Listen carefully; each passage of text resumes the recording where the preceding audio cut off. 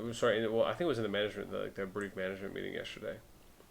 But it was either someone or a few people um, mentioned it where they were saying that even for like some of the alliances that were not the top two.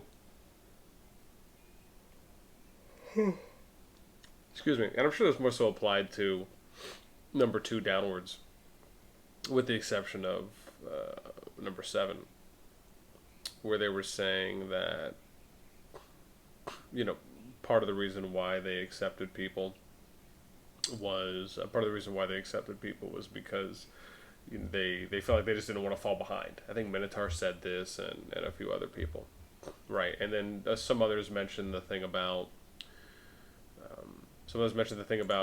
well, if we don't accept, if these players don't end up going to these alliances, right, there's a chance that they might go to another alliance like LS or something like that.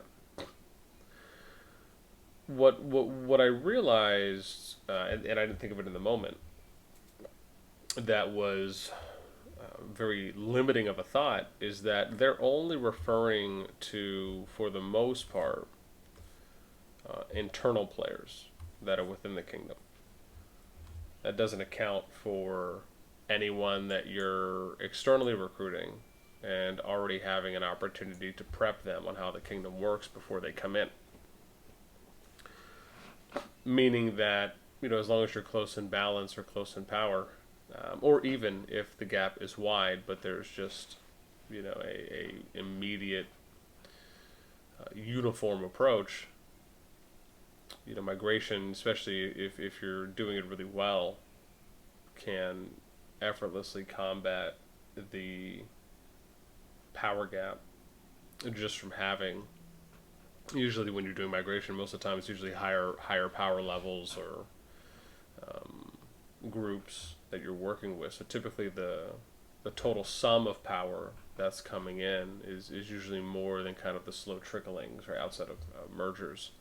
And I just thought that was interesting because it almost was though is that when I was thinking about it yesterday, it was like that part of the conversation was more so focused on or highlighting the idea of that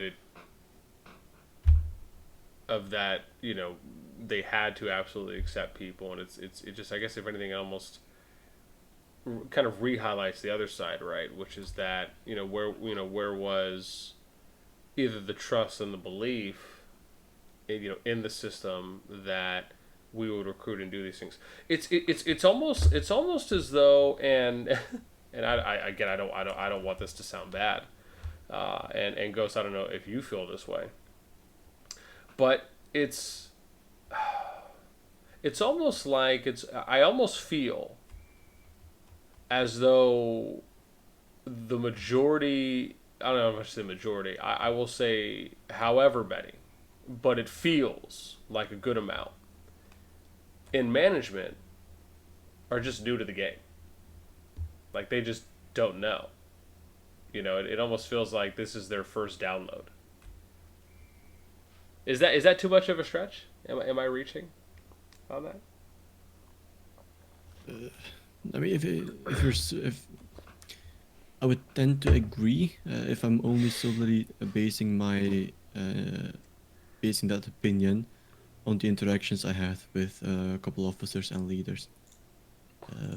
I mean more so for the people that have been outspoken or for the people that have not been following along, right? More so targeted really at those said players. Is that the initial impression I get at face value is that they're either just playing the game or they don't really fully understand or agree on why we would need to do these things. That's why it gives me the impression that these people are really new, as though it's almost their first time playing, to the point of where either A, they haven't seen anything attempted or tried by different kingdoms before, or B, they've had such a limited experience in the game that they only see things being done one, if not a very limited amount of ways.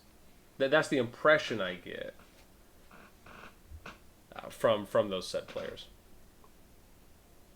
Yeah, I mean, for me it's a bit simpler. The impression I get is that they just don't care to try out Yeah, new things. I guess it's probably more simpler than mine. So, probably more simpler than mine. And they've got an image of what I want it to be in their heads, and they're not willing to follow along, which in itself is a contradiction because most, if not all of them, did say that they were in agreement with the current plan, and they are not following the plan. So I don't know.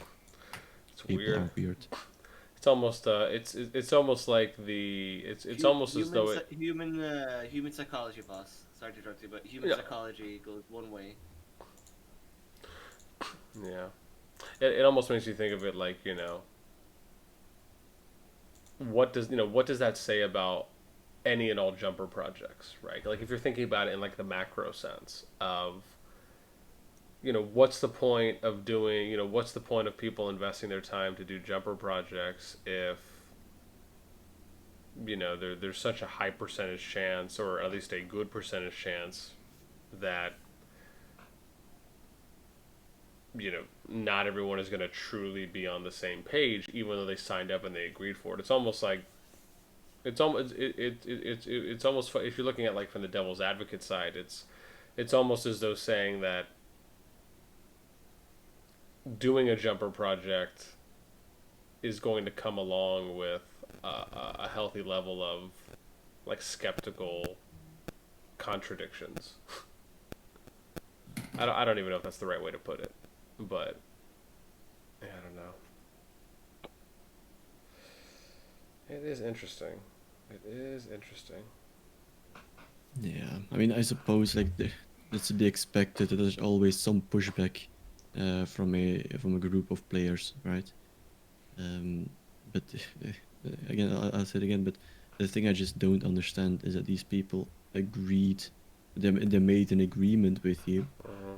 and they're just not following up on it. Yeah. Like that's the Yeah. basis of everything. They're just lying about the agreement they made, Yeah. No, no, agreed. irregardless in how they stand with the policies or how they stand with migration or anything like that. They made an agreement and they're not respecting the agreement.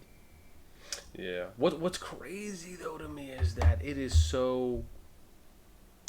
What's wild is that it's so widespread, and the thing is that like I mean, 6 out of the 7 leads, where it has happened. It just depends on how much it's happened, and I do truly believe that the catalyst, without a doubt, obviously is right 1 and 2 currently, just because it was so exacerbated that that I believe because it was as such, and this is not to take away obviously from the other alliances, from any of the other leads or officers that accepted players as well. Obviously, those things should not be happening. It's not as though people are absolved. I, however, because 1 and 2 did it so and are still doing it right, but because it was done so often, and with the volume that it has been, where there's a pretty, I mean, it can be argued that that power player cycling is happening regardless if they're inactive or not. Is that because that happened, and because there was basically just um, them doing whatever they wanted to do. I think like I said, I think Minotaur said it yesterday along with a few others when we were in the management meeting. Is I think because players were seeing such a neglect of just following the rules in which everyone agreed to, that led to the other alliances most likely thinking to themselves, well, why are we going to follow along if they're not following along, right? It's kind of like it's like me being the example as as a project manager, as a lead, right? I have to be able to set a good example for how I would want expectations and standards to be flowed through when it comes to leads, officers, and players. And the same concept applies where you have people that look to your number one, your number two alliance, and they'll look, okay, hey, are they following through? And okay, cool, they're following through. All right, is that it's one of those things where, I mean, obviously you want everyone to be, but an argument can be made that there is a more heightened level of scrutiny that is applied to a top alliance or a top set of alliances. And because of that, I think that played a bigger factor in why the lower ranked alliances felt the need, obviously, amongst the officer teams or the management teams there, why they felt the need to do some of, again, not absolving them of doing it, but I think to me that seems to be the reason why it snowballed to that effect. And just to keep in mind as well, there's no doubt, or we are not guessing here, that one of the top alliances is not following suit. Yeah. Because hashtag has publicly stated that they're not going to follow the policy. It's that simple. Yeah. Yeah. Still hoping I'll be able to meet with Spidey and Draco today. So Draco did tell me, I think 2 days ago on the 4th, that he was going to be available yesterday. I just never heard anything from him. I followed up again this morning. And followed up. What's asked. Have you talked to him? Like, nope. Okay. Yeah. Well, I followed up with Spidey too, but Spidey at least responded to me yesterday and said, hey, he just didn't have any time. I said, no worries. So he said we're going to try and reschedule for today. So I at least appreciate the follow up.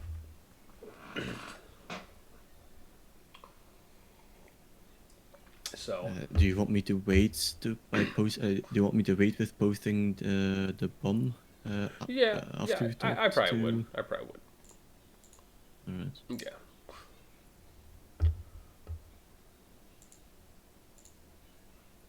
Yeah, that would be Terry Suave. Good sir. Terry, what's up? Welcome. Lexi, hey. 8-bit, what's up? Con, welcome. Stud Alenko. Hello. Great name. Don't know if I've seen you in a meeting before, but if not, welcome. If so, I apologize for not remembering. Minotaur, Pishis, what's up? Mantra and Sulker, what's up all? All right. Yeah, we'll like officially start-ish here in a bit.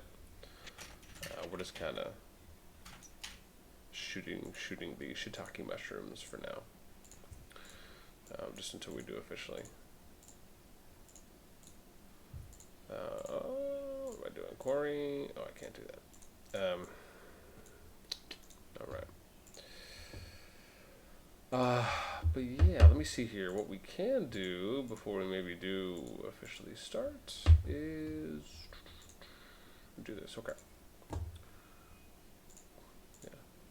Just curious. I guess too. Before, like I said, before we do really officially get started, I would maybe kind of like to operate in possibly maybe just a backwards order for today, where would at least to do maybe a first round of this is I definitely would want to ask those because again I know this meeting is a little more general. I know we had a really big town hall meeting. Management meeting yesterday. And that one we actually had, it was almost 25 people. I think there was 25 at one point that joined from the management team. So it was awesome to see that amount, the people that showed up, the engagement I thought was great. And you guys missed, you guys actually missed BN taking off some of his pretty white gloves, but still in a nicest way. It was great. It's always nice to let my freak flag fly every once in a while. However, with that being said, I definitely would love to hear any thoughts. Again, I would imagine everyone here has had a chance to read the announcement that I had put out in Kingdom Announce yesterday. And this is just kind of a great opportunity to follow up to that. So again, for at least to kind of do a quick first round, because I'm sure we'll have more people joining throughout, especially just kind of given the magnitude of the meeting today. And again, feel free for those of you who want to send out any alliance mails. Letting people know if they do want to join, they're more than welcome to.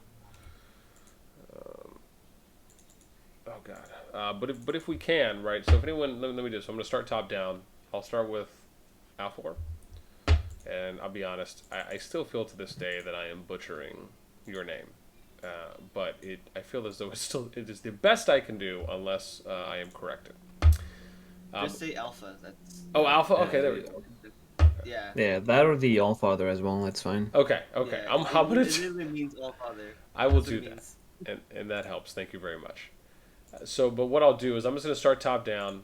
Again, for those of you who've had a chance to read the announcement, if you have a question about it, maybe about anything else, right? Because again, we're gonna get into a few pieces today as well. But just for the sake of just kind of getting an initial feel out for everyone.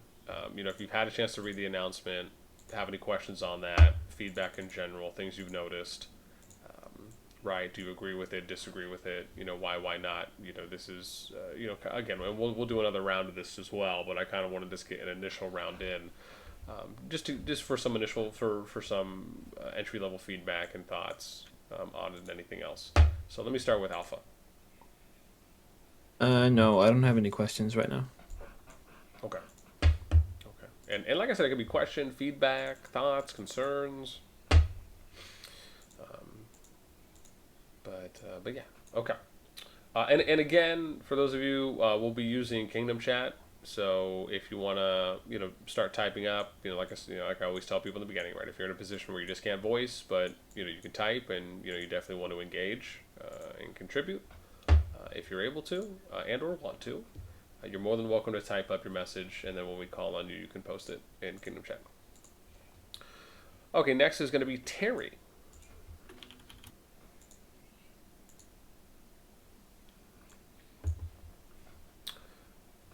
No question. It's my turn. Terry, hey.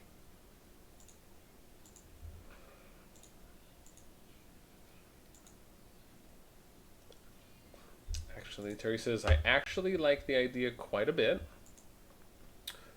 Oh.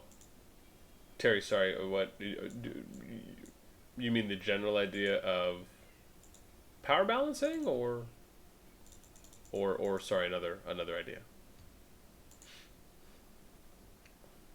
Yeah. Okay, while Terry is typing. Okay, here we go. Terry says, yeah, power balancing is more towards playing into a better Imperium Kingdom type of play style.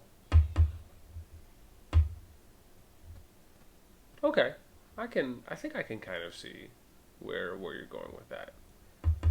All right. Oh, sorry. Terry says, because the main problem in Imperium Kingdoms now is that there's not much fighter alliances. Okay.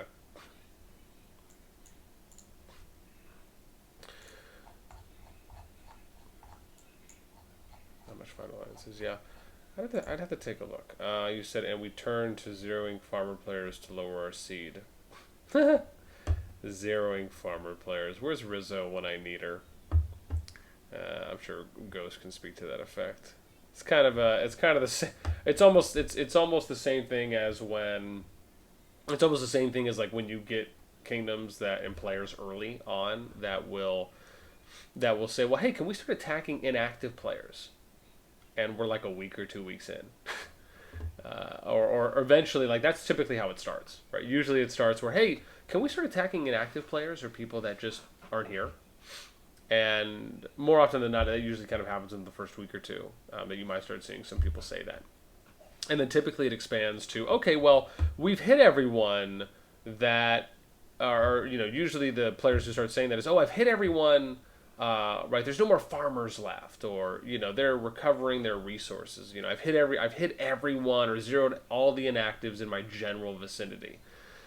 Can we start attacking alliances that are not active or not contributing to the kingdom. And then, that's kind of how you start getting into the territory of, oh, well, now we can start attacking alliances that are 21 and under, right? Or 21 and lower. And then it goes to 15 and lower. Then it goes to 10 and lower. Right? And so, yeah, I've literally seen every variation of it. And what I will say is I think to your point, it is accurate. And at the same time, it's drastically unfortunate. But again, that's usually all in most cases, if not all cases, with that mindset usually only comes into play if you have a very PvP forward centric kingdom. Where you guys might do things like open or free for all PvP all the time. You might have, you might have it be free for all in multiple zones and not just in one. The people that are leading are probably pushing those things as well, right? Or there could just be a big enough voice or big enough group, and then the management team there, maybe just may not be as steadfast in holding through with their convictions. So, but no, good point, Terry. Thank you for sharing. I will definitely continue to look at Kingdom Chat. I know you're still typing. But let's go to the next person. How about Ghost? Unless Ghost wants to go later.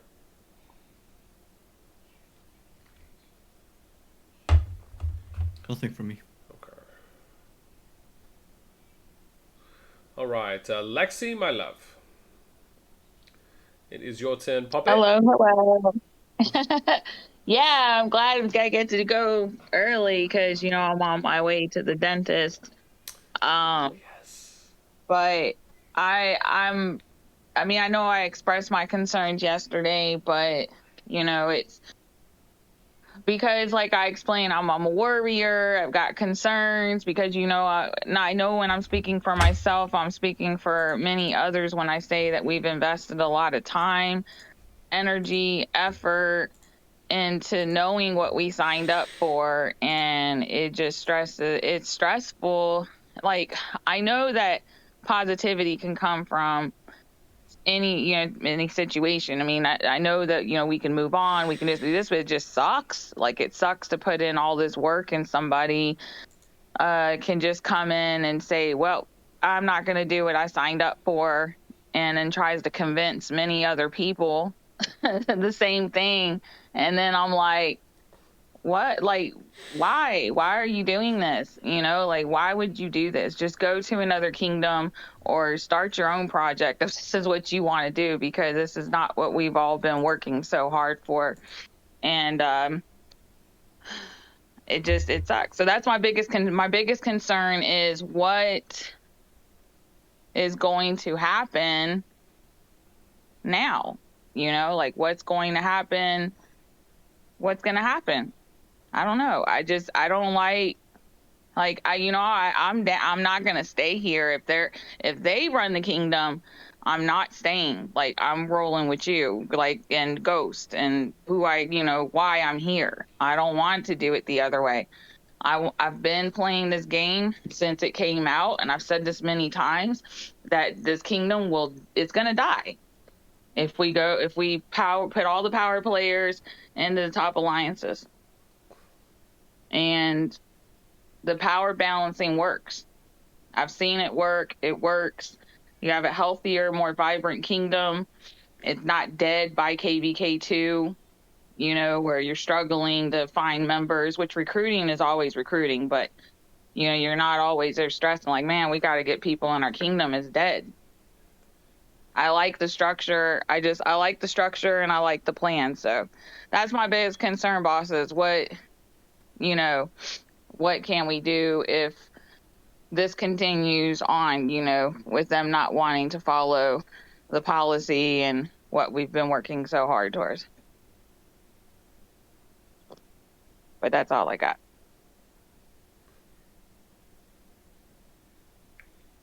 Got you.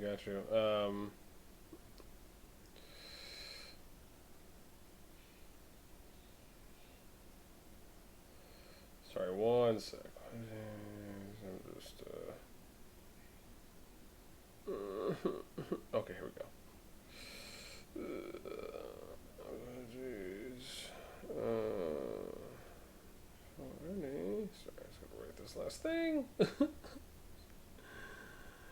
Okay. I'm good. Sorry, I just had to text my daughter's teacher. Um, just because I'm still hoping to get my new car, either today or tomorrow. All right, and then I should be good. So to answer that, well, first and foremost, thank you for the kind words. Secondly, yeah, I mean it's rough. I could screen share and we could go and take a look at 20, 30 kingdoms right now that are around the KVK1 stage. And I can guarantee you, with literally the most amount of absolution, that the highest percentage chance is that all of those kingdoms are all basically running a passive by default, mega alliance structure in that, where basically there's just no moderation to, doing anything about curving, balancing, trying to put things more in line, spreading out rally leaders and garrison captains at certain times. A lot of it usually just kind of comes down to taking the top two, the top three alliances in most cases, and just kind of using them as the fighting shells. When they go into KVK, this is average and pretty standard.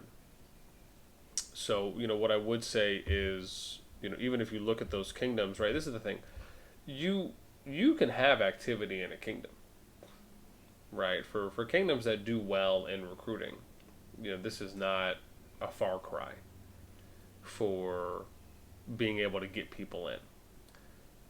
But it's not really just about getting people in, it's about keeping people, right? It's about, what's your retention? What's your turnover?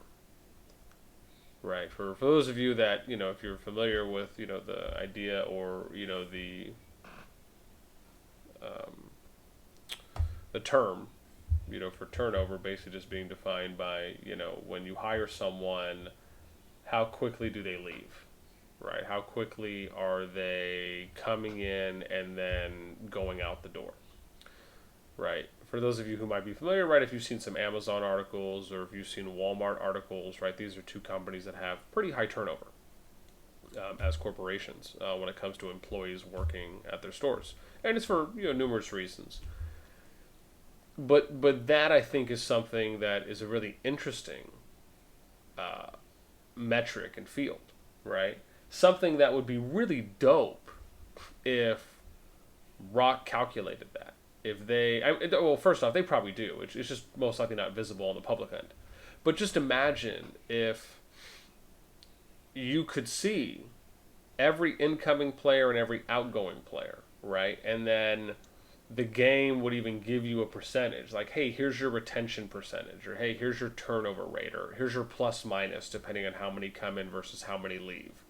Right? And you can look at it from just like a migration perspective. How many are migrating out versus how many are staying here. So anyways, it's just, yeah, man, it's, I like I said, I think the fact is, I mean, I've seen this happen quite a bit, and, Minotaur, yeah, no, we can't, give me a sec. And so I think, again, I've seen this, Ghost has seen this, I'm sure others have seen this as well, where it's kind of just the same old song. Right, it's you have alliances that are playing in a kingdom, and they're viewing it more so as what can I do for my alliance, instead of what can I do for my kingdom. And some of you might have heard me use this term before, right? It's thinking locally, not globally, right? That's the difference. Is that we want to think globally. We want to think to be all inclusive of everyone, right? This is how I think on a daily basis. Is how can we do things in the kingdom that are going to benefit as many players and as many alliances as possible, not just our own.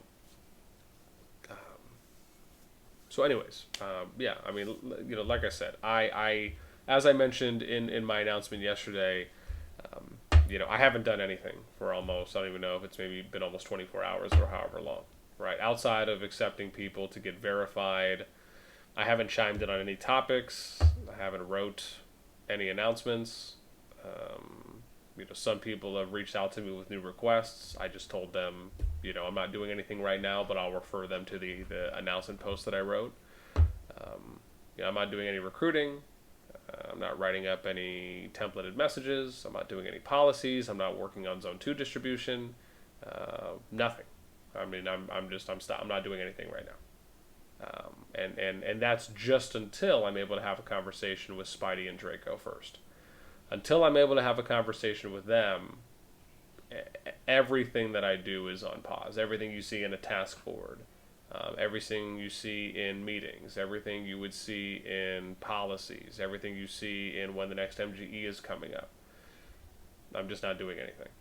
So I'm on pause. But sorry, Minotaur, go ahead. And then we'll go to 8-bit. All right. One thing, boss, be for real. All right, DM me, whatever. If you leaving, I'm leaving. Leave right now. I don't give a damn. Just screw everybody else. Me, Lag, Sea Ghost. Anybody wants to come, let's go. I'm just saying. Yep. I'm tired of this BS. Like people just don't realize how much work you put in, and it's going to screw the whole project and stuff like that. This is bullcrap. I hadn't played. I just don't want to get on. I get on, maybe keep stuff going, but that's it. I'm just on pause too. Seem like I don't even continue playing the account. I'm waiting, man. I mean, I got this feeling, boss.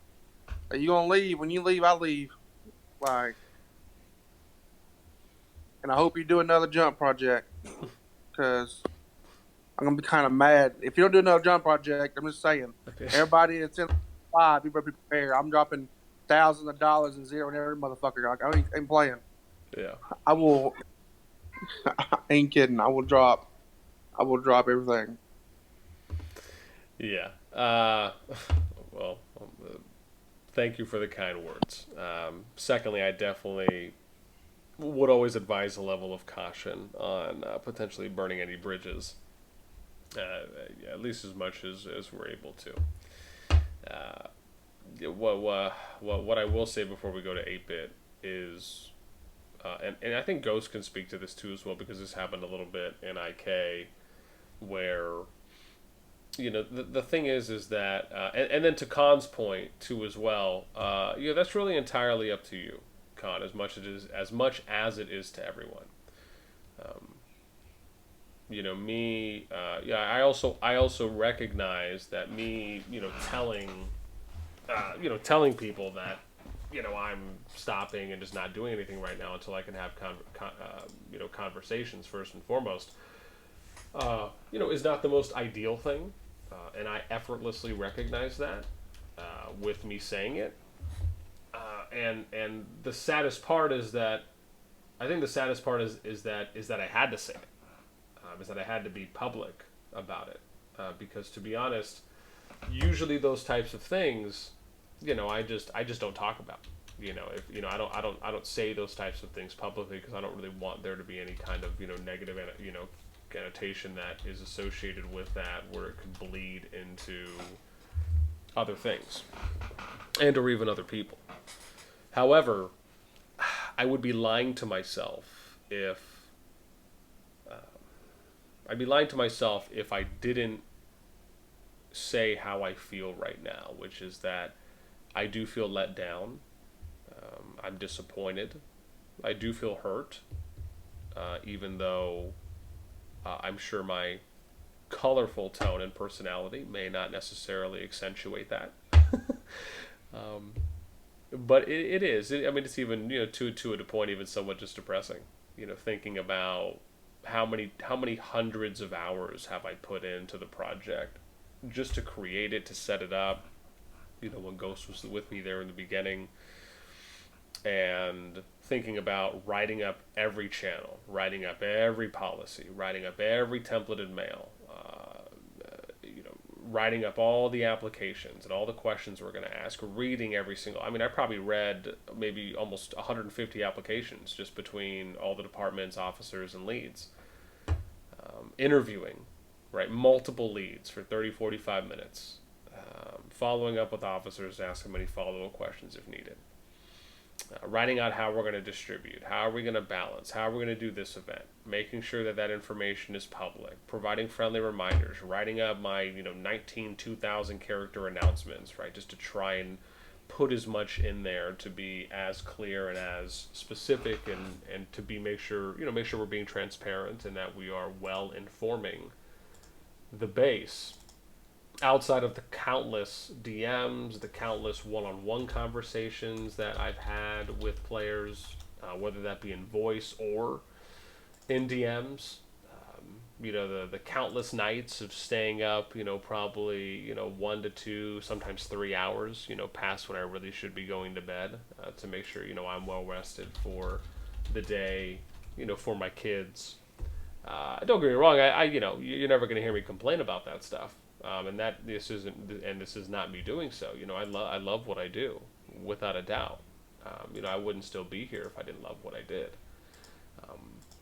But it is a lot that goes into it. And so, the challenge is I can sit here and I could write and I could list out everything I do on a daily basis, everything I've done up until I started till now, but it still would not do it justice, right? It's kind of hard to quantify something until you're able to do it yourself, right? Until you go through the process yourself, and right, what goes into it. So I think on that front, that to me is the disappointing part. On I guess hoping for better, and expecting expecting the leads, the officers that signed up to be here, which thankfully the majority of them are still here. If you think about the people that like all the leads are still in place from the Jump project, majority of the officers are still here. From the Jump project, right? There really hasn't been a lot of fluctuation there, right? The core, if not the majority of the core, is still intact, which is great to see. So for me, I think that's the unfortunate part is that I view it more so as it just being what have I done.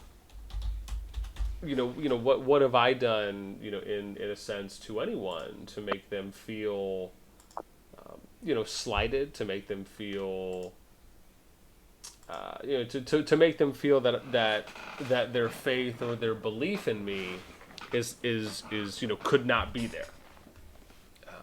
Why would players openly and actively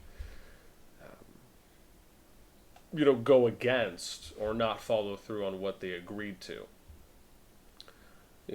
Wasn't like I held a gun to anyone's head.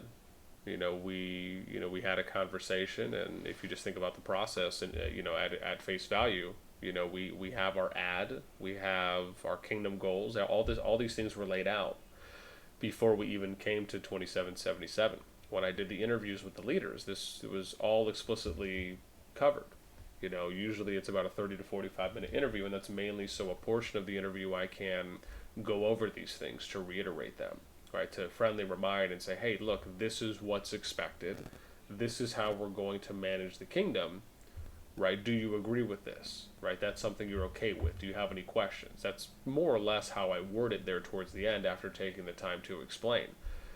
So all the leads are aware of this.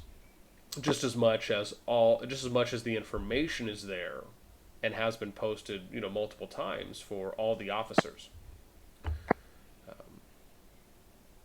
So like I said, for me, and sorry, I don't want to ramble too much to get to you 8-bit, but to me, that part is probably just the most disappointing. Is that at face value, right, for the said players that were involved in, and like I said, 6 out of 7 of the leads, with it just being more focused on the top set, just because it's happening at kind of an unprecedented level that I just didn't really think was going to happen.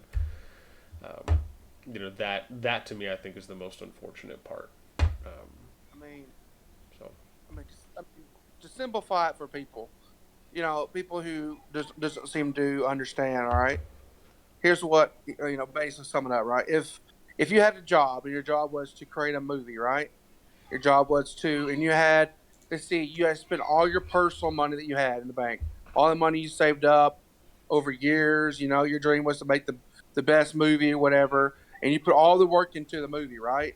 And the produce, you wrote the script, whatever, you went to turn it in, and the boss told you, I'm sorry, but we're not playing your movie. We're gonna go over here, but your boss has told you the whole time that yes, we're going to do it. We're going to do it. We're going to play. We're going to perform this movie. We're going to make this movie. But when it comes up to it, he doesn't do it. He plays his other movie, and then all your hard work is down the drain. Like, So wouldn't that be the same situation with giving up and leaving if we told all these players and everyone is a part of the project, everyone's put in time, invested? Because boss, yeah, nobody's the what's the word? I don't know how to put the word. I have trouble speaking when I'm emotionally involved, but nobody's discrediting the work that you're put in, and everyone else is also putting in work. I don't know. I'm not gonna speak for anybody else but myself at this time.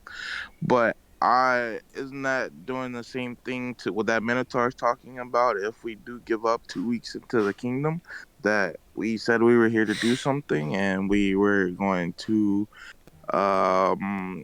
make this work, and then 2 weeks in, because we're having a small issue, we just give up. Isn't that doing the same thing? And also, the chain of command. This is my biggest comment on this. The chain of command exists for a reason. The chain of command doesn't get followed, and then these issues that could be handled by you or those who are in charge can be solved before they get blown out of proportion to the point that they are now, without all the other Exactly. R4s and all the other people and all the things that they say that make the people in question feel under attack, or the way that they target them. The chain of command is used for a reason. If it was being followed, I don't think the issue would have got this blown out of proportion to where people are wanting to quit, or just it's an issue. That's all I can say for right now. Is that Mhm. so no, Khan. I first and foremost, I recognize the emotion in your voice, because I know usually there's a little bit more of a fluffy flower that almost seems to be right next to you. I know when you're usually talking. So I will say that I acknowledge and I do respect the passion that you are exuding, even if others may not be able to notice. I can tell the decibel level and the tone difference just from a few of our conversations. I'm sure some others can as well. I just wanted to Mhm. acknowledge that I do hear you. Let me start off with the first one, because again, I don't want to take away from 8-Bit as well, because he has been waiting patiently, and thank you, kind sir. The first one, right? So you mentioned about why would we necessarily give up, or why would we throw the towel in 2 weeks, right? Why not try to solve and address? So let me put the question to you: how do we solve where we're at right now?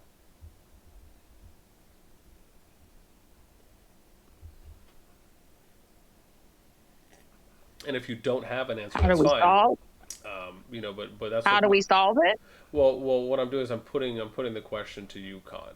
Right now, obviously it's great to be able to present what anyone may feel as an obstacle or a hurdle, right? But most of the time, we want to try and be proactive, right? Be more solution focused and driven.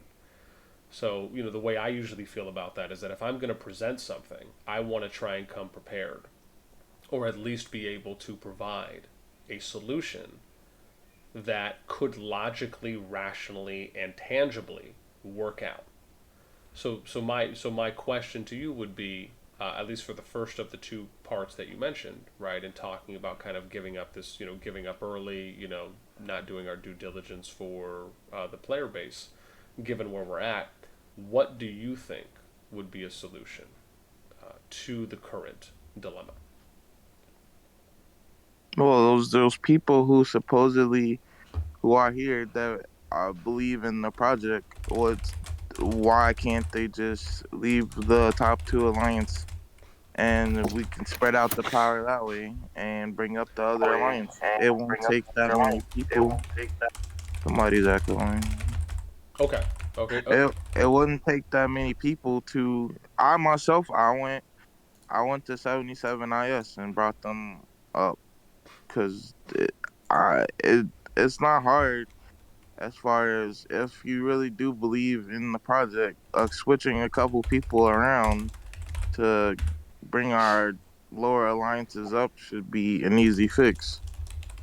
Okay. Okay. Obviously, leaders and R5s and officers all need. I'm not saying anyone isn't, but need to do their diligence, as you know, that's the term everyone likes to say here, and make sure that they are creating an environment that people want to play in, that they want to log on, that they're promoting activity. Because you can't just expect people to go to an alliance and then everything magically change. I feel like that's also a thing that needs to be. And once again, I'm not saying people aren't doing that. I'm just saying we need to, as members of the management team, make sure that we are doing that, that we are promoting activity, that we are making sure giving people a place that they want to get on the game, that they want to know what's going on, that they want to come to meetings, and that'll help a lot. And I don't know, I don't like this whole everything instantly goes to DEFCON 5 instead of following the chain of command and letting boss have his conversations and everything that's being said before the conversations are even had. Well, here's the thing. Minna, hang on. I want to make sure I'm finishing out the thought here, just so we don't veer off too much without losing, because I want to be respectful of what Khan mentioned and at least try to answer that fully. So one of the solutions you provide, I just want to make sure I heard you right. Right, you said that we could spread out players from the top alliances. That's what you feel would be one solution. Did I hear you right? Yeah, I feel like if players truly believe in the project and that's why they're here, then spreading out shouldn't be an issue. Nobody should have an issue with that if that is the reason they are here. Which that's what I keep hearing. We're here for a reason. We believe in the project. This is and that. Then no one should have an issue doing that. Okay. Okay. So I hear you there. Let me put a question to you on that. What do you think would be the most impactful way for that to happen, to where it would have the highest chance of possibly working out? What do you think would have to happen to try and start that, to try and get that?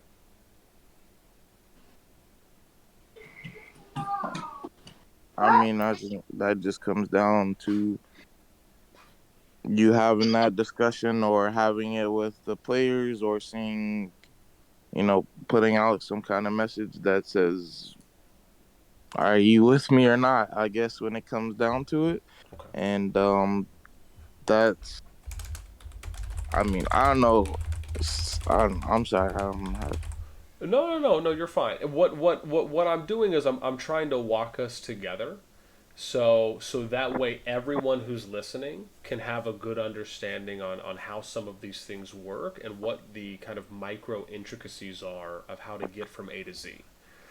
And please don't take what I'm saying as any way of demeaning or leading you, so to speak. What I'm really trying to do is attempt to get everyone on the same page for how these things may or may not play out. So you mentioned, right, putting a message out, and this is something others have said before, right? Putting a message out, right? Are you with me? Are you willing to go and do this? Two things kind of happen from that, right? If we go down that path. One is that it can come across as an ultimatum, where we're kind of forcing people to choose a side, and that can lead to a divide, depending on how much. Number two, there is that there has to be a blessing given, and the blessing has to come from, and this is kind of where I was leading with my question, right? Like, what are the things that have to happen? The blessing has to come from the leaders themselves.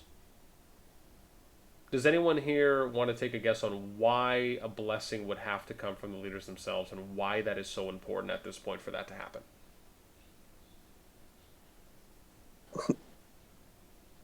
Well, without their blessing, they're not going to do it. I mean, it has to be. They're going to want to have to do it with, to be able to work with. You know what I mean? They have to be willing and able to do it, and not be in their little shell and refuse to make their members move. They have to be willing, or they're just not going to work with the program. You can't force an R5 to step down. Yeah. You just can't. So I think Minnow's really hitting the hammer on the head there. This is something I touched on yesterday. Don't get me wrong. I think the idea, right? Crazy had a similar idea to you as well, Con. At face value, the idea sounds great, right? Most ideas, usually at face value, I'm sure, sound good, right? To whatever level of extent. But the chances, no, Brick, again, I'm going to go down. I just want to try and finish out this piece here. Because, again, I do want to make sure that I'm respecting Khan's questions, and I want to be able to answer them in full. So the second one there, right, is that it has to come with the blessing from the lead.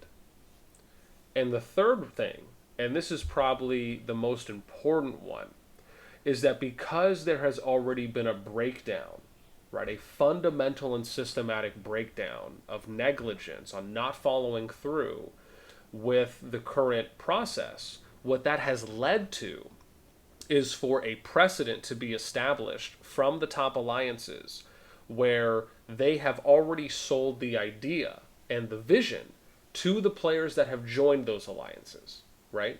Because they've invited them, they recruited them, they accepted them, they did not tell them how power balancing works in the kingdom. So what we have to then look at, and this is why, this is where I'm really getting into these micro intricacies on how this factors into player psychology. Because these individuals have not been told anything, for the most part, on how the system works. All they are going off of is their basic RoK kingdom builder knowledge, which is they joined a kingdom, they applied to a top alliance, they got accepted. That is the assumption we have to have going in, based on the evidence and the consistent lack of informing that we've seen from 6 out of 7 of the alliances, but for the most part, as I've mentioned, really exacerbated at the top 2. This is why doing something, don't get me wrong, if we were in the ideal situation, 100% agree. I think what you're suggesting, what Crazy mentioned yesterday, could work. However, what we're talking about is either doing something where we're asking them to or asking them to volunteer to do. Then that doesn't even, remember, that only is getting us to sending the message out. That doesn't even touch on the next part, which is what would the actual conversion look like, right? What's the conversion rate to get from here to there, right? Then we have to start looking at, well, if I send a message out and the alliance leaders send a message out, and let's say the officers even will agree, and they'll say the same thing, that still will not guarantee with any level of absolution that the players themselves will individually choose to leave the alliance and go to a lower ranked alliance. So it's again, there's so many moving pieces to it that's why I wanted to really break this down, right? I really wanted to kind of go through the line items one by one, right, to give your question the professional respect of a quality answer that it deserves. Now, let me ask Khan, does that make sense at all from what I just explained?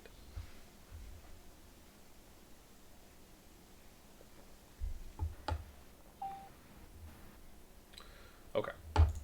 Now, let me just briefly mention. Let me see. Where did I have? Okay, sorry. Let me mention the second part there. You said. Wait, hang on. Did someone say boss can sell glasses to a blind person? Well, I mean, maybe. So I really like my rubbers to a monk one, but I know that's not necessarily PG, right? It's just for anyone here that's seen Fast and the Furious Tokyo Drift, Little Bow Wow, one of my favorite references to essentially the same point. But okay, and then sorry, before I get to the next person, which at this point is going to be 8-bit, and then I'll work down. The second one you mentioned is about the chain of command, right? I'm taking notes because I want to make sure I'm not forgetting anything. As Ghost usually so eloquent lets me know. The chain of command portion, right? Not being followed, right? It could have been solved earlier. So Rathan had mentioned this before. Rathan and a few other people mentioned this in the management meeting where they said, why didn't we address these things earlier? Why didn't we announce these things earlier? Why didn't we have conversations with these people earlier? The challenging, I think the right question to ask, right? Like as my good Wait, buddy. boss. That's not what I meant by chain of command. What I meant by chain of Oh, command is every person who's not an R6, yep. R5 is putting in their 50 cents, not even 2 cents. They're putting in their 50 cents, and it's causing more issues than it is. And it's inflated the issue before you've even had a chance to address it. Similar to what happened with the whole KG situation, is it festered and became something bigger than you before you could even have a conversation about it. And I feel like going forward, any other issues that arise need to go through from player to R4 to R5 to council, not everyone just blatantly attacking people. Or I'm not. Everyone has their right to an opinion, but not everyone. We're all different, and some people don't know how to word things to where everyone can digest them, or everyone can't speak like you. Let's put it that way. So people are entitled to their opinion, but some people don't know how to talk to people, or That's what you're saying. and that causes even more issues. Yeah, no, I appreciate you elaborating there. I think you bring up a fantastic point, which is that one of the things we put out there in kind of our communication flow for how things should go essentially. Where we where we show look, if something happens, you address your officer, let your lead know. But what that really means is that that is where those people should be communicating to, and not necessarily taking it, as to your point, where they take it upon themselves to kind of in that moment be the judge, jury, and executioner, which oftentimes, unfortunately, that happens. And like for example, if someone posted something in Kingdom Chat right now and they just went off, they're just like, "F you, boss! All you're doing is ruining this, that." I have no doubt in my mind a bunch of people would jump in, right, and start saying something. To your point in this example. However, the more appropriate thing to do would be to not respond. And I'm going to turn my video off now just because we're at 25 out of 25. Right, the more appropriate thing would be to would be to not respond, right? Or if you are going to respond, do it in a neutral way, slash a non-emotional way, or just say, hey, no one say anything, let boss or ghost or whomever, right, or a lead address the situation. And maybe take it to DMs first, or maybe ask to get into a voice call. That would have been great, without a doubt, if that could happen.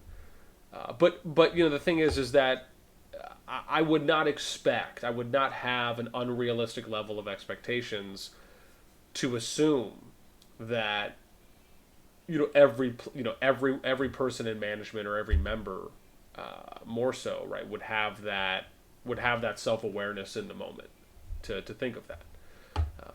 I will say that I think one of the things to kind of, and whether you want to say this is overkill or not, but one of the things we probably could have done as well is to write something up and say, hey, if anyone notices someone getting emotional, if someone is saying something publicly that maybe just comes off rude or disrespectful or belligerent, whatever it may be, take a screenshot, try to not engage, and bring it up to the appropriate people. Now, that's kind of going overboard. I don't want to say overboard, but that's like over detailing it, right? For the most part, we really kind of have those processes in place already.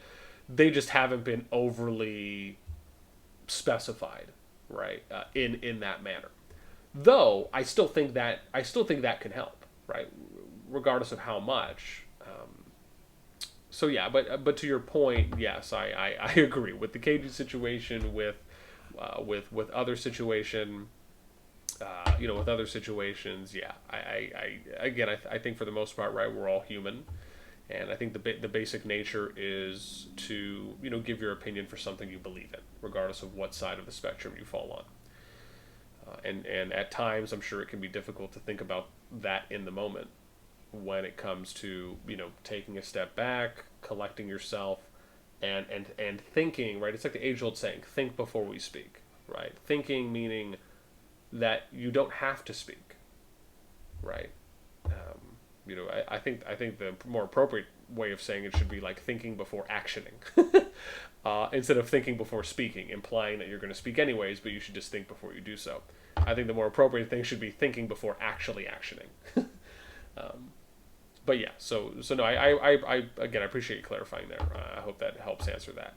Let me finally get to 8-bit, and then we can go down and we'll come back up.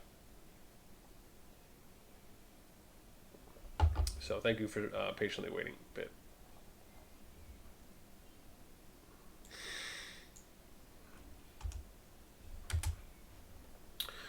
It's okay. Bit's not here. He was just trolling me the entire time. I'm just joking. Oh, there he is. Oh, no, are you there? Yeah. Sorry about that, boss. How's it going? Nah, going good. So kind of to touch on the point of what everyone else has been saying. So I'll start off by saying that I've only been playing for about 2 weeks, so I'm fairly new to the game. Didn't really know about the project until I got into an alliance. So, there are a lot of new players that I've kind of talked to that don't even know the project's going on. So obviously the big alliances know of the power balancing, your project, everything that's kind of going on, the work that you guys are doing.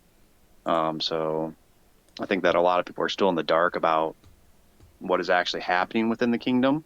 Obviously, there's a good majority that do know, but I think there's still a lot of new players that don't understand what you guys are trying to achieve. New trend alert.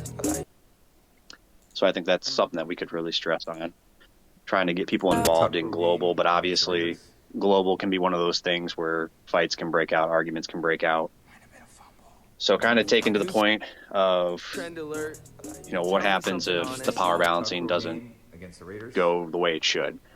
So obviously, if you have a conversation with Draco and Spidey, and let's say that conversation goes great, we're able to filter everybody down, power balancing works out, we get everybody to where they need to be. So that's all fine and dandy. Goes on the way it needs to go, we continue on the path. So if we have those conversations,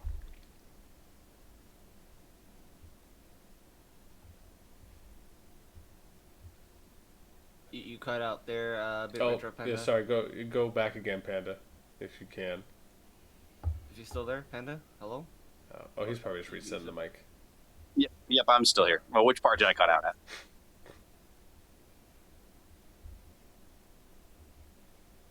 You still there? Yeah, no, go ahead, Panda. Yeah, sorry, it just cut out the last 5 or 10 seconds. Okay, no problem. Yeah, so obviously we can have a conversation, but we can't tell somebody what to do. So obviously with management, the best way to do something is to show somebody, what to do. I can tell somebody all day, like, hey, you need to follow these rules. But it kind of gets to that point where if you tell somebody to do something, they're more likely not to do it because they're going to feel pressure. So if you show them how to do it, which I know kind of to Khan's point, him going to a different alliance and helping out somebody else, that's showing everybody, hey, we're all team players, we're all here to work together. And that usually, from my experience, tends to work out better than telling somebody, you need to do this or this is your ultimatum. So if that conversation doesn't go well, do you have a plan moving forward of, what you plan to do with the project? Obviously, I know that could be information that's only for the officers and up. So I understand if that's like information that's not available to everybody. But I just didn't know if there was a plan moving forward that if things didn't work out, do you have something in place of, what you guys are going to kind of try to navigate to? Yeah. I first and foremost, thank you for the feedback. I think the point, you brought up about telling people when it comes, it sounds like you might either be in management or at least are familiar with maybe going through some of those processes. And I think with what I usually find is that if I'm managing a group, I want to try and go above and beyond, right? I want to be able to be a healthy and a great resource for them. I want to be able to provide them with resources that can make their job easier. As I personally feel, if you're someone who supervises team leads or managers, like if you're like a district manager or something to that extent, right? A big part of what you do should hopefully be providing good, quality, effective, and efficient resources that can help your team out just as much as if you're a manager in a store helping out your employees. How can you make their job, how can you make them, how can you kind of imply this work smarter, not harder mentality, and really be that kind of good leading example, right? Because you're putting in the work, they see you putting in the work, but at the same time you are, being a library for them, right, in the best of ways. And then I think to the second one you asked about, what kind of are the contingencies. Well, I mean, I think the hope is to try and have the conversation first. I don't think it's, I don't want to say a mystery to anyone, but I think most people know, for myself, I usually like to try and have voice conversations with people first and foremost, right? Before going down the wall of text path that inferences can more often than not be used on when we're texting, and I personally just think it's a better way of having a conversation and respecting another individual, right? Because usually when you're doing things in a one-on-one scenario, they typically go a lot differently than when you're kind of a part of the group, right, so to speak, or if you're in a big meeting like this. Sometimes it just may not allow for the people you want to have a good conversation with or a meaningful conversation with to feel comfortable. So as far as the contingencies from here, I mean, to be honest, it's nothing that I haven't said already. Obviously, I haven't said this in an announcement, but at least from the management meeting yesterday and a part of the beginning of this meeting I did, which is that, and what I will say is I did allude to this in the announcement, which is that, I think it's important that people are happy, right? Above all else, I think people have to enjoy where they are playing. You have to be happy with what you want and what you're getting out of your gaming or your playing experience, right? I would never deny or take away anyone's right to want to be happy playing where they are.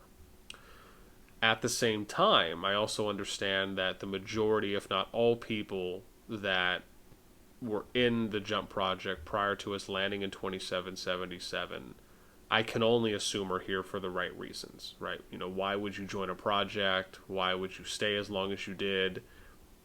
Why would you make an account? Why would you jump with us to Final Kingdom if you did not read absolutely anything, know absolutely nothing about a project? That to me is the low percentage play. That wouldn't make any sense. So I can only infer from that because people stayed as long as they have, and the majority of them are still here in the core, that they're here for the reasons in which we outlined in the project, in our ad, in our Kingdom Goals channel, through the meetings we've had. Same thing with management. The majority of the core is still intact. So as far as where to go from here, again, without being too premature, first and foremost, I do want to have those conversations. Let's just say that things go absolutely shite, or I should say shiitake mushrooms, from one of my favorite movies growing up as a kid, which was Spy Kids. Antonio Banderas' underrated role. What I will say is that let's just say if everything just absolutely goes worst case down the gutter, there's no cut, it's just whatever the worst thing that could happen does happen. then what I would say there is, at that time, and this is assuming all due diligences have been exhausted, right? We've done everything we could to try and resolve and to move forward, and it's just everything's been exhausted. It just basically comes down to nothing's going to work. If that happens, then most likely I probably would do a restart. However, where that sounds, I don't know if I want to say bad, but let me say alarming.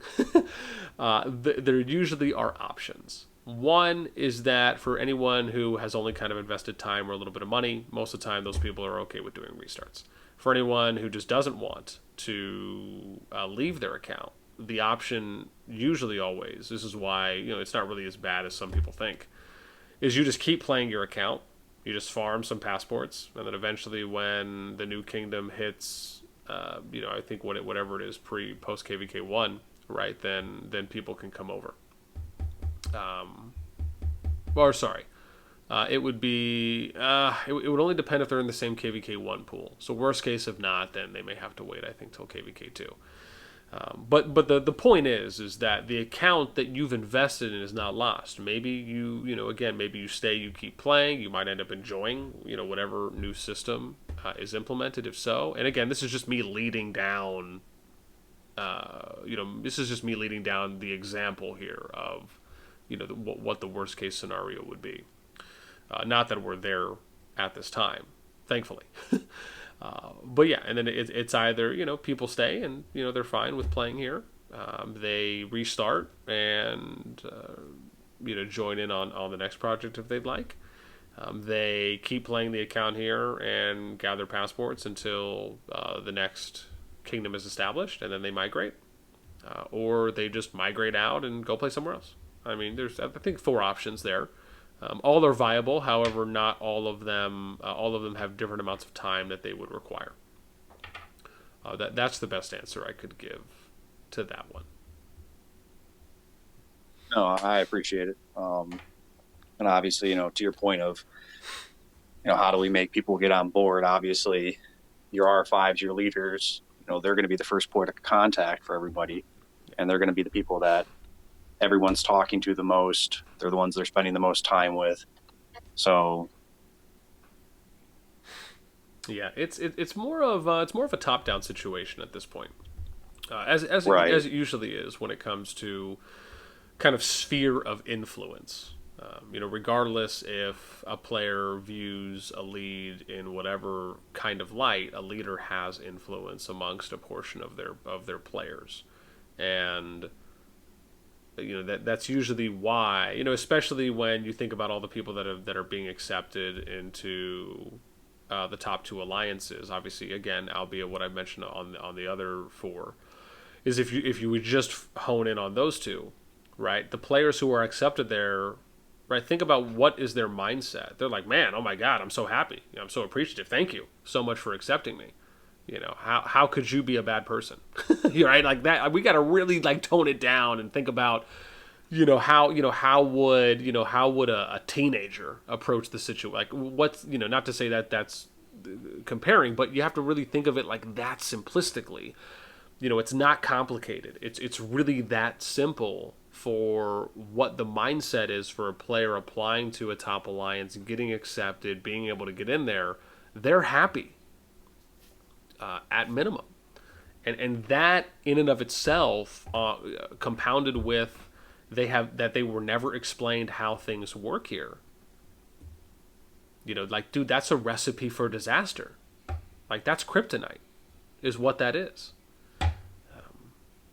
So that's why I say in the situation we're at now, it really is a hard top-down view where you kind of have to address the things top-down with the leads, then the officers, and then we can eventually get to the players, right, in attempting something like what Khan mentioned and Crazy had mentioned before. But that's really how it has to go at this point, because nothing but that would be able to address the just complete negligence of following through on what was agreed to in the beginning, right? It's almost like you kind of have to meet one egregious act with the counter to that egregious act to even everything out. Right. At least is my view in this specific situation. But sorry. With that being said, let me go to the next person here, which I don't know actually who I had next, but let me. Was he 8BitCon? Simon. It would have been Simon, I think. It would have. Okay, let's go, Mr. Simon. And for anyone who's just joining, again, we're basically just going doing kind of an initial round here of feedback. Again, we're going off of the Kingdom Announce post that I made yesterday. If you have any questions, comments, feedback, things you've noticed, you can already see there's been a variety here so far. You're more than welcome to voice it. If you want to pre-type up your message when I call on you, you can hit enter right when I do call on you. And then, we can do that just so we're able to give everyone an opportunity to speak if they would like to or if they are in a position to do so. But excuse me, Mr. Simon, you're up next. And if a couple seconds go by and I just don't see anything typed or the mic come off mute, I'll go to the next person. We can always come back. I'm good, thanks. Okay. No worries. Thanks, Si. Next person is Fresh. I think everything's been touched on. Just in general, what's next? What should we do? How do we approach this? And if you said if it goes to the toilet, what's the next move? Okay. No, thanks. Hopefully I more or less answered that with 8-bit. Let's go to my next new favorite person. Hoping I'm going to get some goodies out of her. Let's welcome Tripitaka.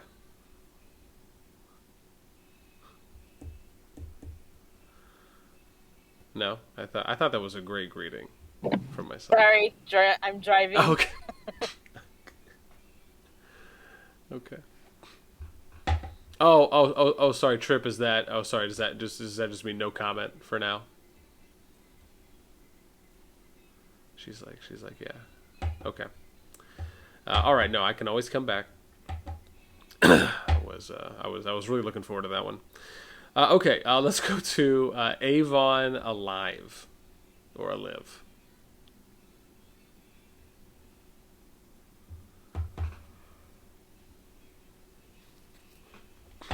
Oh, man. Okay, let's go to... Can always come back. Oh, God. Ooh, let me get a little yawn stretch going out there. Some random emotional words. Okay, De Bears. Hey, how's it going, guys? Yo. Well, can you hear me okay? Yeah. All right. I'm just digesting everything, right? Everything went sideways pretty quick here. So I'm just trying to listen in to see what's going on and how I can help. I just couple nuggets. Yes, I agree with a couple comments that were going through earlier. From what I'm reading, I'm doing more osmosis than talking. And from what I'm reading, I'm hearing folks that they like the way you may articulate things a little bit better. And maybe we need a little bit more of that from a different angle.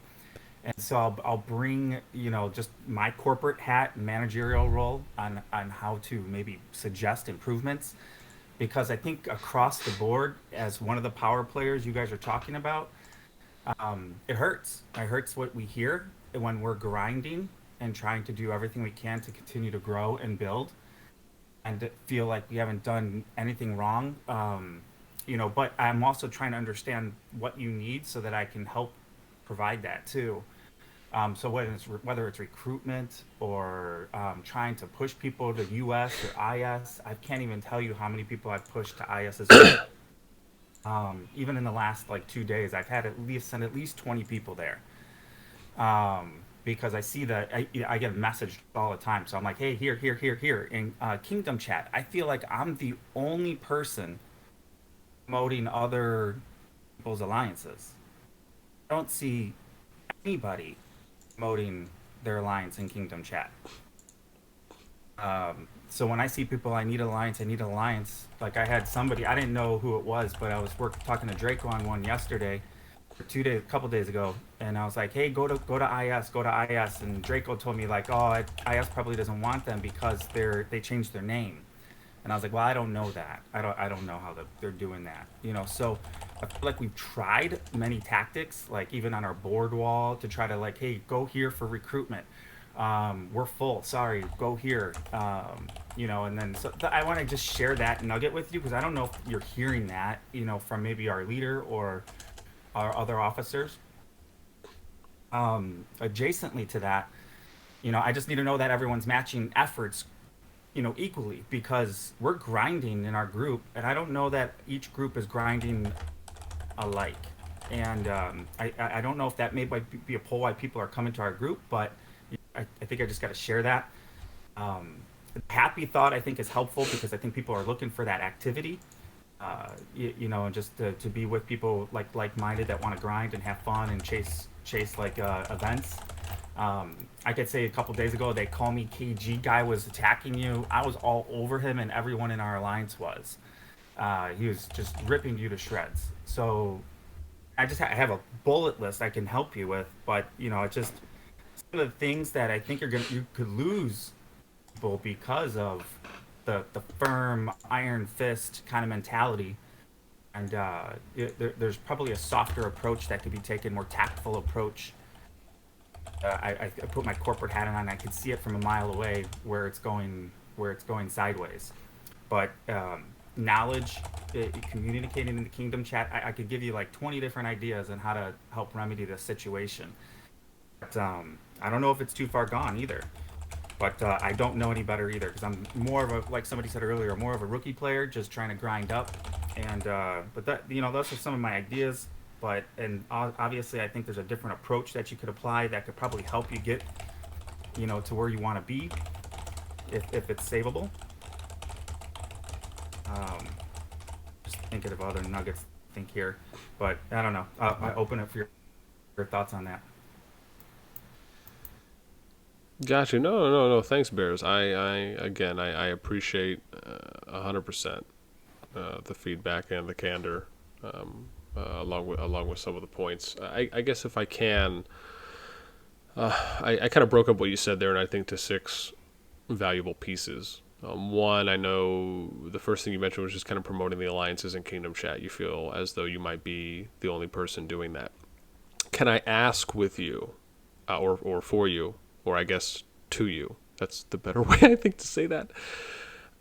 Has anyone shared with you the the family alliance recruiting template that all the officers and leaders have access to, or are you not aware of that? I'm aware from your server that you've been doing it, and they talk in our Discord chat and our group chat trying to feed the other alliances. So we're constantly trying to talk in the two different chats trying to feed the other alliances. Okay, gotcha. Not from internally, but from other people that are those people where we're pushing them to. But we're constantly pushing out. And so I'm almost feeling like we're doing more effort for others' alliances than we are, that they are of their own.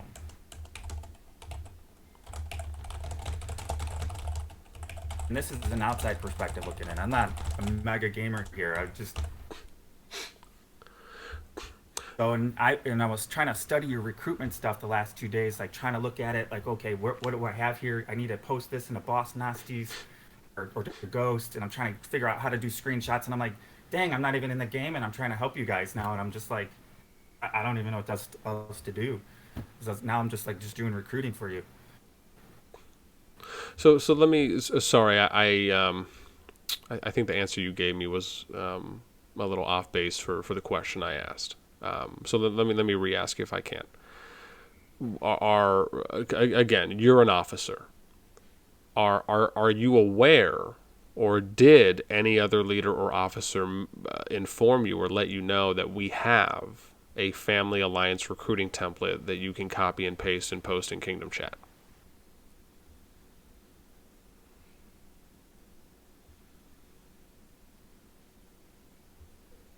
One day in, just so you know.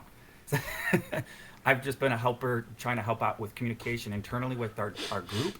So they promoted me yesterday because of how active I've been in just our kingdom and helping, help with more than just an R4 where the R4s are doing what they do. And then we had an R4 step down, so they asked me to step in and help with that. So I'm a 1 day whopping in. So I've up until that point for the prior 2 weeks, whatever we've been doing this, I've always been promoting, just communication in our kingdom. And that's one of the pitfalls I'm hearing in like the kingdom chat with some of our other alliances, that communication isn't there. That's where I was trying to help out from another point of view. We're talking to Draco, hey Draco, we need to communicate better with guards. Draco, we need to communicate better with this. And whenever I saw in Kingdom Chat, wasn't my role to put up the Guardian stuff or to talk about the recruitment process. So I just started watching your recruitment stuff the last few days once I had access, with what I've got access to. And I was just trying to push it different ways to help, because I see you guys trying to power up, but there's challenges with certain groups to power up, and I can't put my thumb on the why. And it shouldn't be as hard as we're making it out to be. There's got to be a simpler way. Okay. There's got to be a simpler, more. I have ideas on it, but it's just it could be 10 simple steps, simply, not just polling people. But did that answer your question? Because yes, we have talked about it. Yes, in our chats we've talked about it. Yes, in our Discord we've talked about it.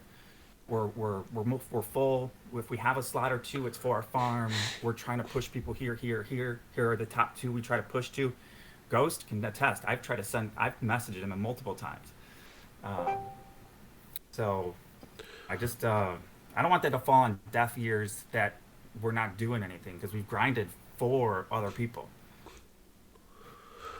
Got you. No. I what I will say is that I do appreciate that explanation and answer. I guess let me backtrack a little bit. You mentioned that you had been promoting in Kingdom Chat for your alliance. Can I ask, were you doing that in Kingdom Not Chat? mine at all. Oh, not yours. Oh, we're full. So anytime I see somebody that says this alliance sucks, I try to politely defend, mostly you, because I can corporate talk it, and that's usually, they call me KG. That dude's just crazy. And then he's on like a defamation of BOSSNASTi run. And then there's the people, when they say I need an alliance and I see they're a million power, and I'm like, hey, hit up IS. Okay. So let me ask this, and then. That's what I'll tell. Okay. I'm sorry. Go ahead. Finish. It'll be prior IS. I'm assuming that you guys are okay with that, right? I'm assuming you're okay with that. I hope I didn't wrong step on that. But if people don't know where to go and IS isn't in there representing, or US or PB, they should be in there promoting. I see DO77 pulling up the ranks because they post a comment like every 30 minutes out there about join our power, join our power. I have never seen our sister alliances do this. Got you. Well, I would say on that note, if so, again, we do have, as I mentioned just before, where we do have a template that's out there, where this was made available to all the officers and all the leads pretty early on. I want to say in at least the first couple days, where it was a template on our alliances, who they can join, who to contact, that could be posted.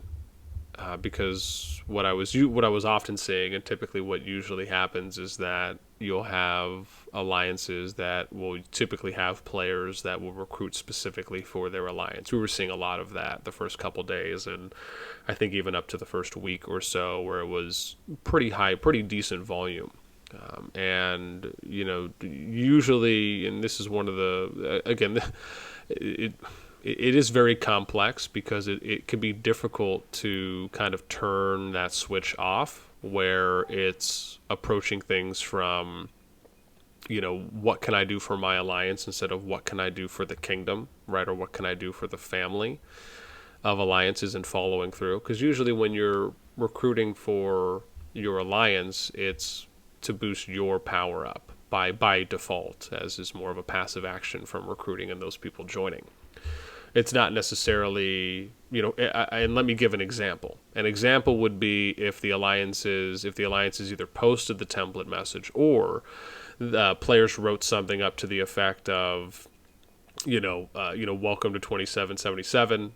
Our family is here, and we're constantly working on power balance within the kingdom. In order to do that, we fill our lowest ranked family alliance first, so that way we can work on those things. The current lowest ranked alliance is IS. Please work there. This is where all of our alliances would redirect. Something to that effect would be, a more kind of appropriate kingdom message for chat. Now, the second thing, if I can touch on, for you saying, like, some examples of, we're sorry, we're full, please go to IS. Can I ask you, when you messaged them that, what were some of the responses that you got?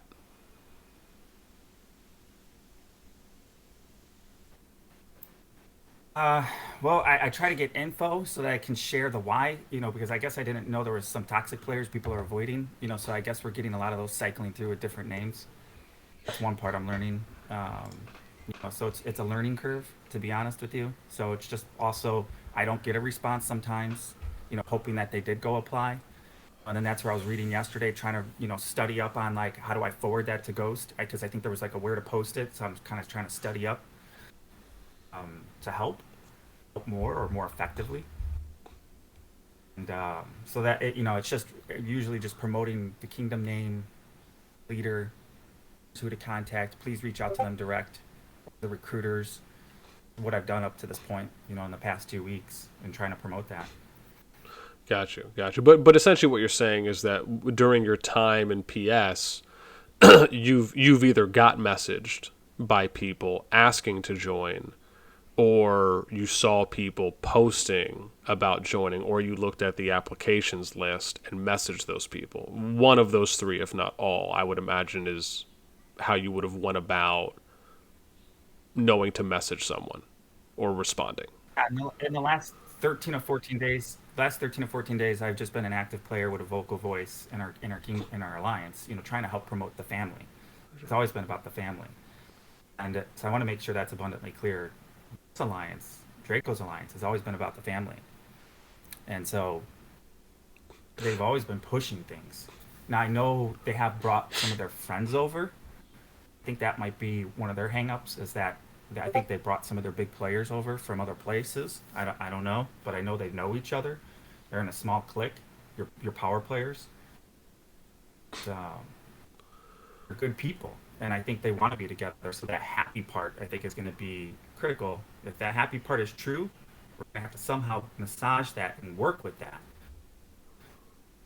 Got you. I would like to try and be super hyper focused here. I want to touch on the second thing you mentioned, where you said you specifically have responded to players, where you've given them a response, or you've given them an answer saying, as you alluded to earlier, the example, I think the first one you mentioned was, we're sorry, please go here to IS. What I'm asking is more along those lines, is that what you have responded to people in DMs or in a chat message attempting to redirect them. Yeah. Okay. I mean, depending on my role, like, so in the last 24 hours where I was an officer, where they were messaging me direct because they see me on the board or see me as an officer, or I rotate officer role because I'm doing flags or something like that, so I'm usually just helping. I get messaged all the time, and constantly the rule of thumb is, hey, we got to push into IS. It's always IS, usually. But I don't know what happens with that then thereafter. When I give them that suggestion, I write up something well articulate. Hey, we got good family. Our sisters, our brothers are over here.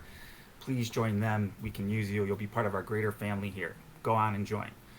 So you write up something nice, a nice little boom, boom, boom, couple sentences.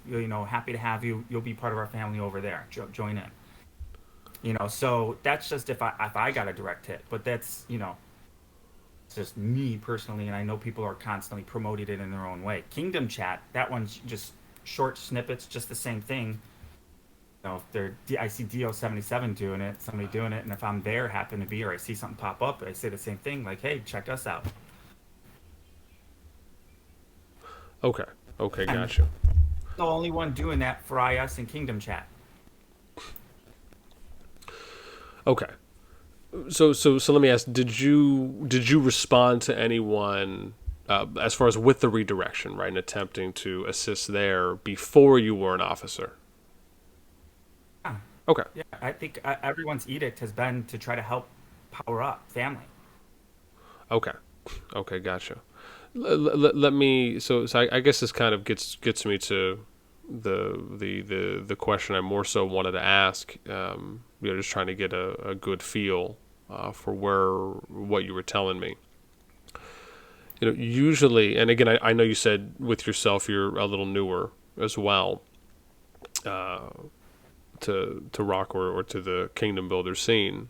And I would imagine it sounds like you have a very good head on your shoulders for understanding and rationale and reasoning behind why we would do things, or giving good information in those cases to players who may not know certain things.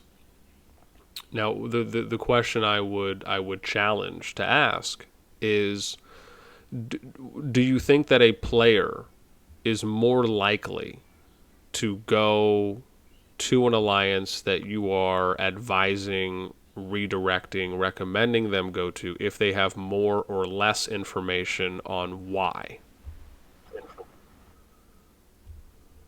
The more the better. If you're quantifying something good to them, trying to show them a carrot, you're trying to do a carrot. A carrot reward. 100%. Could not agree with you more.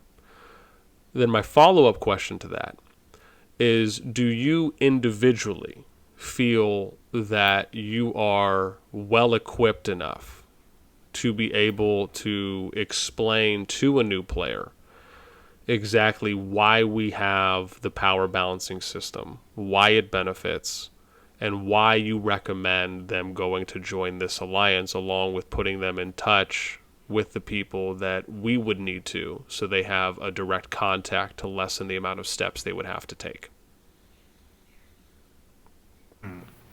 I mean, tough question. There's naiveness in my part for being a newer player. So I'd have to study more. You post a lot out there, and it's a lot to absorb, to be frank. And so I try to check in and study, watch your blogs, and do all that. So I know I miss some things with work. So I'd have to study a little more on it. I absorb as much as I can. To be frank. And I probably put in a lot more time than most. I could probably know more about the why. It's actually one of my questions on the why I had, but I don't want to impose on everybody. No, and the thing is, let me say, and this is not me, coming at you or anything like that, but I do think the answer you just gave is so fantastic. And I want to point this out before I respond. If you are hearing this voice call right now, you're probably going to get the best and most amount of educational and informational knowledge that you're probably ever going to get for the remaining history of time you're going to be playing RoK or any Kingdom Builder for the rest of your lives. And I can say that in a very confident and humble way, based on the response I'm going to give. So, like I said, I think what you said there, Bears, is absolutely fantastic. But I think it shines a light on such a bigger elephant, so to speak, right? Such a bigger topic, which is that, and let me ask you this next question, which I'm sure this is going to hammer the point home. Because it sounds like you're someone who works, you mentioned the corporate, right? Would you speak on something, in your position, would you speak on something to the effect of what you are hoping to get out of it if you are not thoroughly, or let's just say at minimum, equipped enough to deliver what you are hoping for that reaction to be?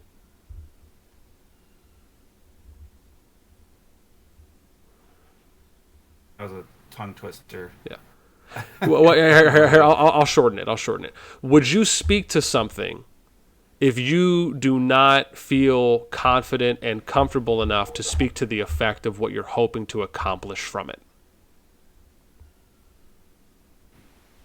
Yeah, I think you speak from it. That's two parts, right? I think a lot of people are gonna not touch what they don't feel confident to touch. So in general, In short. yes, I think you're gonna have short, yeah. And then I think you have most of Kingdom chat or certain chats where it's just Wild West and you see these one-liners like crazy. So I'd say the majority of what I see in Kingdom chat speaking is just it's just randomness, So I think that's how it usually operates. So I think that's how people, from observation, I see just spaghetti on the wall kind of thing. It's just people throw stuff up, sees what sticks. 100%. Yeah. For me, common sense plays a role into this. While I'm junior in the game, I'm more senior in intellect and corporate talk to articulate and help from another perspective, seeing things from a mile away of dysfunction and the whys. No, agreed. And my point, sort of definitely will give you a chance for sure. I just so I can finish out the thing. I just want to make sure I am answering Bears fully and what he said. So first off, I 100% agree with you. Right. Me asking those questions was more so everyone here can have a good understanding of that. Right. At times, sometimes it does just come down to common sense and street smart. Sometimes it's just, it's like thinking before you speak. Right. You don't know what you don't know. Why would you try to be an expert in something in which you don't know enough about, right, to feel confident or comfortable enough to speak to the effect of something? So that's one side of it. 100% agree. The second side of it is exactly what you said, right? Sometimes it's people that are giving an answer or giving a response that does not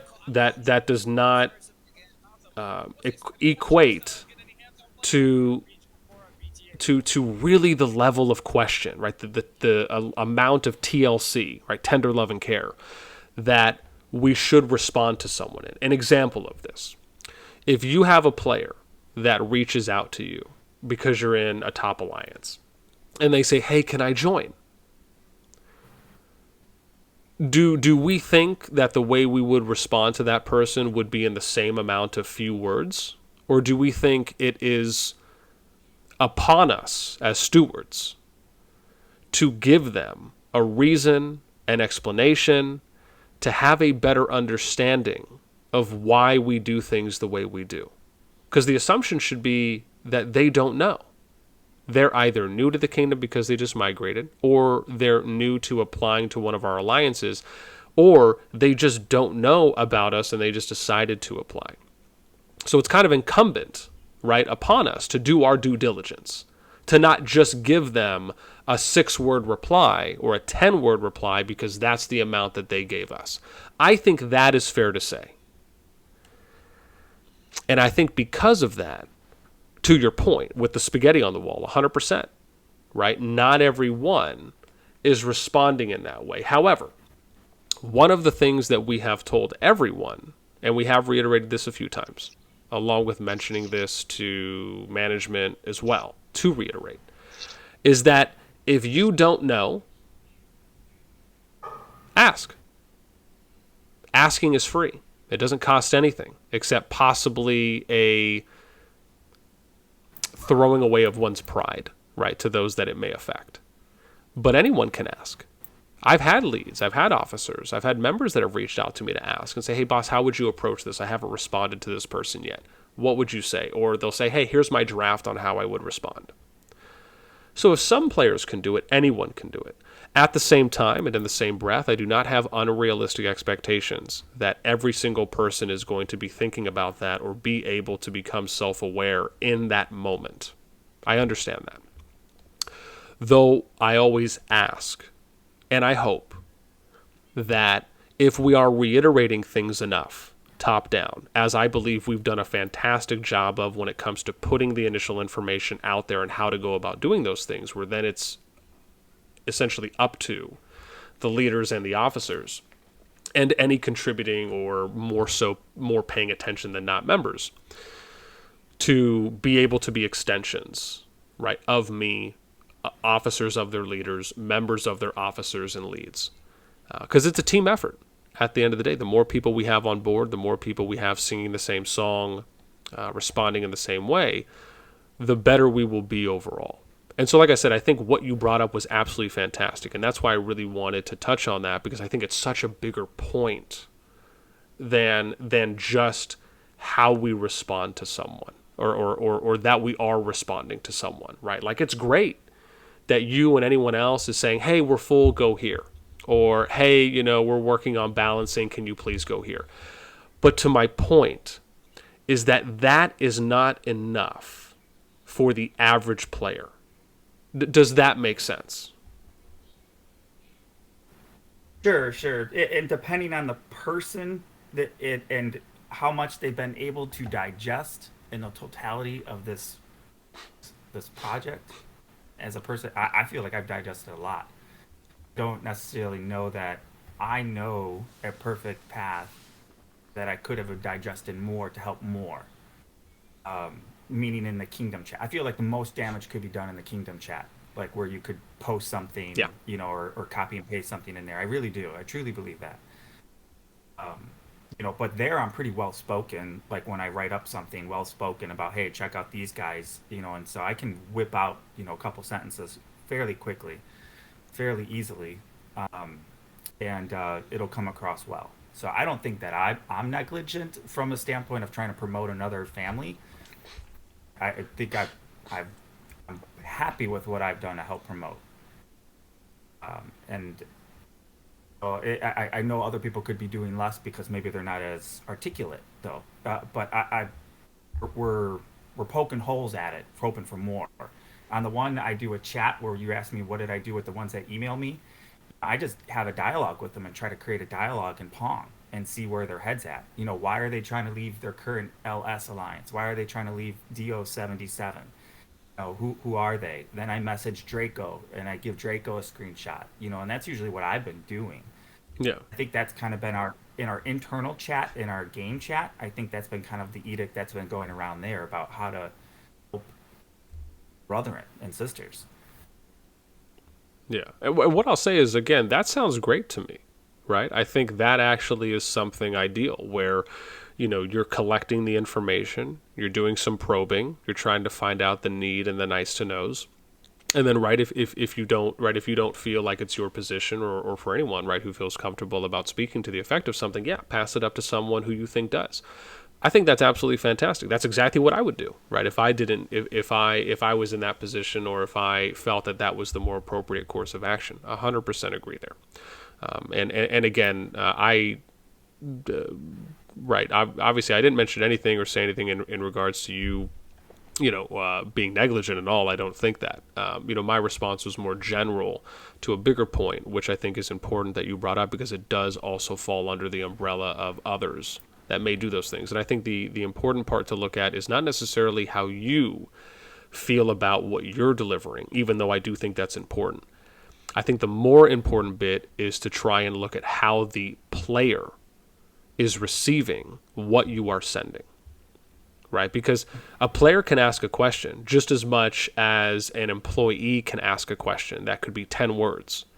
But if we're someone in management, right, or we're someone that's responding, it's almost responsible of us, right, to give a more thorough response, right, or explanation, right? Not necessarily meet them in like a 1-to-1 ratio, but almost kind of meeting them in like a 5-to-1 ratio at times, right? Unless the answer is just so simplistic, because I think they would appreciate that a lot more.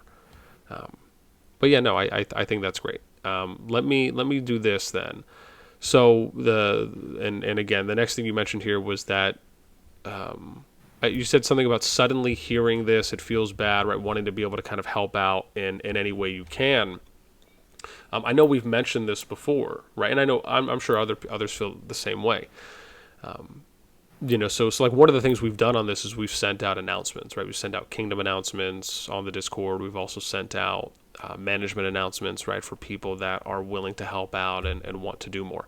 And again, this is not a slight at you. However, what I usually notice is that whenever there's like a sense of crisis, and I'm sure most of us can relate to this in real life, there almost becomes an equal sense of urgency, right? Where it almost kind of turns into, oh, well, now all of a sudden I need to help. Again, not saying that's what you're doing, just speaking on it in general.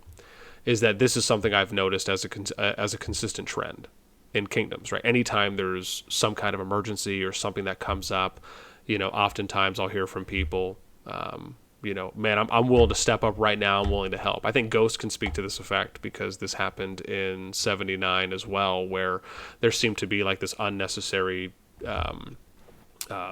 sense of urgency that kind of came from a situation that was happening there. And then all of a sudden you had 5, 10, 15 people in our next meeting that were like, man, I'm here. I'm ready to work. I'm ready to step up. And then, my response to those people kindly was, you guys can step up anytime, right? It doesn't necessarily have to be now or then. And then sometimes you'll get into the other responses of, oh, I just didn't have time now or anything like that. But it's again, not speaking to what you're saying, but just more so in general, because it is something that I do notice that happens. And I'm sure some people are very genuine about it and other people are, saying it to, I don't know, maybe save some form of face. I've kind of seen it happen both ways. But I just wanted to say that information is there, right? That we definitely, I feel, have done a great job of doing our due diligence, right? And putting those announcements out there, along with in management's announce to reiterate those things on those who want to. And just so I can give some actual numbers here for those that may be interested, right? So our last round that we did of, because I'm sure I might get this question in the future, or maybe later on from someone. The last round that we did for the 5 departments that we have up currently, we sent some announcements out in regards to,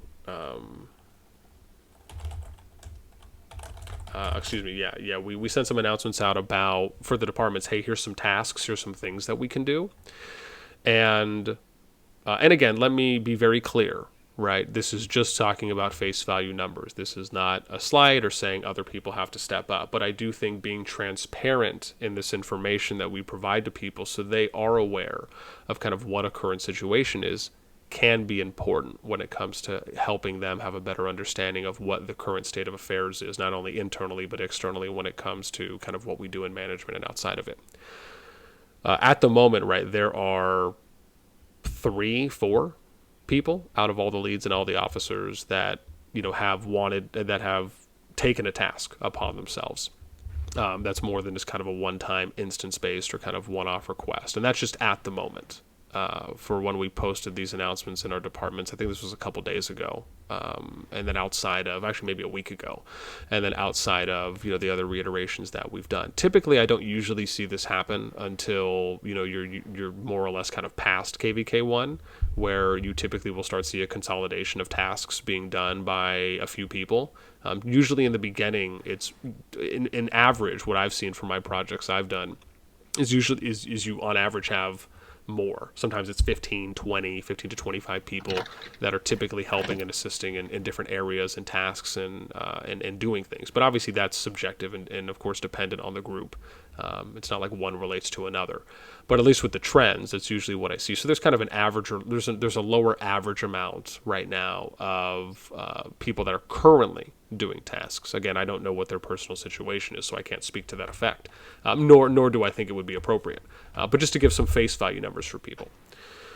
The other thing you mentioned, Bears, was about having kind of this firm iron fist mentality that could be different. Can I ask, are you referring to me? Are you referring to something that was specifically stated or said? Is there a reference point? Oh,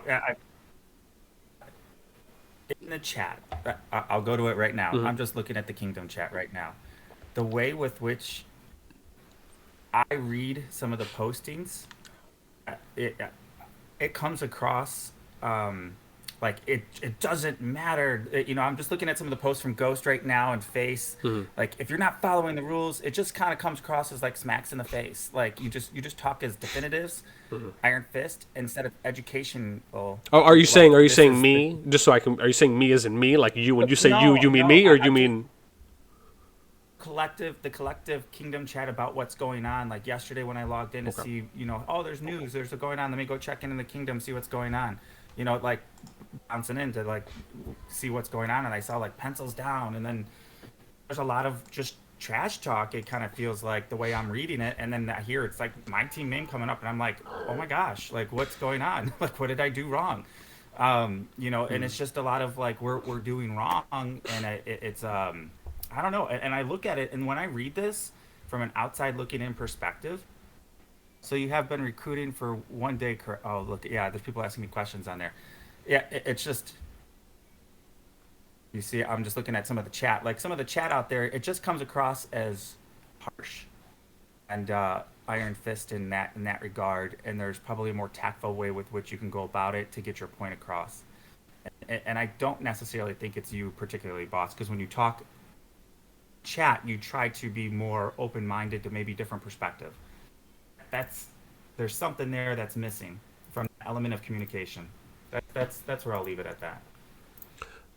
Gotcha. Okay. No. I know. I appreciate you sharing there. I think for how I view it, first and foremost, I do agree that not everyone, right, kind of, as you alluded to as well, right, can kind of, I don't want to say be a wordsmith, right, or put, a little bit of a Switzerland hat on, right, in tone. However, I also would not assume, right, I think we could both agree, that it would not be good to assume one's intent or tone in a post, unless it is almost kind of clearly stated, right? Like if someone says, "I effing hate you," I mean, that's pretty blunt. I think I don't know if there's a lot of inference you can argue on one side or the other there.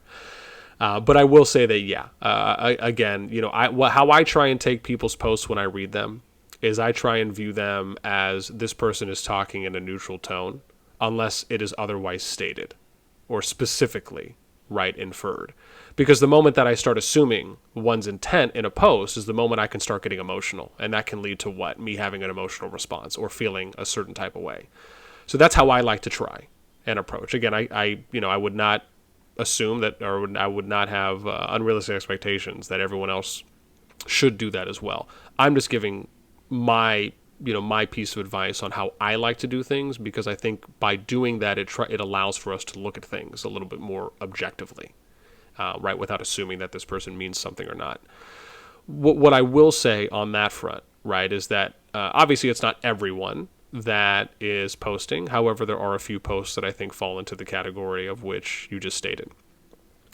What I like to try and look at, I think, from that, and to address it more clearly, is I like to try and look at, what's the cause? What's the source of why someone is saying what they are, instead of taking what they're posting as the most recent, most up-to-date thing that currently is in its iteration at face value, right? Because they're speaking to something, right, or to something that happened, or to the effect of something, or responding to something before that.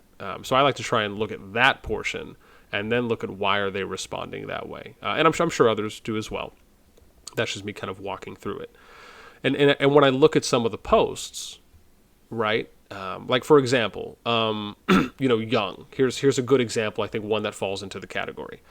So Young posted a little bit up in the chat. He says, it's not bosses, or I'm sorry, let me read the first one here, right? So Terry says, because that's where it started. Terry says, I think what happened was that folks who wanted to migrate in checked the top alliance of the kingdom, messaged whoever the R4 or the R5 is, without being briefed on the project. I would say Terry is 100% and absolutely correct in what I can only imagine is the majority, if not all, situations that occurred for incoming players.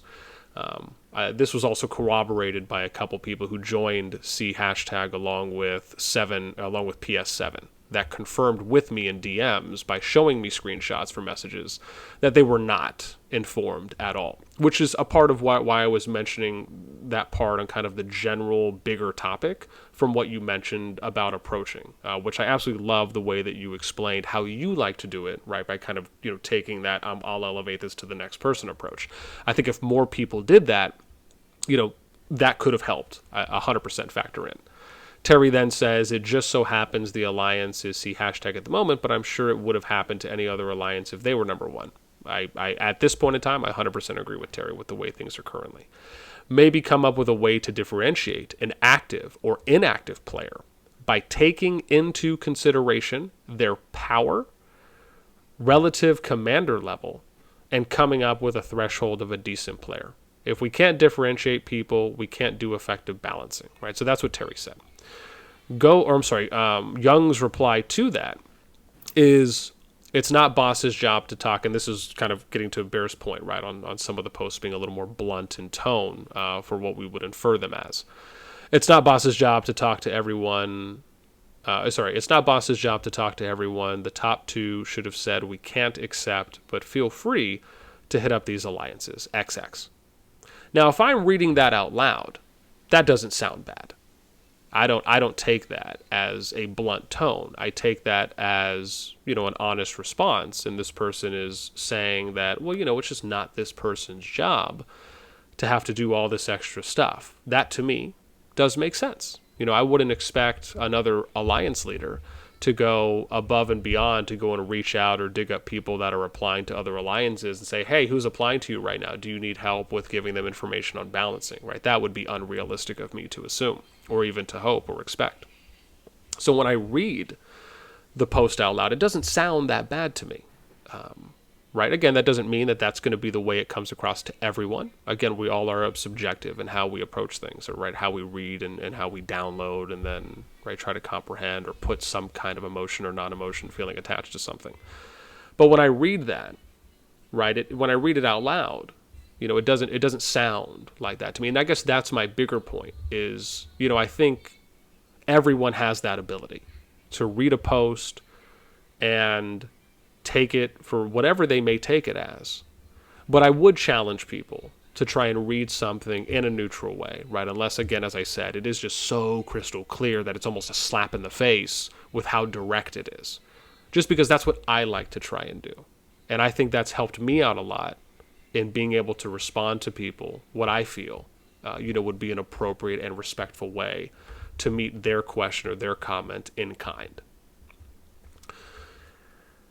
Okay, but I guess aside from that post, was there anything else I guess that was referencing to kind of that the Iron Fist mentality, or was it mainly just a few people that you saw posting in the Discord Kingdom chat that came off that way? It's probably more a sidebar convo, for the greater good of what you're talking about here. But if I read things that are saying that I don't know who C hashtag is, they're disobeying the rules, know, and I just come in here to casually go in and read, it's just looking like you're publicly smacking them. And whoever's writing those messages about who's disobeying the rules looks like you're just giving them a public tongue lashing. And from a corporate perspective, that's inappropriate. There's more of a right way and a wrong way to have a communication and strategize a plan. So when that has happened, you've already lost the people. I can go through and morning here, I can see at least 10 messages bitching about the two groups, and then that C hashtag isn't following the rules. They're not following the rules, and you're gonna lose people quick. Okay, you don't real see quick. stuff in officer chat. If you're an R4, you would see stuff that they post. But guess, are you an R4? I presume you said that you're not, so you're not in officer's chat, so you don't see what C hashtag posts. Well, hang on a minute. I think that might just be a tad bit aggressive. Sorry, go ahead, Jess. Yeah. Another chance. Go ahead, Jess. Let's just breathe for a second, Minnow. I love you. Just breathe for a minute, okay? I just kind of want to add on to something real quick because, I've been in corporate for years as well. And one of the key things that I have learned is you also have to step back sometimes and understand that the tone that you may be applying to what you're reading is never the actual intended tone. Mm-hmm. People, again, and I mentioned this yesterday, we have a lot of very diverse people that come from different areas, regions, backgrounds, age groups, everything. So where we might see something that it's blunt or a slap in the face, that person may not have actually intended it to be that way. Yeah. So we have to make sure that we're not reactive to that. that we still treat it as just very As Switzerland? as yes, we still need to remain Switzerland, and then we have to make sure that we are not implying any of our emotional response or, and I think I even said it in chat earlier, we've got to stop being so reactive. We need to stop, take a breather, and understand not everybody meant it to be that way, even if we apply that tone to something that we read. And that's why voice chat's probably one of the best options, because just like Boss read something earlier, in his voice, it sounded, pretty as a peach.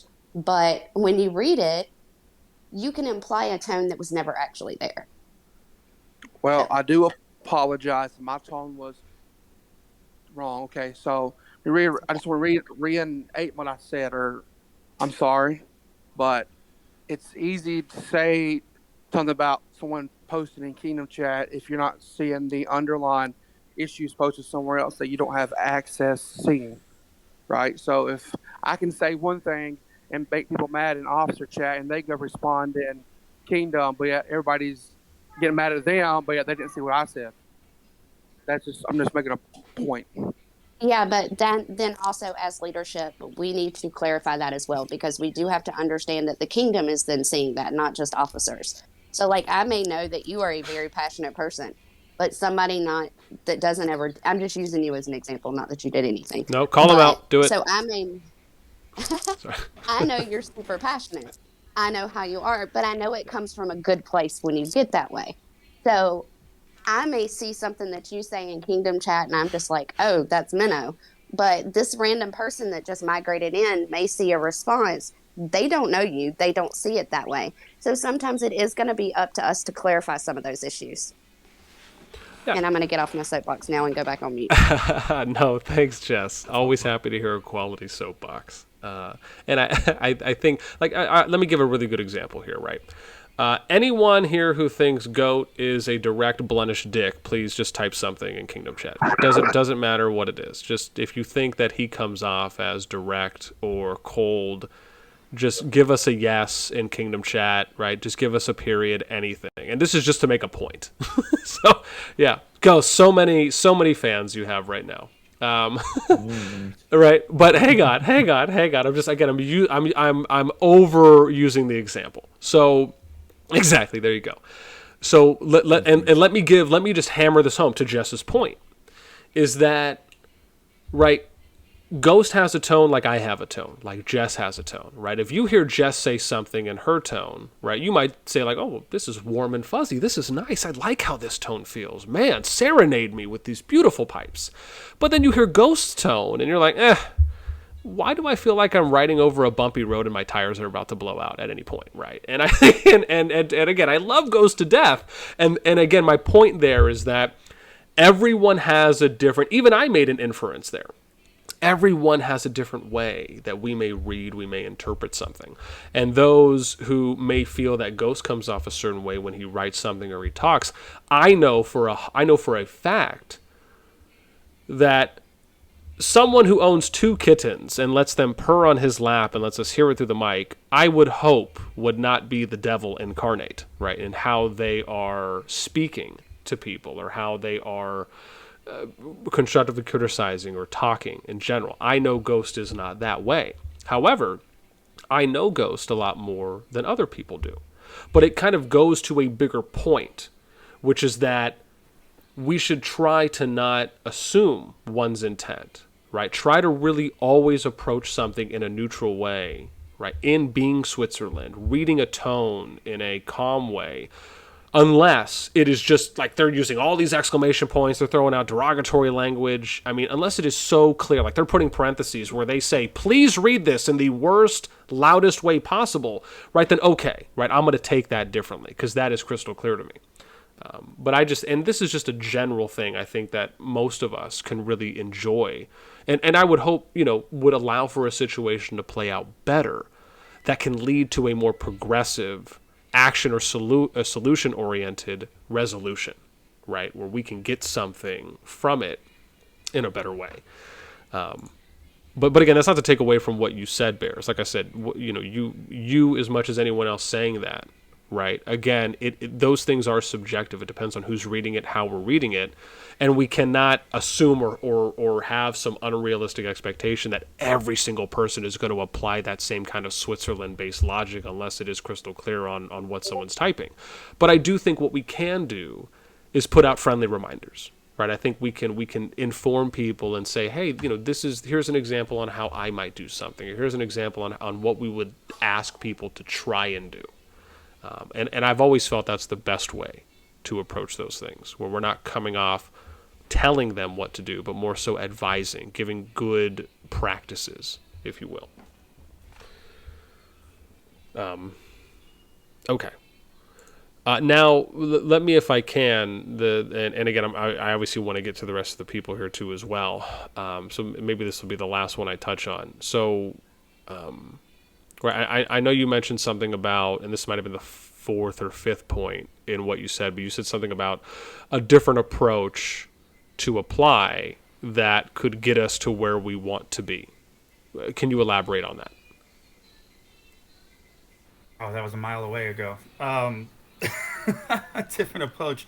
Now, if we're thinking about the context of the overlying issue, you're trying to get, I don't know, maybe we went so many other tangents since then, but I took notes. I was trying to be respectful. So, for the sake of time, I think it's just maybe maybe there's an approach, maybe there's time that you need to give, maybe there's less aggressiveness. Again, it's the overall theme of like just communication with just strategy talk, and more maybe more voice chat, less written chat about some of the things I'm reading, because you can lead a horse. There's different tactics, corporate talk, of how to guide somebody.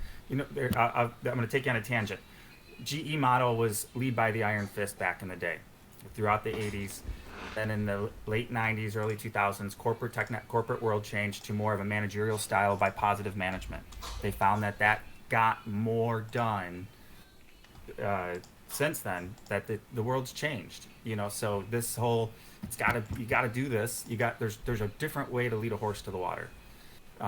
There's just I don't know. I'm just trying to read tea leaves though too. I'm trying to help, just from osmosis outside looking in. Yeah, and I think, and I 100% appreciate that. I think I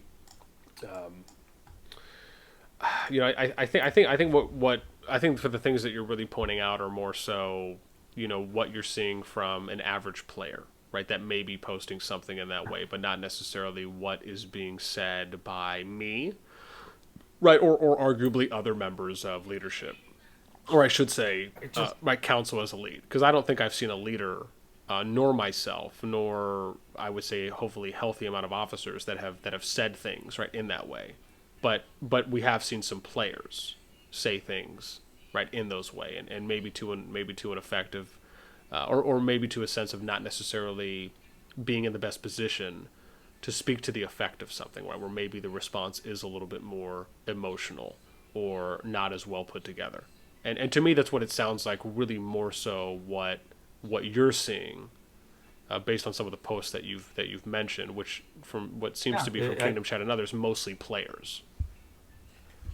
Yeah, and I mean it circles around, that people want to talk and communicate, within the kingdom. So you get a gist of it, of what's going on, and I don't know what you need from my perspective. I don't know what you need in, where do you need us to power down to? Where do you need our number to fall to? How many players do we need to cut? I don't know. I'll BRB, but go ahead. Ghost can take over someone else. I'll be right back. Sorry. Okay. I don't know. It's a digress. I would just move on to the next person. Yeah, we can, but just I heard you mention briefly how many people we have to cut out from our alliance to balance the power. As it stands currently, none. That's not the point of balancing power. The point is not to have you remove your core members and send them to the other alliances. The point is to move applicants to the lower ranked alliances. And then that's where the confusion is, because I feel like we have done that.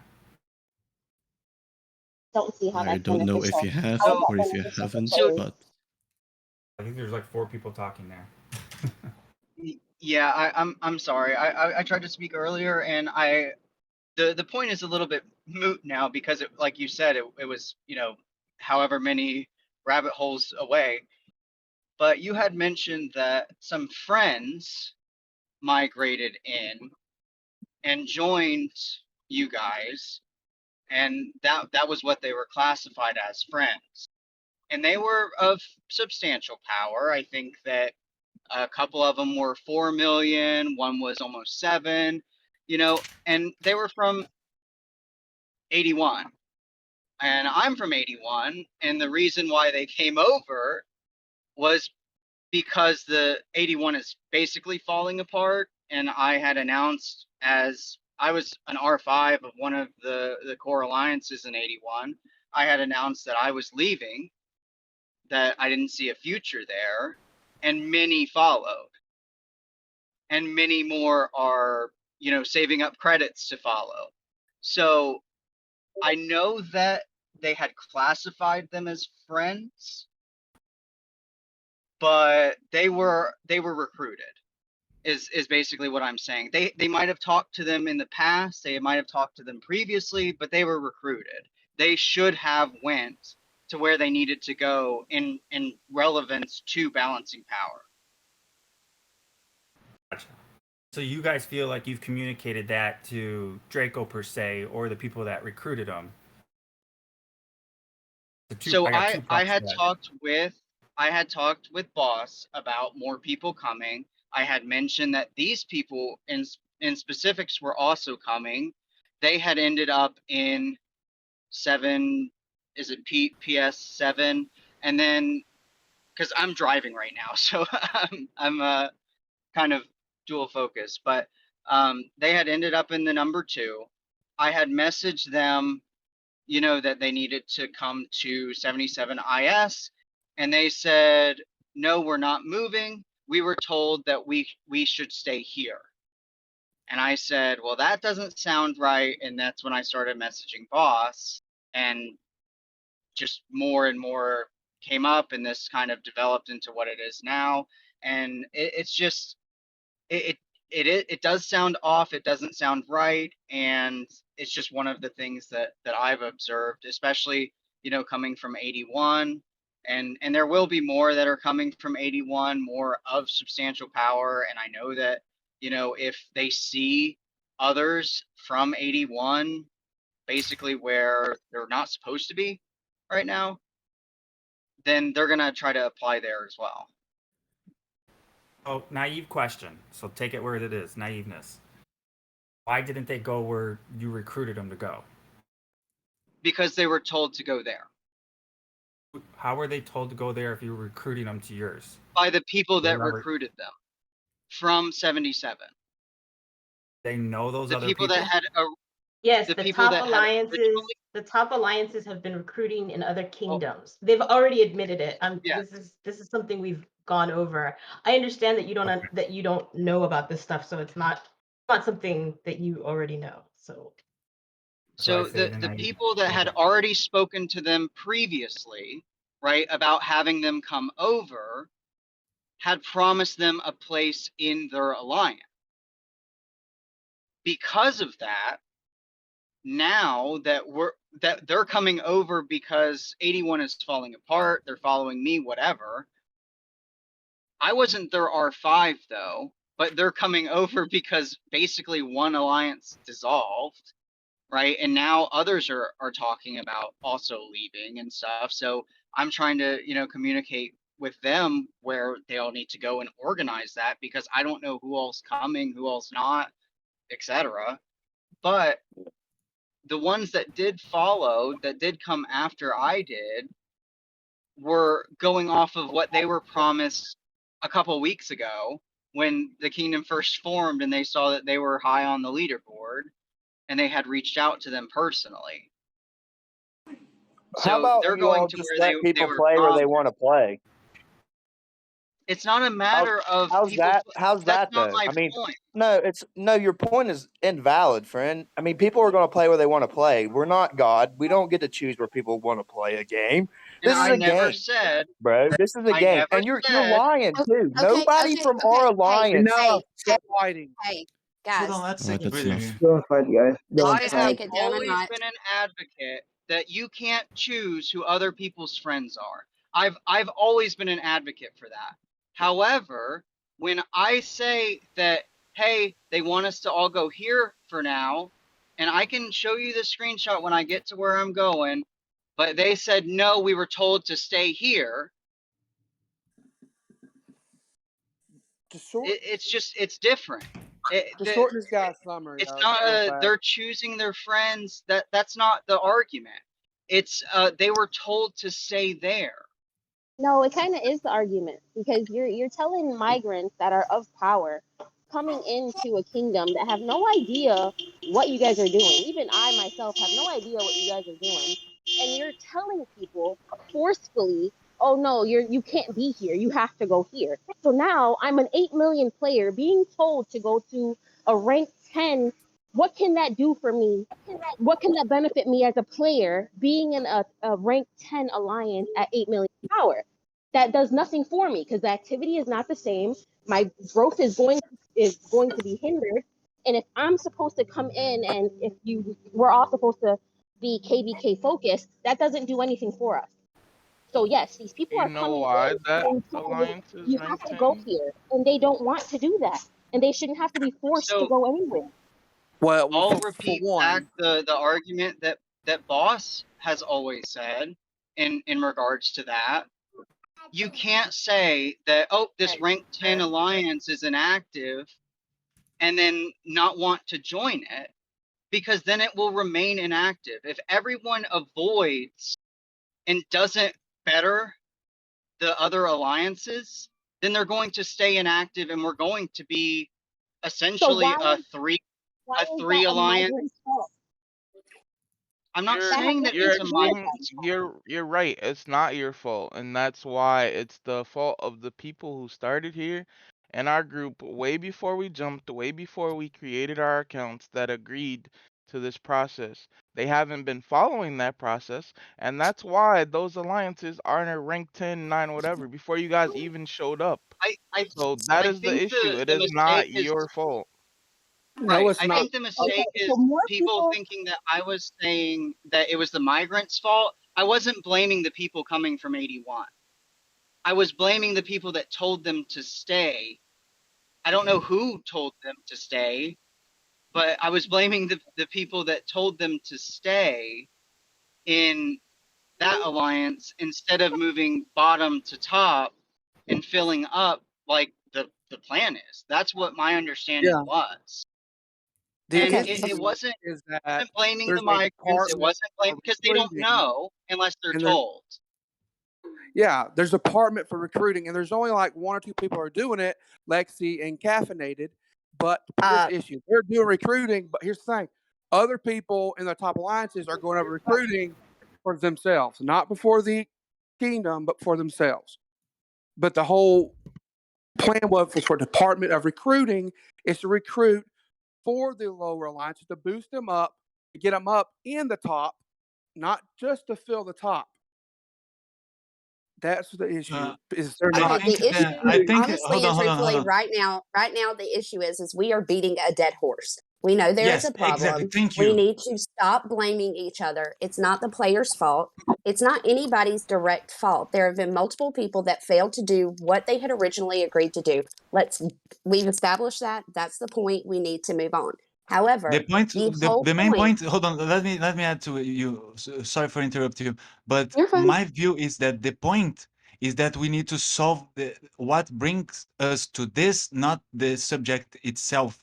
So we are digressing a lot right now. Exactly. At this point, we need to actually come up with options on how to balance things and how to correct things. Continuing to put blame on whatever alliance at this point is not productive as far as the conversation goes. And I think that's what we need to get back to. There have been additional people recruiting because I've seen it. I know for a fact, like Khan did it for us. I know Khan for a fact, he sent, I don't know, tons of screenshots to us where he referred people down. Fine.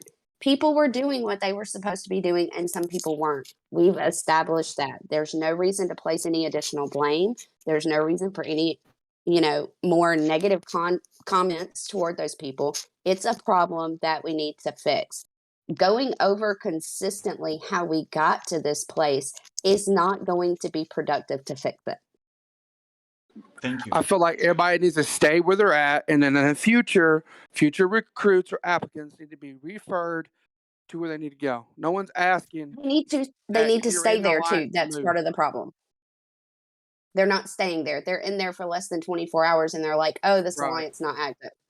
That's part of an issue too. And unfortunately, again, we're not going to have control over every single one of these players to be able to force them to stay.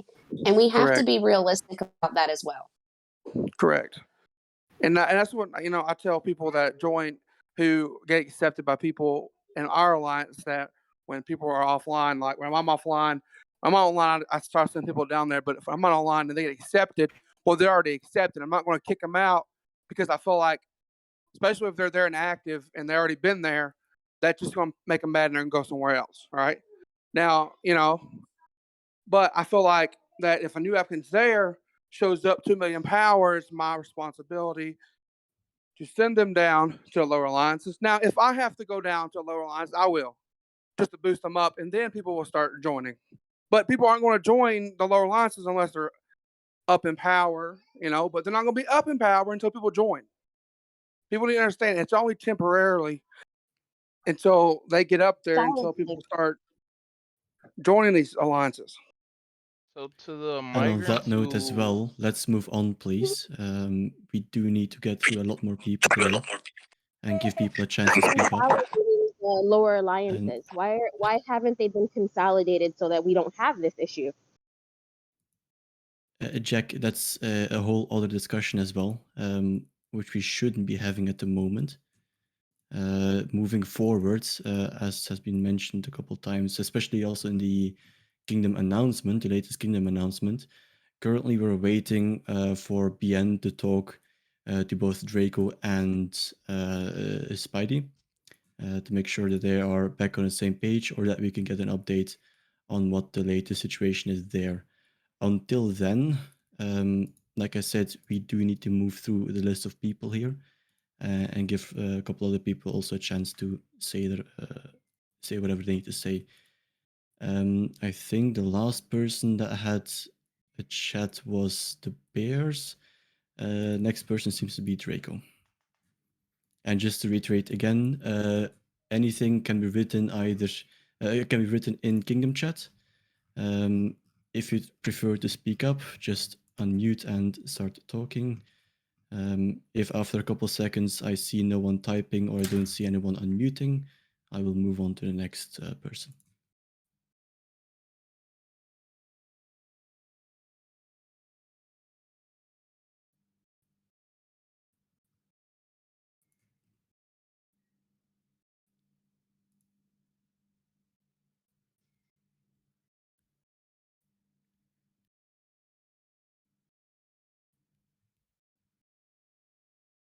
All right, moving on to Emiliana Cottoni something.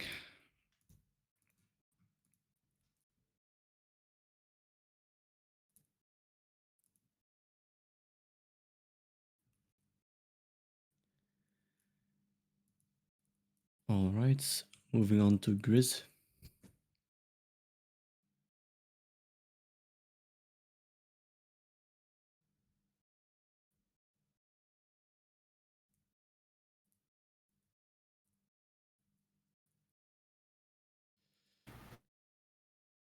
If I could see who these several people are.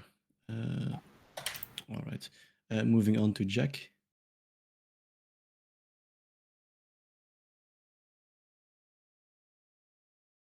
Jackie, you're up. I'm ready. So yeah, I think I've said everything as far as the issues being the lower alliances and wanting to power them up. They should have been consolidated and constantly do that so that each of them have power. Having 100 alliances is an issue. Like no kingdom has that because they consolidate so that all the power can just continue to accumulate. Like I said earlier, it's like we're being mad at, migrants. Hey, go here. No, I don't want to go there. I want to go here. It's not active. Okay, well then start consolidating them so then we don't have a million alliances and then you don't have to worry about power. It's very simple. Like you're making it harder than it is, but you also it's like we're at the will of this is a game. People use their real life money on it, real life time. Just like you guys obviously planning this. You can't tell people what to do and expect them to listen. We're not children. Right, I think you mentioned two things. First of all, coming into the kingdom and having been promised a specific spot in the alliance. And second, having the lower ranked alliance merge upwards. I will talk about the mergers first. In essence, just to shorten a rather big talking topic to a couple of sentences here. Our goal as we started this kingdom was to make sure we retain as many players as possible throughout the pre-KVK and KVK1. Because as everyone knows, in KVK1, activity matters. And from that point as well, if we continuously merge alliances, we are essentially always throwing out half the players. Just need it real quick, alright. We are essentially throwing out half the players, even if those players still might be active, right? Because there are only so many spots in an alliance. Obviously, their people will stop playing over time. That's a given. They will either migrate away, they will stop playing altogether, or they will just abandon their account. So over time, yes, a merger might be necessary.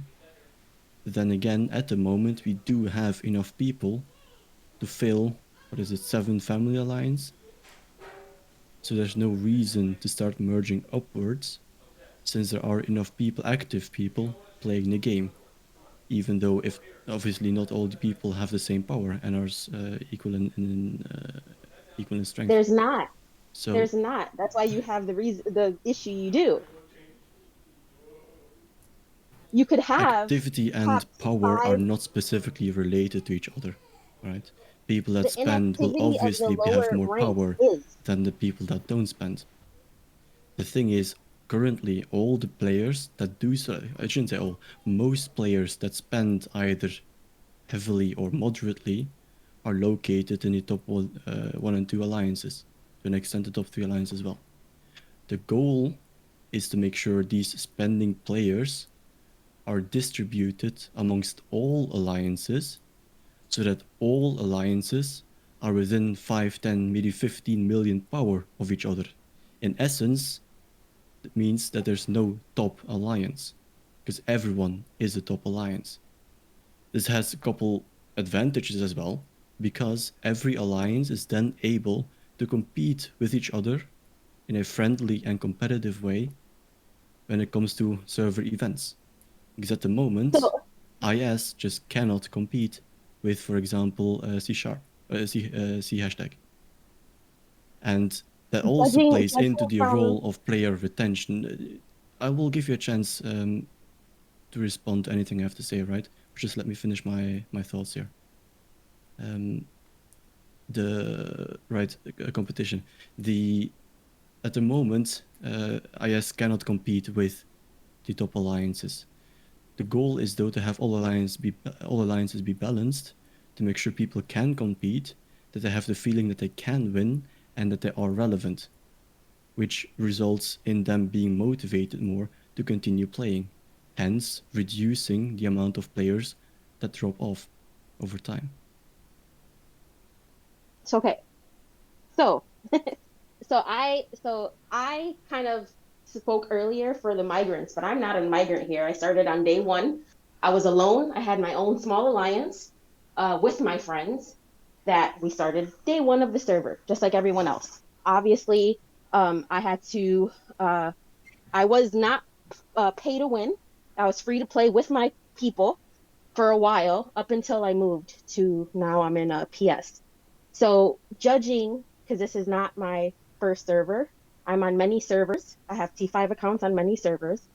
I have never heard of the things you're saying. So I was trying to intercept you, but I'm glad you just finished, because a lot of the things you said, sir, don't make sense. The problems that you're stating that we're having, no top player is going to go to a low alliance. This does nothing for the player. And like I had stated earlier, they are using their own time into playing. They should not be told where to go. They are not going to grow in their accounts if they are not in an active alliance. You could have top 6 alliances with all this ridiculous power. You have to consolidate. You can't say we have the activity, we have the power. We don't. That's why you're in the position you're in. This is why these issues are arising, because that's the problem. If you're looking at the events from day one to right now, to the event that just passed, the fort event, you can see where the activity is, even in these lower power, and you can see where they're not. The top 1 alliance wasn't rank 1 in this fort event. They were ranked 4 or 5. So it's like what you're saying doesn't make sense to what is visual in the kingdom. I believe there's the Alliance LS or DO. I'm not exactly sure because it's none of my business. But one of those alliances are all free to play, and they kick ass. Like, so it's kind of contradicting what you're saying. It doesn't make any sense. We don't have the activity and power, and that's why these lower alliances should not be there. Right. Do you have any activity sheets to back that up? Because we do for our own alliance, and we do know that we have the activity necessary to keep on playing. So if you're making the statements that it doesn't make much sense, do you have any data to back that up? Well, it's not just a statement. This is visually what everybody is seeing in all these events. Everything is ranked. We all see it day to day. This is how we all keep up with scores. So no, sir, I don't have to have a sheet to know common sense of the game. I'm seeing from day one what this kingdom is being built into. Like I said, I am not a migrant. I'm here from day one as a solo player. I'm not part of your project. From day one, this is what we're seeing visually, outside looking in. So what you're trying to do on whatever sheet you look at every day is not working. Just coming back, but man, it's getting a little hot in here. It's getting a little hot in here. Yeah, it kind of is. No, sorry, I was trying to go with the Will Smith song, but I did not know the rest of the lyrics. TLDR quickly on what's going on. TLDR, and I say this with the utmost respect to Jack as well, but in the shortest form possible, she disagrees with the entire philosophy that we've got going on. Of the balancing. The balancing portion. Balancing, yes. Okay. Yes. Well, I always like to try and hear it from the horse's mouth. Jack, is that what Sure. it is for what you're saying? Just so I can be caught up, if you don't mind. About the balancing? Oh well, I guess just about what you said. If it does include the balancing or anything else. Oh, that was the first thing I said. Yes, about the balancing. So my name's Jacqueline. I'm currently in PS7. I am a day one player in this kingdom. I am not a migrant. I did not come within your project. I was a free-to-play player with my friends. I had my own small alliance. It wasn't working out, obviously, because it's a smaller alliance and we were in the zone with PS. I merged my small alliance into other alliances. I myself, being the top player, and R5 went to PS7 because then I started to pay to play to gain my power. I was telling Ghost that because of that, visually seeing the events from day one and learning about the activity and the power and your balancing idea, it just doesn't go hand in hand. Like it doesn't make sense because all these small alliances that you're trying to push people into should be consolidated so that we don't have the issue that we do. And earlier, I don't think you were on. I made the statement of, having these migrants come in, it just forcing them to go into a small alliance stunts their growth. And any knowledgeable player in this game, because I read somewhere on your credentials, 200 plus accounts, I too have many accounts. This is not my main account. I have huge accounts. So going from that, what you're saying and the activity and what we're seeing in the kingdom does not make sense. I was also asked for a spreadsheet. I don't do spreadsheets. I just do common sense and visuals. And visually, what we're seeing is that we don't have the activity and power levels to sustainably have these lower alliances. So for now, I would just believe, in my own opinion, that consolidating these smaller alliances will alleviate some of these issues that we have in attempting to force people into them. Because if you have 6 strong alliances, that makes more sense than 40 stronger alliances with no one in them. Okay. Well, I appreciate you clarifying for me on the 3 points you mentioned. If I can, I'll try and be brief, but as detailed as I can, at least in my response. So the first one you mentioned is about alliances should be consolidated instead of kind of going up with the bottom-up fill, and any kind of restrictions that we may apply. Along with, I know you stated you have a lot of accounts as well, which is always nice.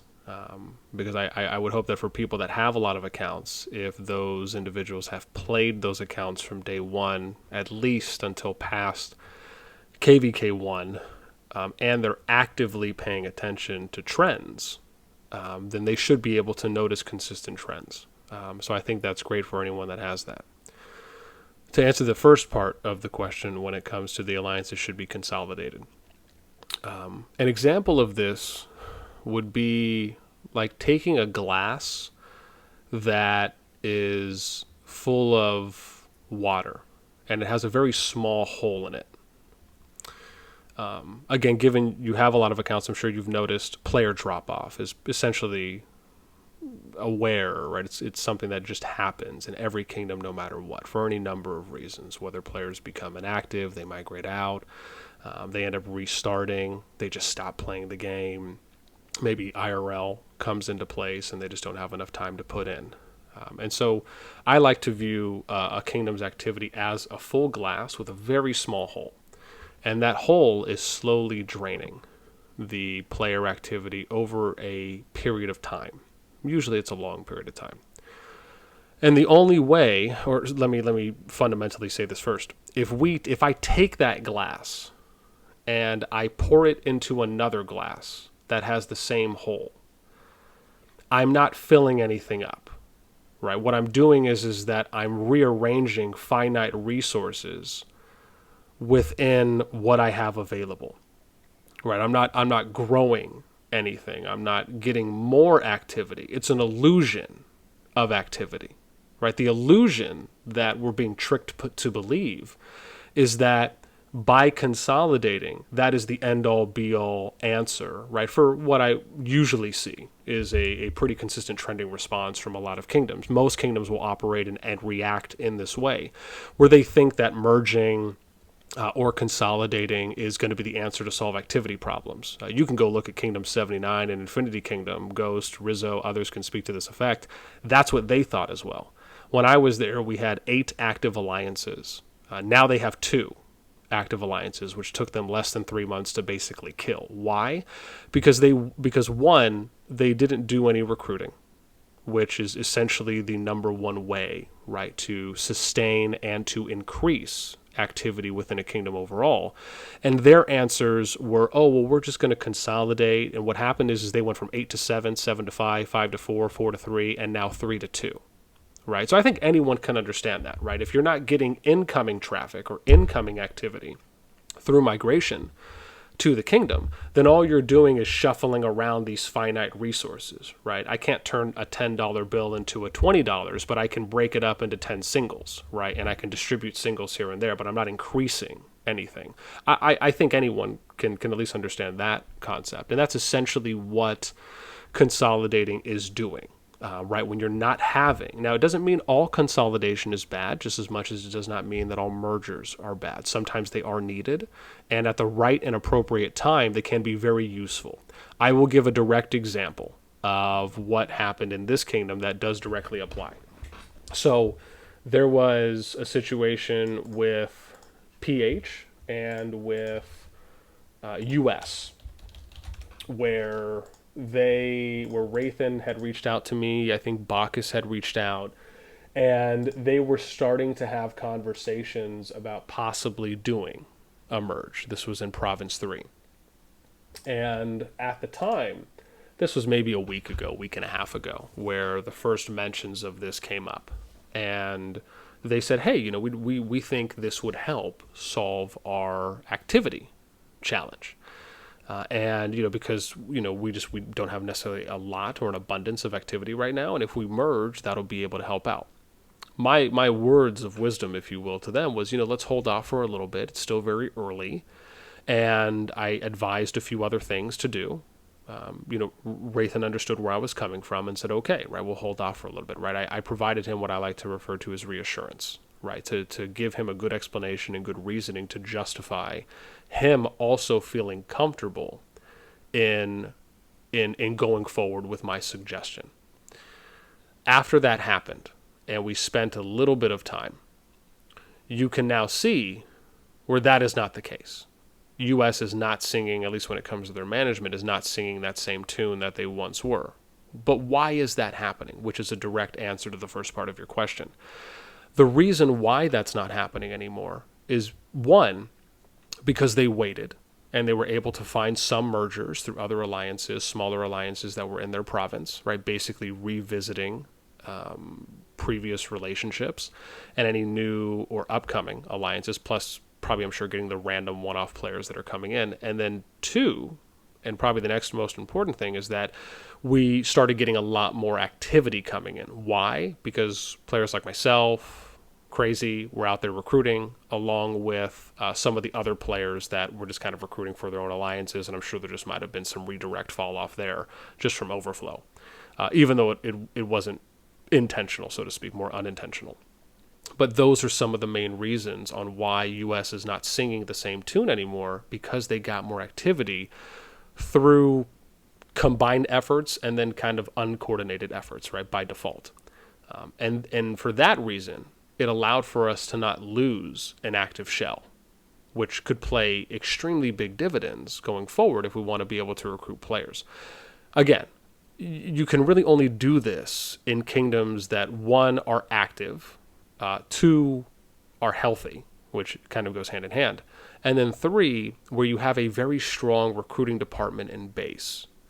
And if you look at the kingdom, right, our kingdom's a rising kingdom amongst the other two. So that kind of indicates that we're getting more players in than we arguably may be losing, or we're just getting more overall power to have a net positive over what we're losing on the lower end in order to achieve, right, the rising kingdom rank. So I think that's an indication that shows really great when you look at the kingdom overall just from those numbers. However, just the consolidating portion is difficult to do, or to imagine that it's going to be the end-all be-all result, which, as I said, it can be at certain times. It can be a good solution, but it has to be done with care and at the appropriate moment. The number one focus for any kingdom should be on developing and having a strong and sturdy recruitment team that focuses not only on internal recruitment, but more so on external recruitment through migration. And if you look at how Ghost Alliance, for example, has been able to go from plus 20 now to number 9, right? That wasn't by accident. You know, that was with purposeful intent and work and effort and time that was put in to get to that point. And it would be obviously a lot easier, right? And he would have got there a lot faster, along with then us eventually focusing on US if that happened earlier from all the alliances doing it together, obviously with more emphasis on the top two just because of the wide power range and gap.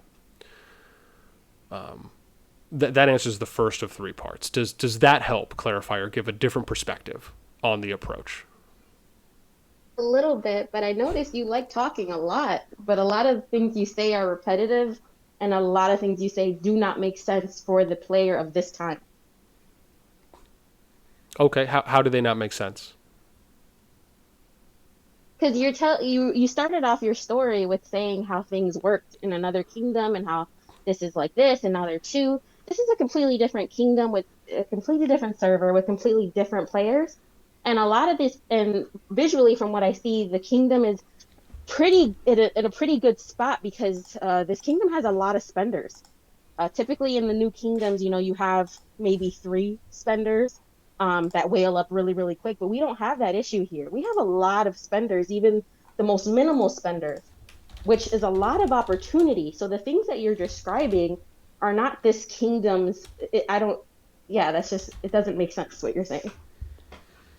So it doesn't make sense. It doesn't make sense because where you're coming from is from saying or believing that one trend from another kingdom would not be the same trend for the next kingdom.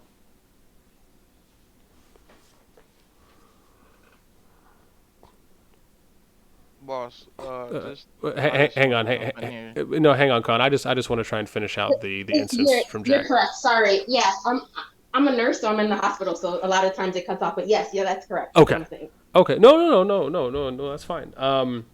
Okay. I mean, so again, that helps. Again, this is one of the things I try and hit on is there are a lot of consistencies. And what I will say is, again, I'm sure you have a lot of accounts in a lot of other kingdoms, but I think it's different when we're just playing accounts and then we're actually trying to actively pay attention to what is happening to notice specific trends. The way that I approach having accounts in kingdoms is it's not really necessarily to be a player. It's more so to learn, educate, and research for myself, where I'm looking at males, I'm looking at power growth, I'm looking at how province 1s develop across a board, how does a zone 1 to a zone 2 develop. What are the messages that are being sent in a kingdom chat, right? Why are people saying things the way that they are based on how directions are going, right? Who has high kill points, for example, right? What effects is that having on the kingdom? Is that showing publicly? Is it not showing publicly? Are we seeing shifts in power differentials for alliances from one day to the next, or after sanctums or altars open that kind of show shifts because people are trying to get rewards? Really paying attention to those pieces of data is really important to try and discern trends so that way we can see these things happening. There are a lot of consistent trends in kingdom builders. One of which I mentioned was from another kingdom builder, which is a kingdom builder at its peak, or I should say in its base state, which is a common denominator regardless if we're looking at RoK, State of Survival, Lords Mobile, etc. Right? Most of these games have a lot of consistencies across the board. The example I gave is one example from a recent kingdom I played in. I can go and take a look at 20 kingdoms right now, and we can look at them for how they look at leading up to KVK1. And I can absolutely guarantee you that each of them are running at the highest percentage level a mega alliance structure, top down, where it's just unorganized. People are just recruiting for themselves. There's a wide power imbalance. Can absolutely guarantee you. I can guarantee that if we look at the next 100 kingdoms, it's going to be the same thing. This is just one example of noticing trends and seeing how these things go. So me using that as a reference point to show how that applies here in this kingdom is accurate, and it is on point. It does make sense, right, for those that I would say are just actively listening and trying to at least understand it from a different perspective, because these things are consistent across kingdoms, regardless of what game we're playing. As long as it's a kingdom builder and you have these similar features in them, it is going to be that. Now, when it comes to the migrants portion, of coming in and kind of forcing people to, stunt growth. Sorry, sent a message. When it comes to the migrants coming in, and kind of and how you were saying it kind of forces them to stunt their growth going to a lower active alliance. If we're looking at the base features that are in the game, based on helps, having structures that are allotted to them for consistent buffs across each alliance, those things are consistent. So they're not really losing anything on that front. Really, the only thing that they would be arguably missing out on, which would potentially just be the amount of purchases that are made per day in an alliance. But then, if we look at the underlying cause for that, on why that happened, is that one, it was because players were being accepted into the top 2 alliances at a higher volume than the other 6 out of 7 alliances that I touched on before. And what that created was a imbalance where now, because you're having a more consolidation of power at the top due to 6 out of the 7 alliances where it's up to the officers and the lead not following through with the promises that were made to do power balancing, it's kind of created this somewhat of a snowball effect. So because of that, I understand where you're coming from in feeling that if a migrant comes in, they may perceive their growth to be stunted, but in reality, their growth is not stunted. What is stunted is their perception of their growth based on their average idea on that they want to be in a top alliance to get gold chests. That's really the most simplistic way that it comes down to. They'll still receive the same amount of helps, regardless if it's a few minutes off or not, and that's under the assumption that IS isn't active enough to fill that, which I know they are. They were when I had my account there for a couple days early on, when people were saying that they're not that active, and I was still getting 25 helps in 20 minutes, right? However long it may be. I'm sure it's a lot faster now because this was 2 weeks ago, right at that point, or a week and a half ago. And then on top of that, right, them being able to have the same structures allotted to them. They're not getting any more bonuses or any less bonuses than anyone else. These were things that we thought about before we even came to 2777, right, to try and approach things in a very fair and equal way where no one can make the argument that an alliance has more or less, because this also factors into recruitment and where players may go. I don't know if it's a stretch to say that I've done this before. But I don't want that to come off in a negative way. How I would like for that to come off is that, having some faith and some belief that, we do know what we're doing, and that there is a reason for why we do things, and sometimes just asking, can really be a big help in that regard, right? Instead of sometimes, I know some people may come in and point a finger, right, or have an assumption or make an accusation. Not to say that's what you're doing, but just in general. The third point you mentioned was we do not have activity or power levels to fill 7 alliances. I would say at this point the 7 alliances are pretty full. So I think visually, if you're looking at activity, I mean, that answers that. Anyone can look at the boards and see that any of our 7 family alliances are full on capacity, if not near full. Right, depending if they might have just kicked someone now for activity or whatever it could be.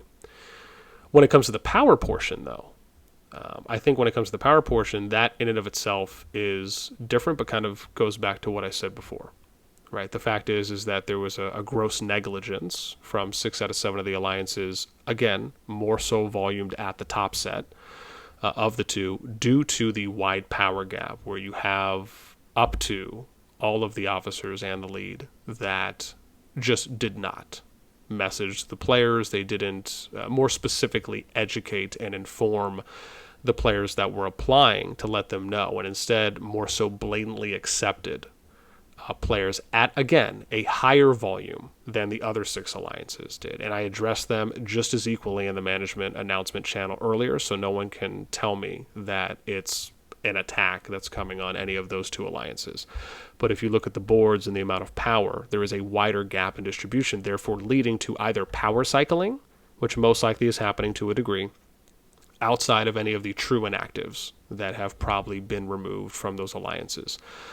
But power cycling has to be happening in order for them to get to the amount of power they're at, which means they're most likely just removing an active lower powered player to make room for a higher power player. And that I've seen consistently enough across kingdoms. Of course, I am more than happy to be stood corrected, and someone is more than happy to show me logs of those people, and then I can reach out to them individually and ask them if they were removed due to being inactive or not.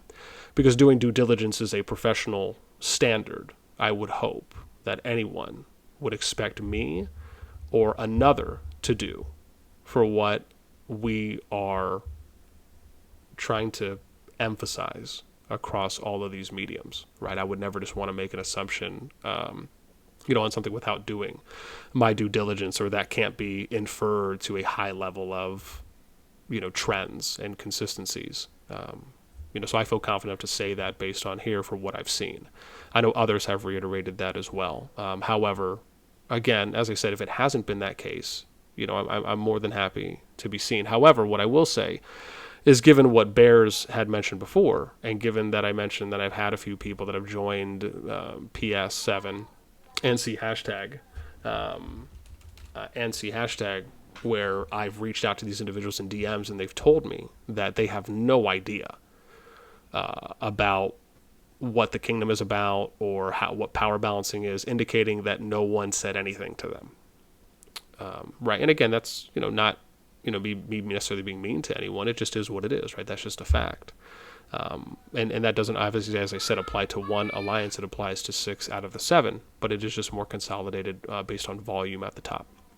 So that reason on the power side is why we're not seeing a balance, or more of a true power plus activity balance from all the alliances, is because, I came out when I created the project with a policy and a standard and goals for us to do, promises, if you will, as I like to refer to them as, that I made personally to every single player here, not only in the kingdom by extension, but to every player that was in the project, right? I made a personal commitment to everyone, saying that I promise you we are going to do these things. And that was why when I did the interviews with all the leads, some of them which are here, that was something that I made crystal clear, not only in the interview, but also in the application. I think Fresh posted a screenshot of it earlier where there was a specific question we asked that said you are okay. Or sorry, that ghosted, excuse me, thank you.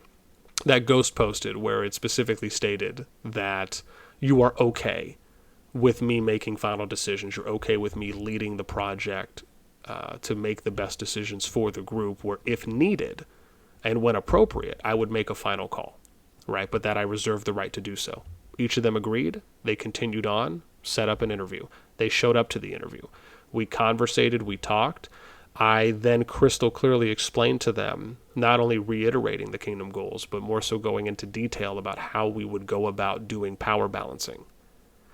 So the fact is that at this time, as I said again, to not beat a dead horse with a stick, there is just a gross negligence, and therefore inaction, being an action in and of itself, therefore a decision to not follow through with what they promised to follow through on. That's really what it comes down to in its most simplest form, which is also an answer to the third point that you made. And if you would like any evidence, I'm happy to provide. Thank you. I'm just gonna, but thank you for answering everything. I'm just gonna end it with a quick question before I get back to patients. Sure. So everything that you described and having, this steps that were taken in your project. So that was then, and we're here now. Are you okay, or are you open to that things change and people's opinions change when they visually see how things play out? So initially, if they agreed and now they're dissatisfied or whatever have you, and now their opinions have changed, that's okay, right?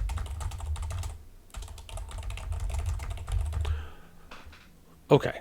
So good question. This is something I think someone asked yesterday too as well. How I would answer is this. And I think you can agree. As much as I would hope maybe anyone can agree, right? When we're on the internet, right, and we're not, kind of bounded by, let's just say legal contract. And Ghost has alluded to this as well before, right? There's really two things that we all have at face value. That is our word and our integrity. That's all we have, right? So an example of this is you tell me one thing and you do another thing. I think it's safe to say that, to me, those people would have lost their integrity. Therefore, my trust and my respect in them to be able to do those things, right? And this is just an example at face value. So I think second opinions happen though. Like me, I work completely heart surgery. Now, if someone comes in and I tell them they have 3 blockages, they definitely need open heart surgery, and they choose not to believe me and go get a second opinion, and that person was right and I was wrong, that happens. That's life. Okay, go ahead, sweetie. Yeah, so no, 100%. I think the difference there is that the surgery part is the common denominator, right? It's what they need to have happen if they want to survive or they want to keep on living. Getting a second opinion on things is not going to change the fact that they still need that surgery. Just as much as in this example, if we're doing more of an apples to apples comparison, they can go out and they can, get different opinions from people, right? As far as how we get from A to Z. But they already agreed on how we're going to get to Z. Does that make sense? Because I think that's more accurate. If we're talking about contracts the way you did, even if they agree, they are free to disagree now. Agree, but when you sign a contract, usually if you break that contract, there's repercussions. I think everyone more so can agree with that. Yes. Right? There's some kind of penalty or repercussions when you break a contract. Okay. So my question there is, given that we're on the same page, and given that we all more or less agree now that those things have been broken, they haven't been followed through. What you basically asked me now is for there to be no repercussions. Right? How do we move forward? No, absolutely not. What are the repercussions? Okay. So let me ask, do you feel there should be repercussions? Let's start there. No, because this is a free game on free will, and we can't control people and how they do. So the one person that made a promise and agreed cannot control a bunch of other people. So for you to think that one person, just like you, can control other people, that's crazy. Okay. First off, I never said anything about controlling anyone else. I was just specifically referring to the leaders in this case, right? The people that agree, right? So do you feel those people should be held accountable? No, because they are not responsible for other people. It's very difficult for you to say, or anyone to say, that a single one person can have, and I'm going to use the word again, control over how others operate on a free game. This is just a game. This is people's real time and money. No one person can tell me anything. Gotcha. So what you're saying in another way is that if the majority of people here signed on to be a part of something and they're being consistent with that the actions of the few can ruin that for everyone else. I think vice versa too. So in the vice versa scenario, what you're saying is the majority should be beholden to the minority. I think that things change, and I think that they are changing and evolving, and I do not think that anybody should be penalized because things change and opinions change and things happen differently. We just adjust and move on, just like in real management and real corporate. You just keep it moving. Understood. I think another way I think another way of looking at it is that if we are so flippant in our beliefs and what we decide to follow through at any given moment, who would want to play with people that are constantly changing or moving the goalpost at their will? Who would believe in a system like that? And more so, why would anyone want to play in that where we can change anything at any time the way we view something to bend it to our will or what our personal thought is in that moment? That's what Putin thought too, and look how that worked out. Like, no one likes a dictator. Gotcha. People have free will for a reason. This is the world for a reason. Because I can have my opinion. You can make time to speak to us. You cannot make time to speak to us. You could have told me to fuck off 5 minutes ago, or you could have not told me that. It's like that's what we have. This is all we have, is our ability to do what we want to do because we're all grown. So when that changes and your project and people have different opinions, they should be allowed to have those opinions without this punishment you're talking about. So I'm not saying as far as enacting a punishment. It's more so just on the general idea of that there's repercussions or how people feel. We did both agree there should be repercussions for those that have broken their word or have broken their contract in that regard. However, when it comes to having the free will to say or to believe in what you want, again, anyone is able to do that. But what are we without any semblance of unity? Otherwise, all we're doing is just becoming the Hunger Games. If anyone can think the way they want, do what they want, and that doesn't mean that we're saying you should not want to play. I think the most important thing is people need to play where they enjoy playing.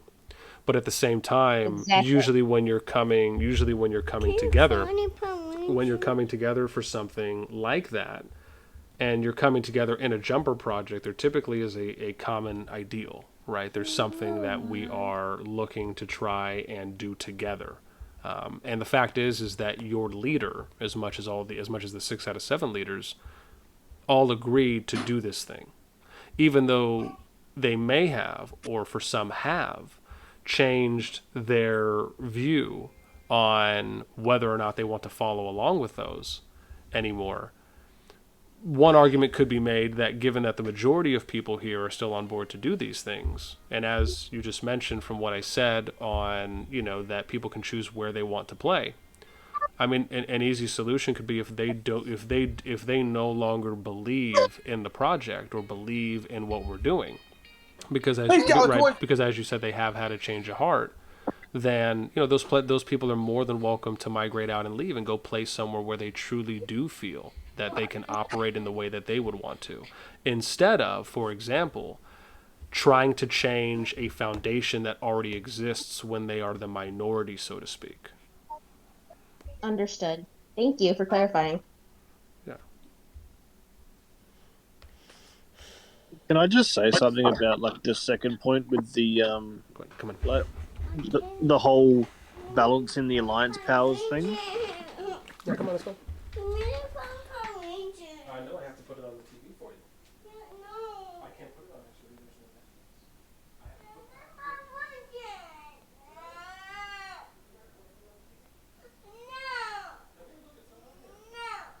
put that.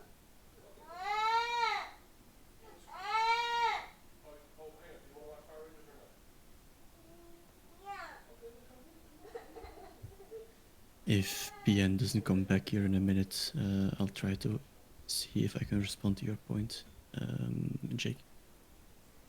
So like, I've been in like 6 KVKs, right? It just seems impractical to have like 10 alliances in KVK, because where are you going to fit everyone? It's only a small zone. Like I don't see how you're going to balance out 10 alliances and then fit them all into KVK. It just seems impractical. And then, like in true statement, the strong stick with the strong. It's just what happens in this game. There's no, you're not going to have a 30 million power player go and be in a 10 million power alliance. It's just, I don't know, it just seems impractical. Jake, didn't you migrate here? Yeah. So, yeah, exactly. The thing is that before 77 even existed, the people who are R5s within the Perfect Stranger family and most of our members that have kind of shaped the kingdom that we have today, all were aware of this and all have been planning. This has been a project that has been going on for months. It didn't just appear or try to be enforced as soon as the kingdom opened. So yeah, right. This is, Ghost can speak on it better than me, but just as someone who has invested in the project, is this was already established long before we even created our accounts. And the kingdom that you migrated to wouldn't even exist the way it does today with the players that it has today if it wasn't for this project. Oh, for sure. No, most definitely. I'm just trying to understand on, how you're going to fit so many alliances into KVK when it's such a small zone, and it just seems impractical. I'm just trying to understand like how it's going to work. Well, the goal, Right. to my understanding, is not to have 10 alliances in the first place. I don't know where this number is coming from. That was just a metaphor. It's not 10. It could be 8, 7, whatever it is. Well, Colin, if you don't mind, yeah, go ahead. I'd like just to respond to this. But like on said, having these 10 alliances, or in our case 7 to 8 probably once we reach KVK, having all these alliances in the first zone is indeed rather impractical. That's why we are also at the moment not planning on bringing everyone at the same time into that zone 1. The thought is to make sure that we have obviously our strongest alliances at the time in the starter zone, I'm back. and that we allow for people to switch alliances whenever they're active and move to one of the alliances that's not currently in KVK when they're offline. Right? And that we can make sure that we have that cycle going, that we have as many people who are actively playing at the time as possible in the KVK map. At the same time as well, once the first gates open and we do get into the second zone, at that point we will have to the space and just the space necessary to start bringing in more forts and more alliances to allow people to farm more easily and slam down flags and whatnot. And at that point, if we do decide we only want to push with, let's say, 4 alliances, then we still have 3, 4, or 5 other alliances who have the resources and the capacity to build CFs wherever they're needed, right? So like I said, the plan is not to bring everyone in at once, but to ease in all the members that we have available to us over time. Yeah, that makes more sense, because how I perceived it was by evening out the alliance powers, you're going to bring everyone into KVK at once, just as some massive show of force is how I perceived it. So I guess I just kind of looked at it wrong. It makes more sense now. Thank you. If I may, Ghost, just as an example of kingdoms that have done multiple alliances, one of the most successful Imperium kingdoms to this day is 1960. They have 15 5+ billion power alliances, and they use them every single KVK, and they use them efficiently. They do something called fort bombing. They're only able to do this through player activity, as you all know we're talking about, but at the same time, the amount of players and accounts in every kingdom, or at least in their kingdom specifically, and they are a, well, I don't know how effective the leadership is, but from what I know is they are a dictatorship, but not an indirect dictator. Like, there's a one person dictating everything there. It's a council. Aren't you supposed to be at the store? No, I'm about to head there. I just wanted to say something here regarding this.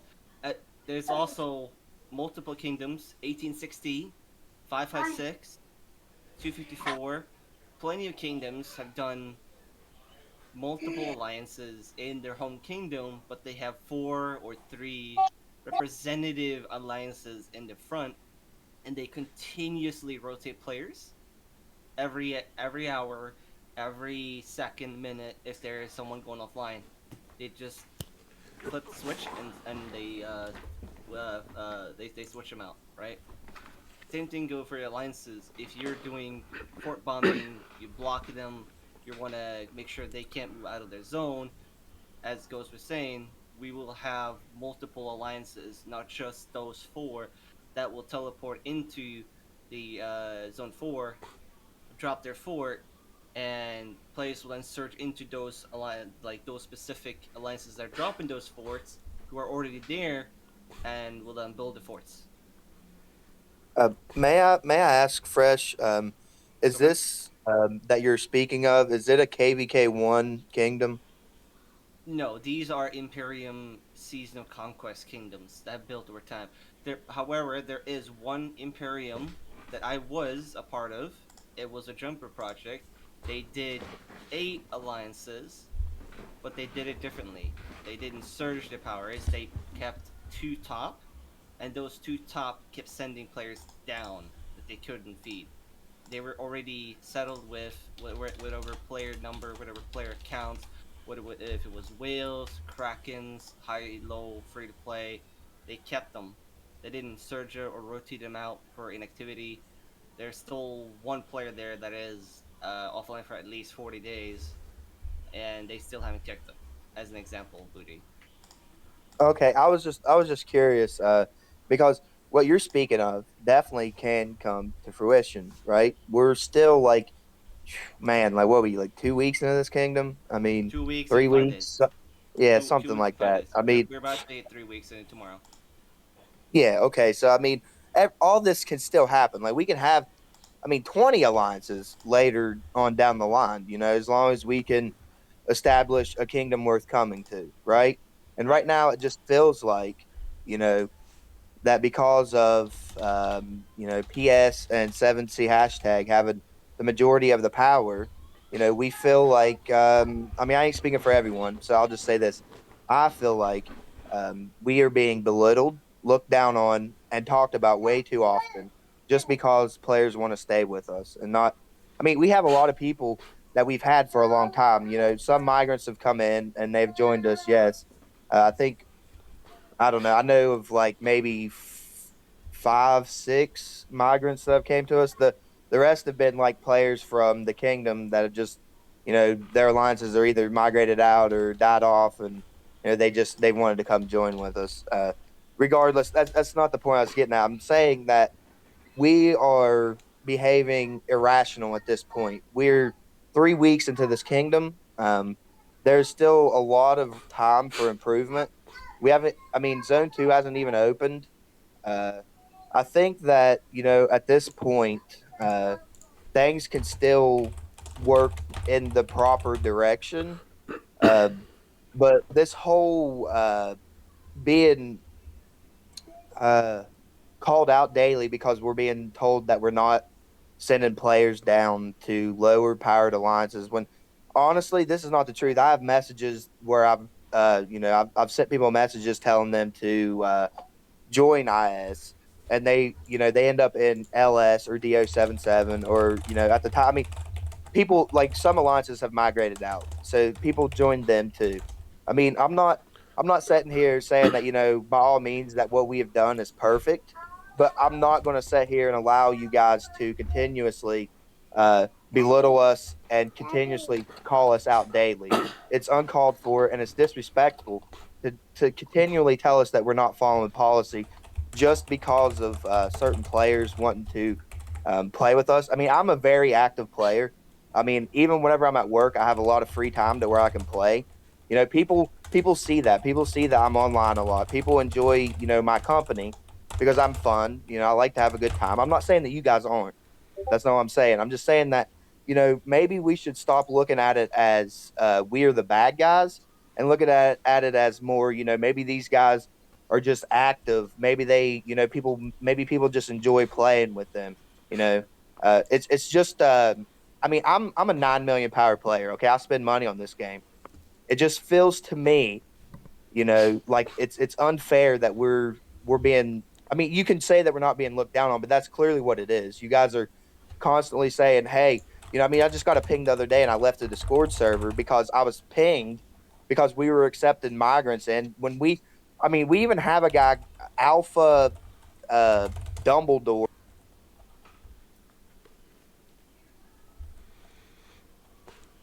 Oh, Bear, I think you cut out. Yeah, you cut out. Oh, sorry, guys. My finger slipped.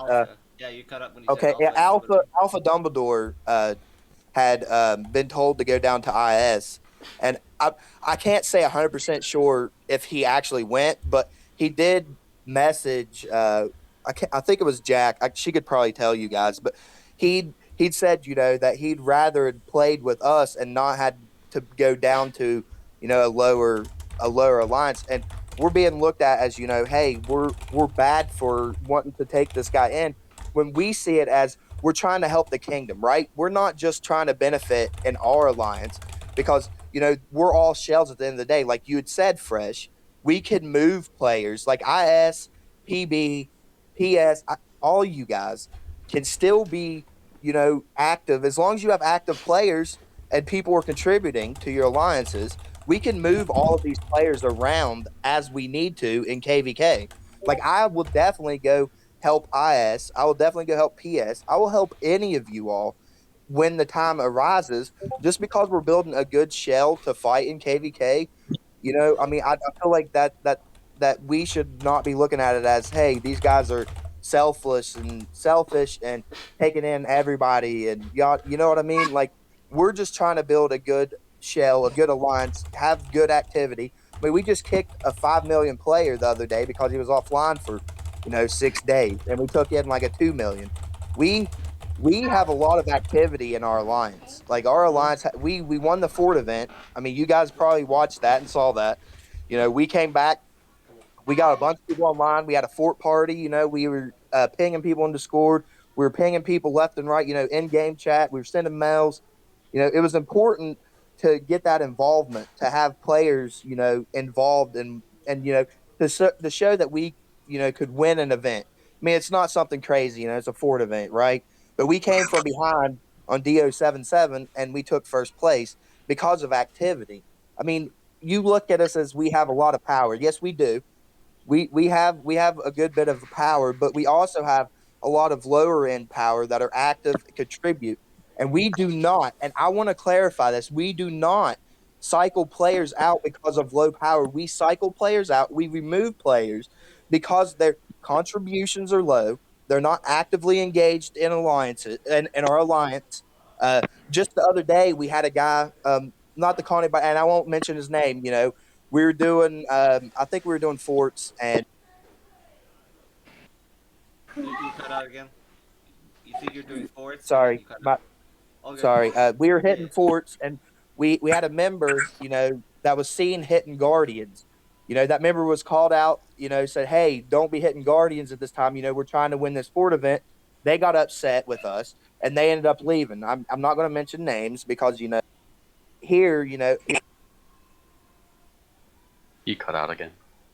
Because here, you know, you cut out. okay, sorry. This push to talk is so annoying. I apologize, but Okay. so he ended up leaving our alliance because, you know, he wasn't engaged. He was a 6 million power player too. I just want to make that clear.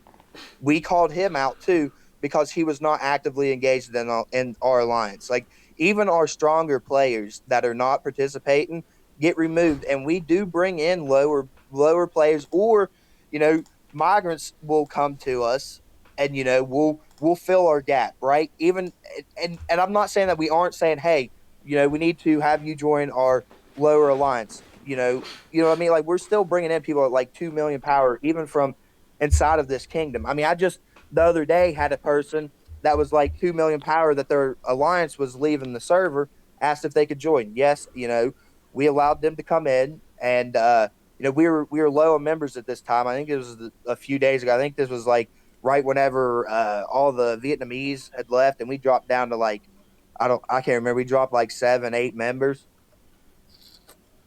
But I don't want you guys So, to keep so thinking that Foodie. we are just cycling in power players for lower tiered players. We're not. We're removing inactive, non-contributing members and taking in more active, more contributing members to help, you know, help us as a player base grow. I don't want to say our alliance because I could give I could give it and you cut out. I love the alliance. Sorry, I love the alliance, guys. Don't get me wrong. I love PS. I love all the people in there, but at the same time, it's not the shell that I really care about. It's the people that have been with me, that I've been playing with, that I've built a relationship with, that I care about and I play with. I play this game because of them. I don't play it because of people spending money or you know, I don't really, needless to say, all I care about is activity. I care about contributions. As an officer, you know, that's something that I look for. I don't look at like, oh my god, this guy's like 6 million power. No, I look at his stats. I'm like, does this guy have like, you know, a lot of helps? Because you can see that. And you know, I'm like, all right, well, this guy might be a good member for us. And then people who aren't contributing do get removed. I ain't They ain't nothing that we're hiding. I mean, why would you keep a non-contributing member in your alliance, regardless of their power, whenever you could have another member come in with say like 1.5, 2 million power, and they be contributing? I mean, we have guys in our alliance at like 1.5, 1.7, 1.4. I mean, Emiliano, he doesn't have a lot of power. You know, Dante doesn't have a lot of power. Corporal doesn't have a lot of power. There's some members in our alliance that doesn't have a lot of power that we keep because they are contributing members. We don't just kick them because their power's low.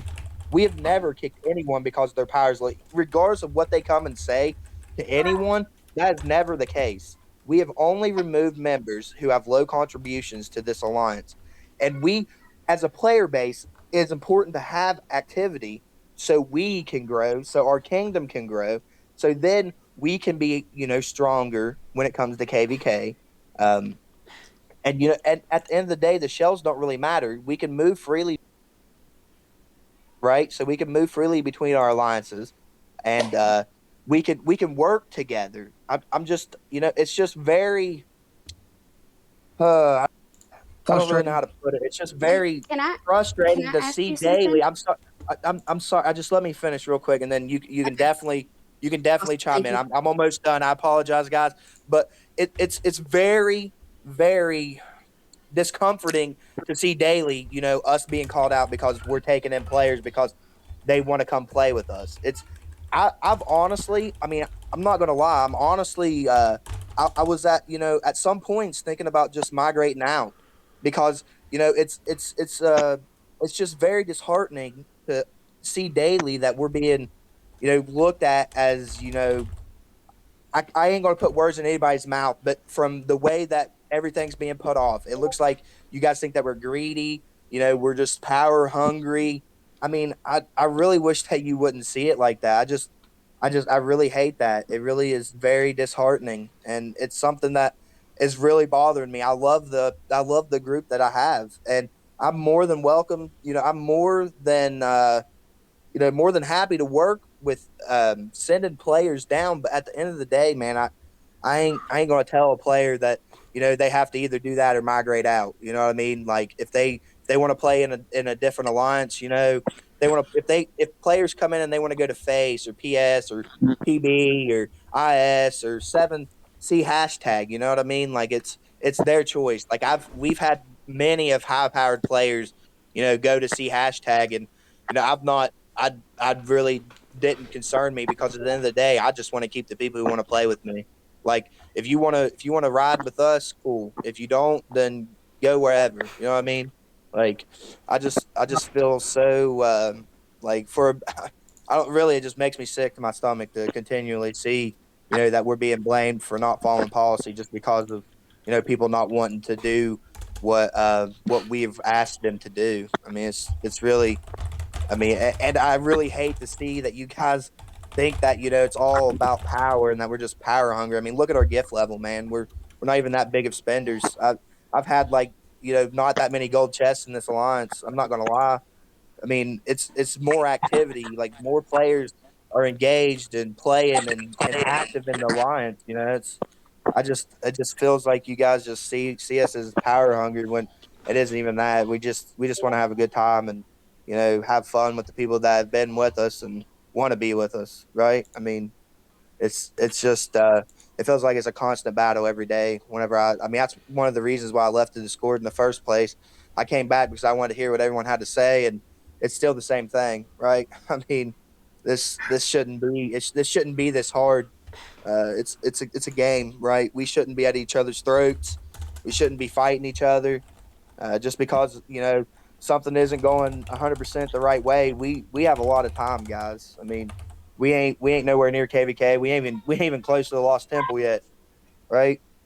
So, I mean, it's up to you guys though. I If just you want to continue to work with us, or if you want to just continually belittle us, because I have a lot of people that are upset seeing this stuff daily. I mean, I'm not just people that have been here for a long time, not just migrants. Not I don't even migrants don't even know. You know what I mean? Like it's people that have been core members to this group.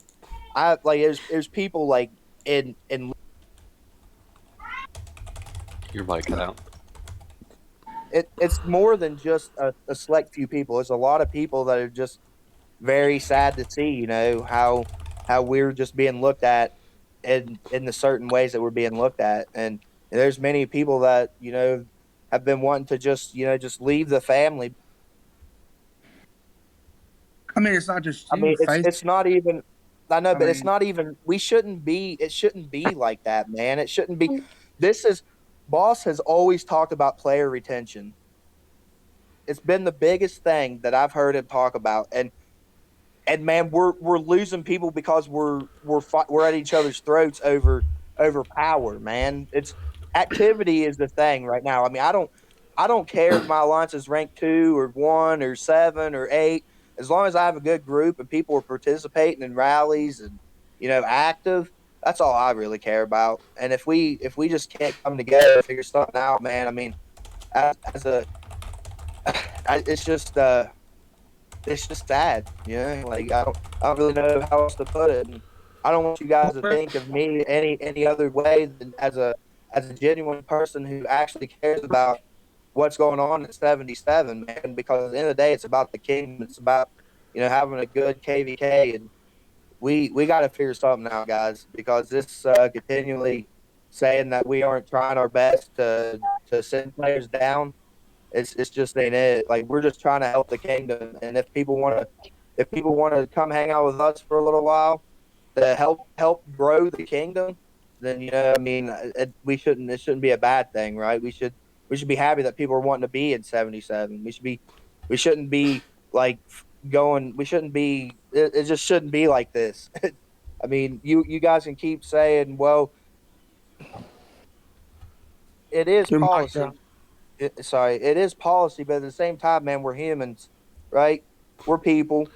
We should be able to play this game and have fun, and whether it be with whatever alliances, it shouldn't be this big ordeal where, oh God, C hashtag and PS is just such bad people and they're stealing everybody. No, it's, man, look at those alliances. They're kicking butt. They're helping the kingdom thrive, man.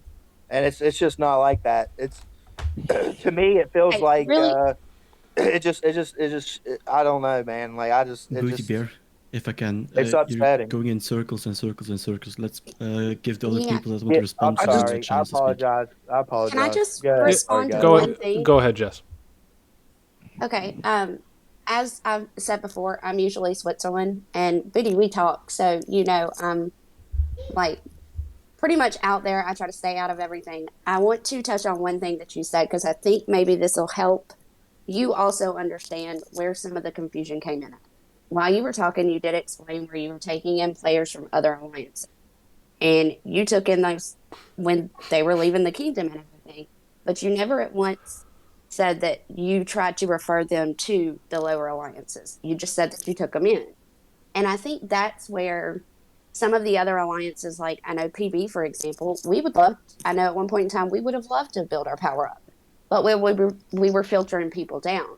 And I think that's just where some of the frustration come in. Nobody says that you're bad people. Nobody is making that statement. And I promise you I'm not, because I like you, Booty. I think it's just, I think it got very frustrating for some of us because we would love to be on the same level that you guys. But instead of doing that, we were just trying to filter people down. And so seeing us do that and then us being made aware of people that weren't, I mean, I would hope that you could see where, from our point of view too, it's just frustrating. Yeah. I don't want you to okay, so I said that we took them in, but I later said that we had referred members down.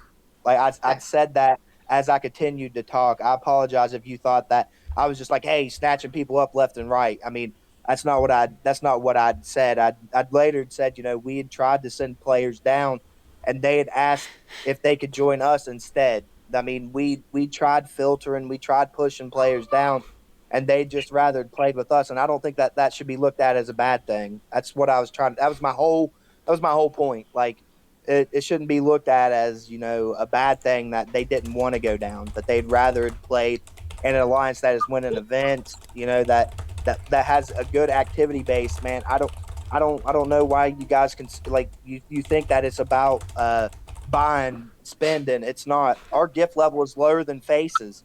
I mean, we're not that big of spenders. We're just very, very active.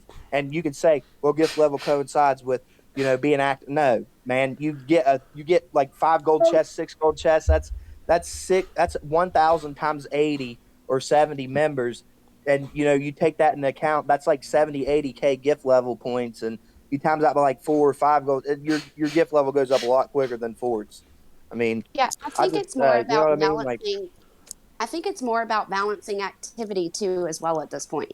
And I think some people are very hold on. Let me just spit this out real quick. I think there are a lot of people that are very focused on the power number being balanced, when in all actuality, it's more so that we need to balance activity level as well, because IS and US, they're still active. People go down there though, and they see, oh, well, they're not as high in power. Stay for 20 minutes. Oh, well, they're not doing anything right now. Okay, well, yeah, 20 minutes, probably not. They're not staying. They're not waiting, and then we're just making room for them elsewhere. And that's where the difficulty comes in. I don't think that it's anything personal necessarily to you guys that anybody said. I just think that there's a lot of frustration. And I think people are now taking that in a defensive tone when we don't need to. We have sat here and we have hashed out this same thing for hours now. But what we haven't done is we haven't started to come up with ways to try to do things a little bit better. And that's the only issue I think I have at this point is we know you're upset. We know, PS7's upset. We know C hashtag's upset because you guys feel like you're being blamed.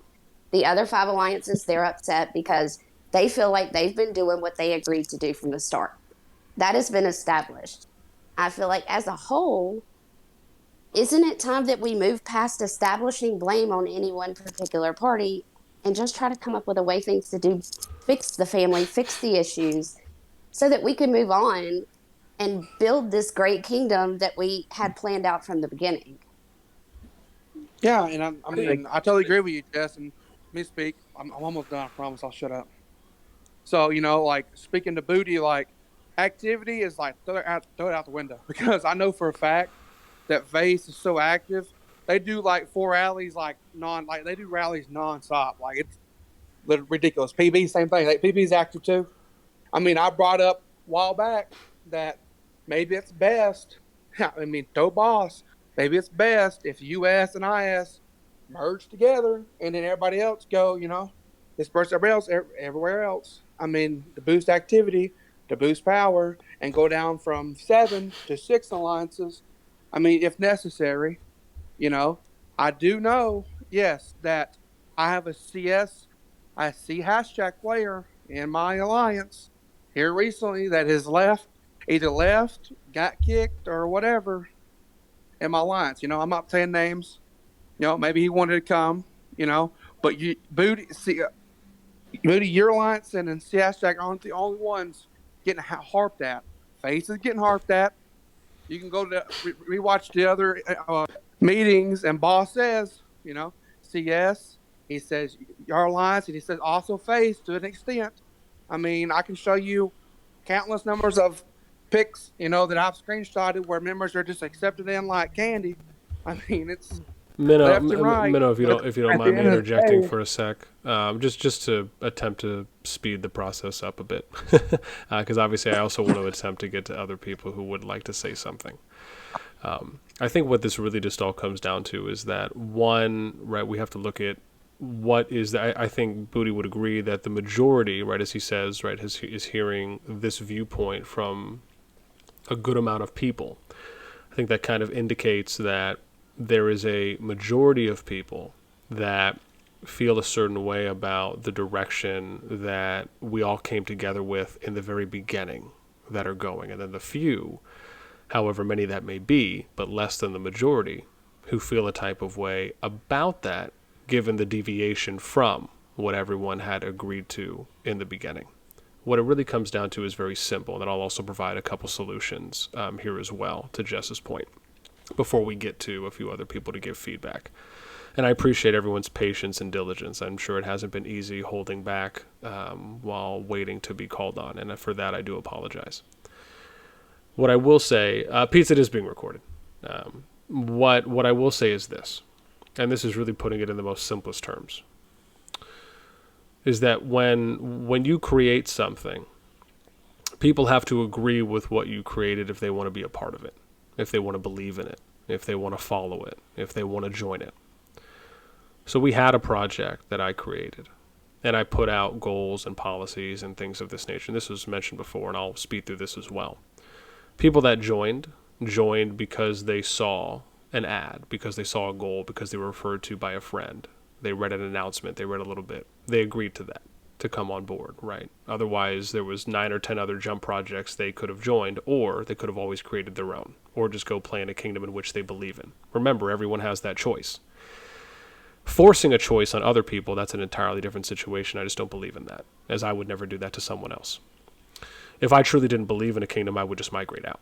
Right? That's the honorable and respectable thing to do. Now, sharing a suggestion, giving feedback, talking about different ways of approach, that's completely different.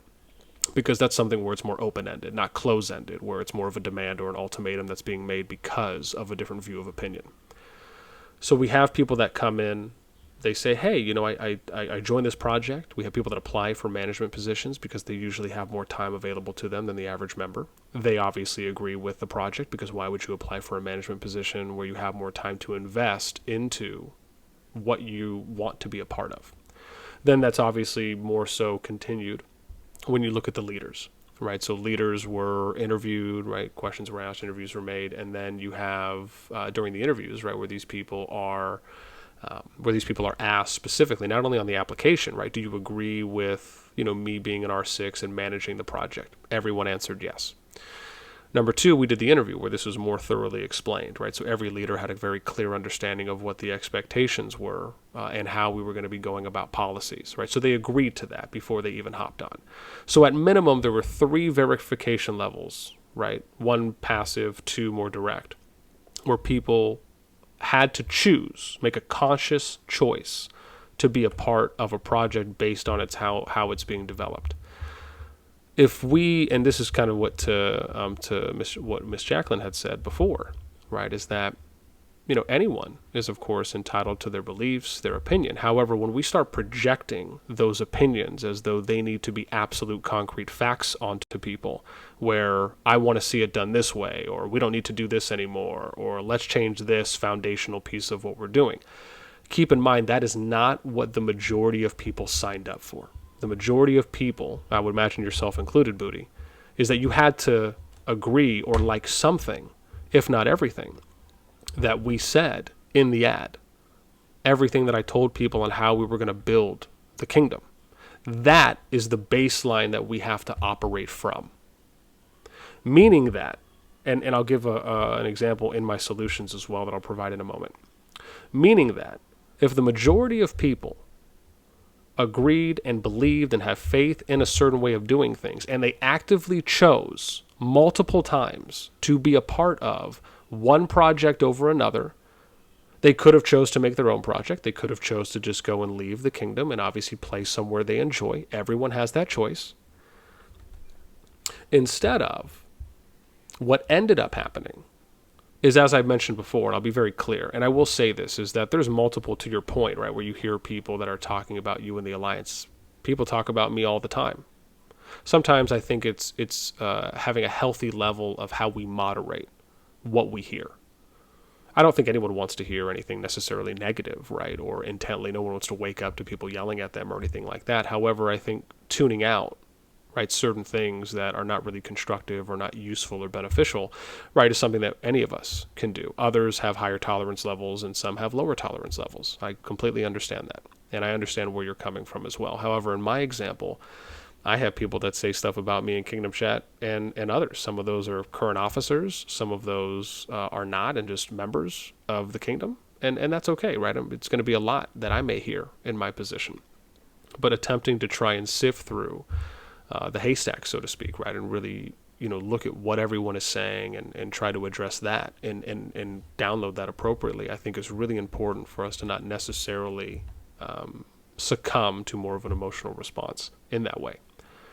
But that's the baseline we're at. The baseline we're at is that everyone here, with the exception of people that are in the call that were just a part of the kingdom, again, right, I'm speaking to the core. So the core of the project all agreed that they wanted to be a part of here. They agreed they were going to do things this way. They all signed up because they wanted to be a part of that in the very beginning at face value.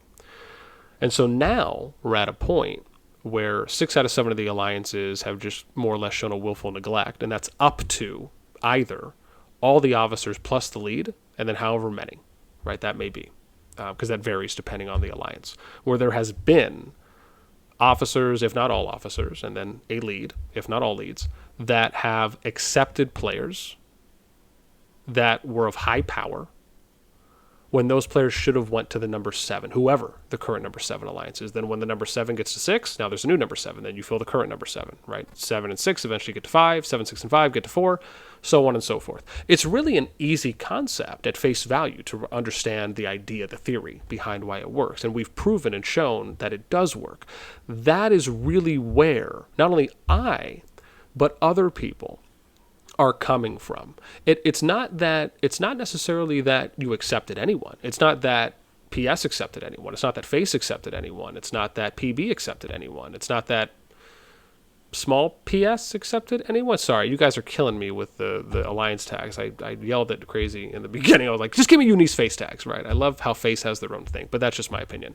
Anyways, point is that it's not just your alliance. It's that the volume in which the amount of players have been accepted at is greater when you're looking at the top 2 alliances based on the power differential from when we started. And that's been pretty consistent throughout the beginning of the kingdom till here. What it shows is that there was a willful neglect and just not caring to do it, to send players to the lower ranked alliances in an appropriate way. Right, this is something that we touched on with the Bears a little bit earlier, right? Don't get me wrong. I have no doubt in my mind that I'm sure you, as much as some others, have messaged players and have said, hey, we're full. Can you go apply here? But to the greater point is that, and this is what I was mentioning to the Bears, is that it's not just about us telling them or letting them know, hey, go here, right? It's about how we deliver that information. If you think about how would Boss message someone and give them information about why we balance the way we do and why we're recommending and advising them. And I bet you if everyone thought about that before they started messaging someone, I have no doubt in my mind that the message that they could have sent or maybe would have sent would have been totally different than the one they actually did.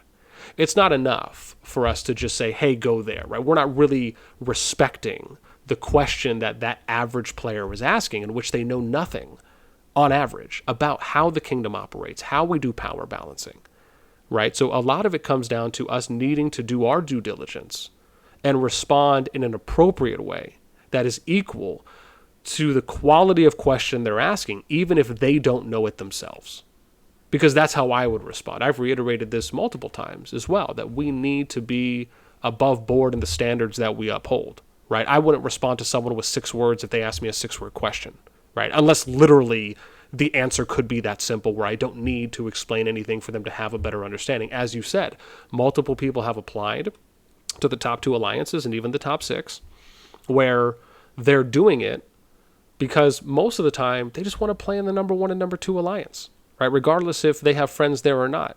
Someone joining an alliance and being there for a day or two doesn't mean that you're building a relationship. They're going there because they, on average, want to play in a top alliance. And they're probably thinking that if they go to a top alliance, they'll get gold chests from it. That's the number 1 and really only reason that covers the majority basis for why players will always seek a 1 and 2 alliance. However, what wouldn't have happened, and then I'm going to get to the solution part here, is that if we were balancing players out appropriately in the beginning, then we wouldn't have a number 1 or a number 2 alliance. Why? Because all the alliances would be close enough in power where it's then easier to sell people on saying, well, look at our boards. Number 1 through number 7 are all within 10 million power or 5 million power of each other. This is how we operate. Now, the argument that was made in the management meeting by a few people, right, where they just don't want to go there. Obviously, they don't want to go to a number 7 alliance. I mean, to me, that's just common sense, right? Based on average player psychology for where they trend and the ladder effect of wanting to climb up and up and up that applies to a large portion of players. This is standard across every kingdom builder. Every kingdom is always going to have this. You're always going to have a level of mega alliance hierarchy that gets formed in a kingdom unless you proactively take measures outside of what is organically going to happen in a kingdom, right? If you look at our boards, you have a wide gap and an imbalance of power where you have a top set, middle, and bottom. That happens in... You want what? Yeah, go ahead. You can have one. I can't. Oh, you need some help reaching it? Yeah. Okay, here, I'll be right there. I'm going to get it for you, okay? You want me to come right now? I'm really trying hard to give a quality response here, sweetie. Okay. If you do not mind, put a pin in this for 15 seconds while I grab her animal and rip the Band-Aid off. Come on, let's go. Okay, we don't need to cry. I understand.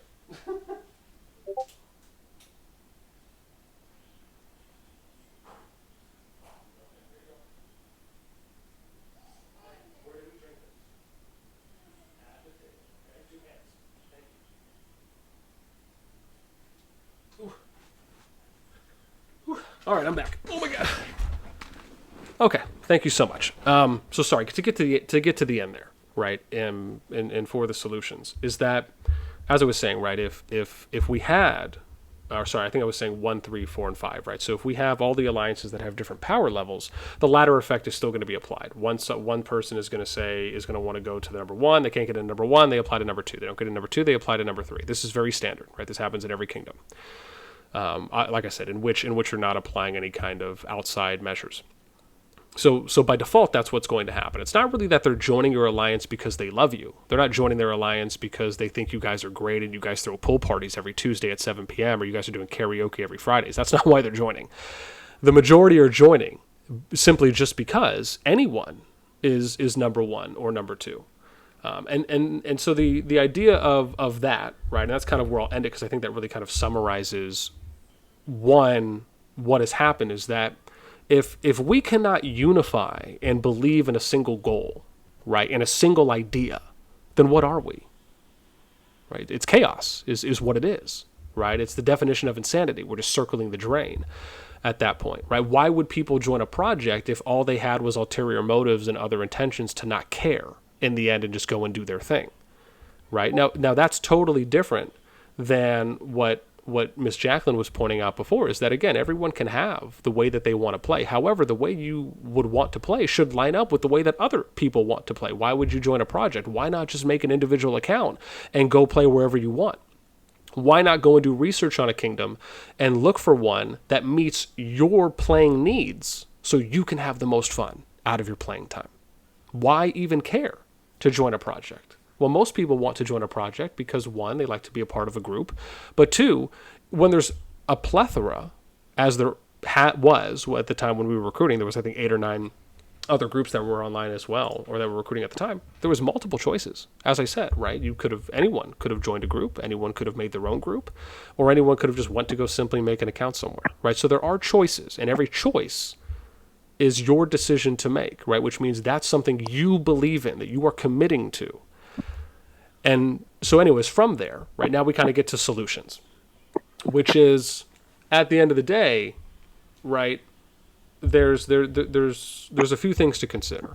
One, and I'll lay out a couple options for solutions. One is that we do a kind of ripping of the Band-Aid where we would reassign non-officers, non-leaders, and non-core member players from the jump that have joined appropriately, at least looking at that first, to the number 7, number 6, and number 5 alliances, right, working our way up to work on balancing out power that way, given the, again, as we've already established, willful neglect that was not done and not followed through based on promises that were made to every single player here by the leaders themselves specifically, and any of the officers that were compliant in neglecting that, or if the leader did not address it with them, or if they did not speak with them on following through on those processes and then replacing the people that they may need to for those that were willfully neglecting. So they either enabled it or they just didn't care to correct it. A good leader is someone that leads by example. If I was leading an alliance and someone was not following through on processes, I would have a conversation with them first. And if they continued to do it, then I would just say, look, I just don't think being a leader in this alliance is for you. We'd be happy to have you as a member, but if you want to maybe go apply elsewhere, that's fine. That's an appropriate way to address the situation. However, that was not done at all, which then leads to a secondary level of neglect. From here, and one example is that we would apply that, a ripping of a Band-Aid, where we would take, as I said, the non-leader, non-officers, and initially non-core members, and we would replace them, or I shouldn't say replace, but transition them to the number 7, number 6, number 5 alliances, maybe number 4 to start, to see how the power looks.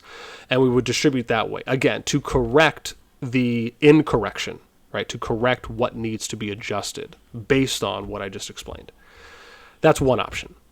A second option would be to get a resounding confirmation, which this to me is a low percentage option, but it could still work and kind of plays into what Crazy Minnow and a few others were mentioning before, which is that we get an absolute agreement where all of the current alliances, or I should say the 6, agree that from now on, this is what we're going to do.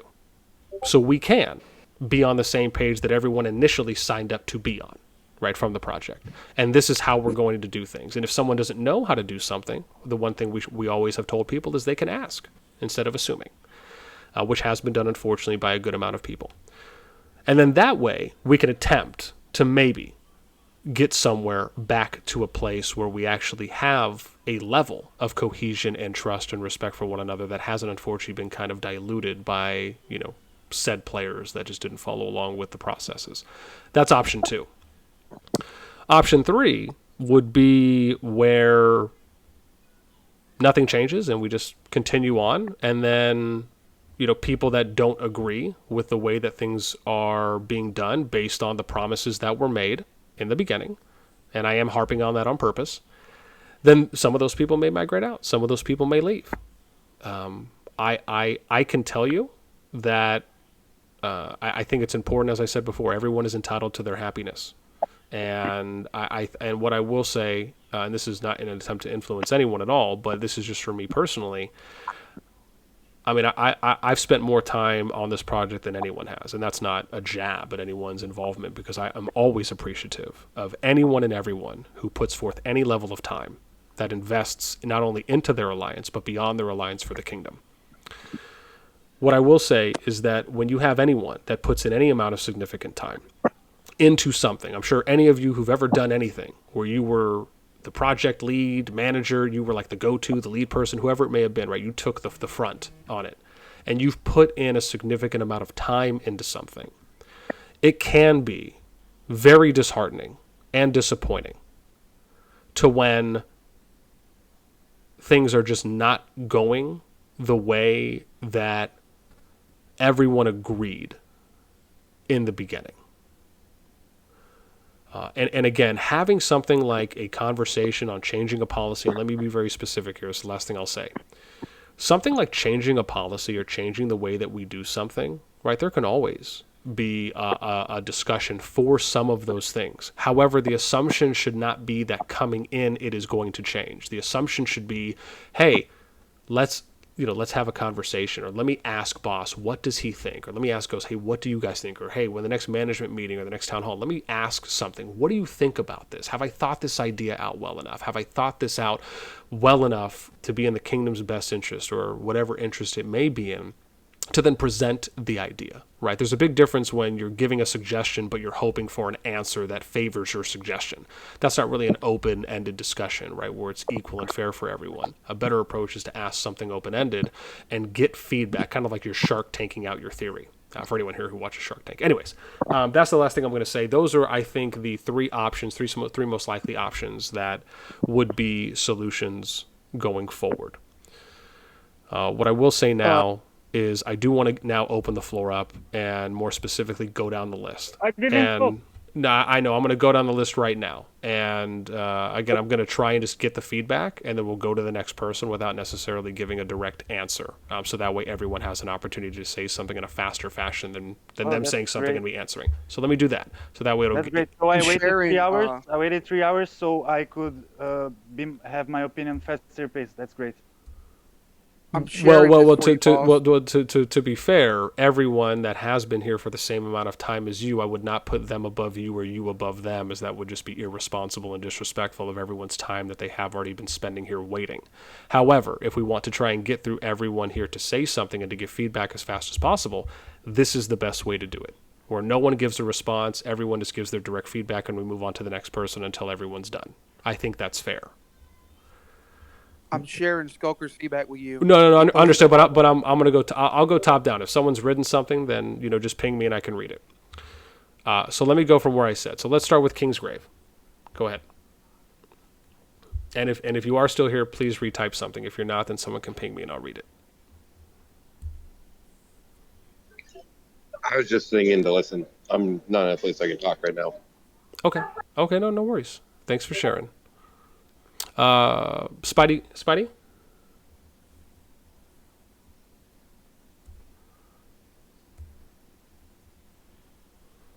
Oh, sorry, did someone type? Kuma.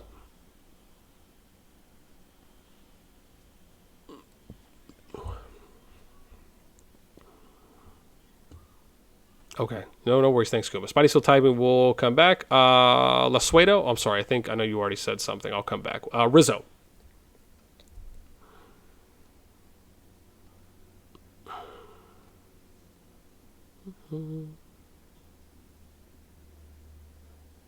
Okay, we'll come back. Gar. See, we're going pretty fast.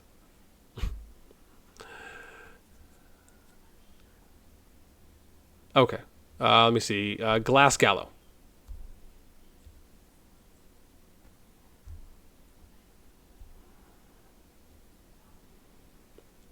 Okay. Isakai. Isakia?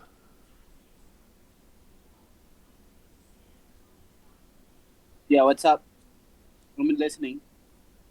Okay, sure. No worries. Con, I think you have spoken up before. I just want to try and give people a first opportunity. I'll come back. Nova. Okay. Jess, I know you said something. I'll come back. Renresu. All good, all good. Okay. Spirit.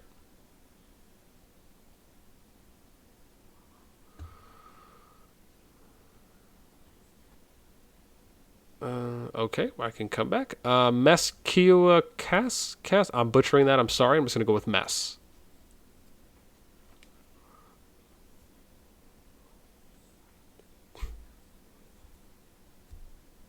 Okay. Fresh, I know you said something before. Trip, I'll come back to you because I don't think you said anything when first called on. Yeah, sorry, I was driving at the time. My biggest issue right now is if we've lost trust in leadership, regardless of what alliance you're in, how do we know come KVK that everybody's going to be on the same page and that we're going to be working together? Like, if we can't work together on something simple like power balancing, then I don't see how we're going to be able to work together as one kingdom in KVK1.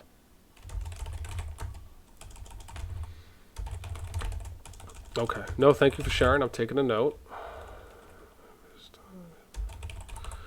Let's see here. Okay.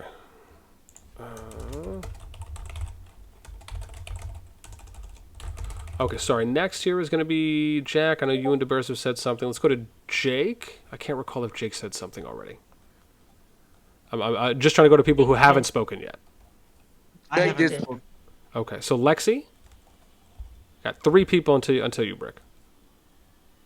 Brick can take my space. I haven't got anything to say. I'm just listening, thanks. So Okay. I know Brick's been here a long time, so he can have my space. Okay, got you. Slay. No, I don't want anyone's space. I just misunderstood the statement of we need to be fast-paced now that we are in the bottom of the list, and I've been waiting patiently, but everyone can have their space. Gotcha. No, thanks. We're almost there. How about Slay? 3 people to go.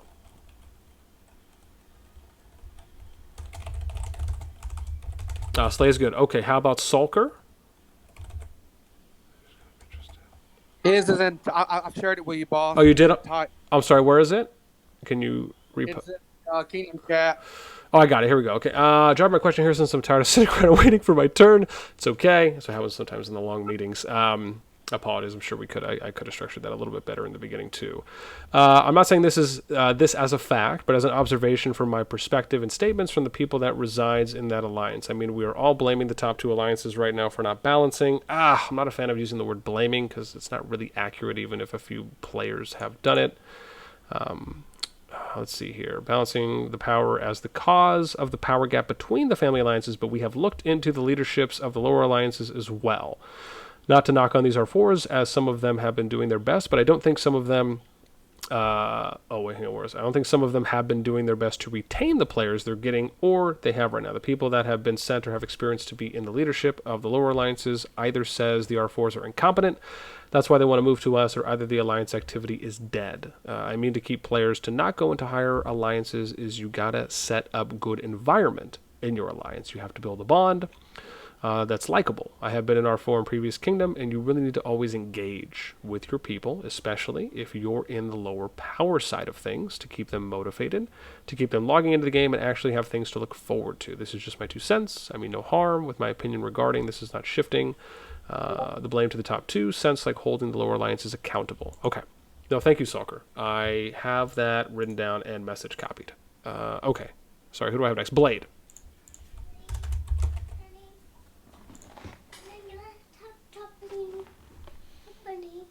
It just rained. It's wet outside, sweetie. It's not raining. Okay, in a little bit. Go get your socks.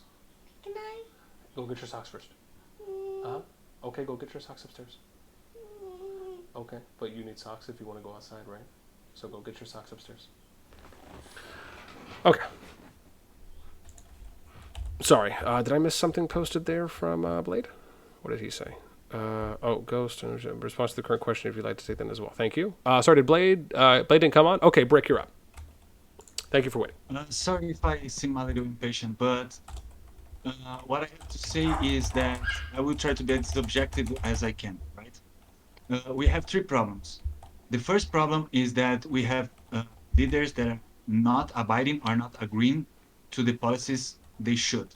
The second problem is that we have internal bickering among each other because of the solutions of the resolutions of those things. And the third problem is, and the biggest problem is, we have a huge gap in procedure. Like the procedure so far is being shown as lacking, as everyone noticed it.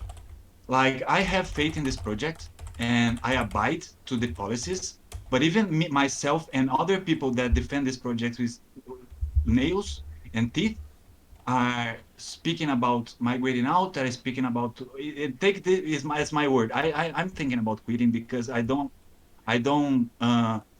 understand the vision. I understand the point A to point B scenario, but the procedure is lacking. That is the main problems I see in this. So to fix those problems, as you said like 2 hours ago, my solutions are like, if there is a power struggle, sorry boss, but between all these problems with procedure, if there is a power struggle, you already lost. So what needs to happen is immediately we need to have an intelligence department and R6 or a council diplomat, right?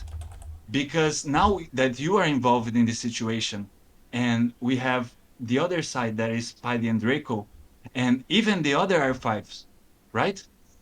That are down and involved in this situation, you guys need to mediate. You guys need a mediator and someone that can see both sides clearly, right? So for the meeting with Spidey and the meeting with Draco, I would advise you to get a mediator because we need to solve this issue, right? Because there's clearly two sides of this. A lot of people are losing hope in the project because of procedures, not because of your vision. So we don't need to change the vision, we need to change the procedures. Next thing I would like to advise is to take Spidey and Draco out of the equation and have a meeting with your R5s and find out a better way to do the power balancing, because we are hammering down that this power balancing ain't doing right. I agree with the power balance, but not in the way that is being done.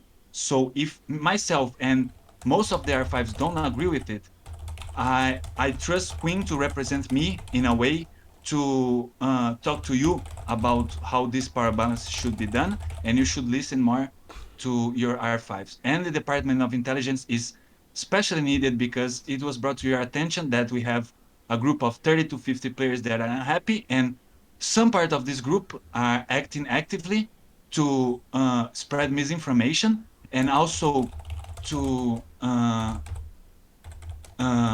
cause mischief, and they are a part of the kingdom now, and they need to be dealt with diplomacy as well, because they are a part of the kingdom that are unhappy about the current situation. So I believe your vision. I believe I believe you in R6, but I lost all my faith in the procedures since the first time I needed mediation from my part and the opposing part when I needed the leadership. They wasn't there. And we are seeing the backlashes of that right now. So we need, for us to move forward, I don't think your three solutions were on point. I think we need a fourth solution. And to sum it up, you need to talk to their fives and be everyone in the same page. You need to negotiate with Spidey and Draco and try to find a middle path, making them publicly agree with following the guidelines. If they stay, if they go, it needs to be agree with them, right? Because it's too late to remove them, because it's already backlash to the players. And creating the Department of Intelligence and the Department of Diplomacy, because like Jess here was mediating a lot of things. She's a professional, like she's literally a professional diplomat in real life. So if Ghost way to speak is kind of rough, Jess can assist it. And that's all I have to say. Okay, no thanks, Brick. I appreciate. Again, I did write down a good amount of points that you did make, so we can address after everyone's had a chance to at least give a first round. Let's go to Faceless next. Or sorry, Hanzo.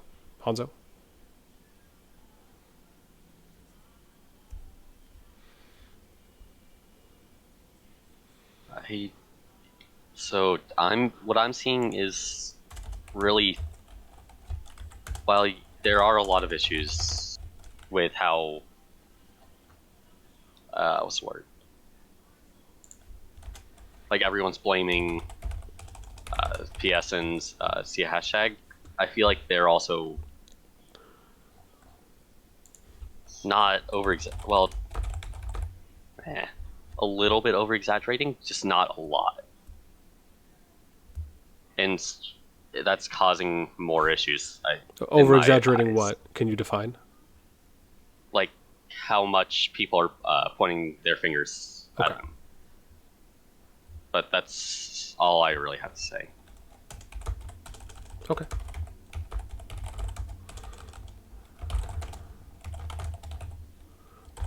Sorry, I just want to write this down. Okay. Thank you, Hanzo. I appreciate. Minnow, Booty, I know you guys have had a chance to speak once already. Let's go to Phantom and then Brutality.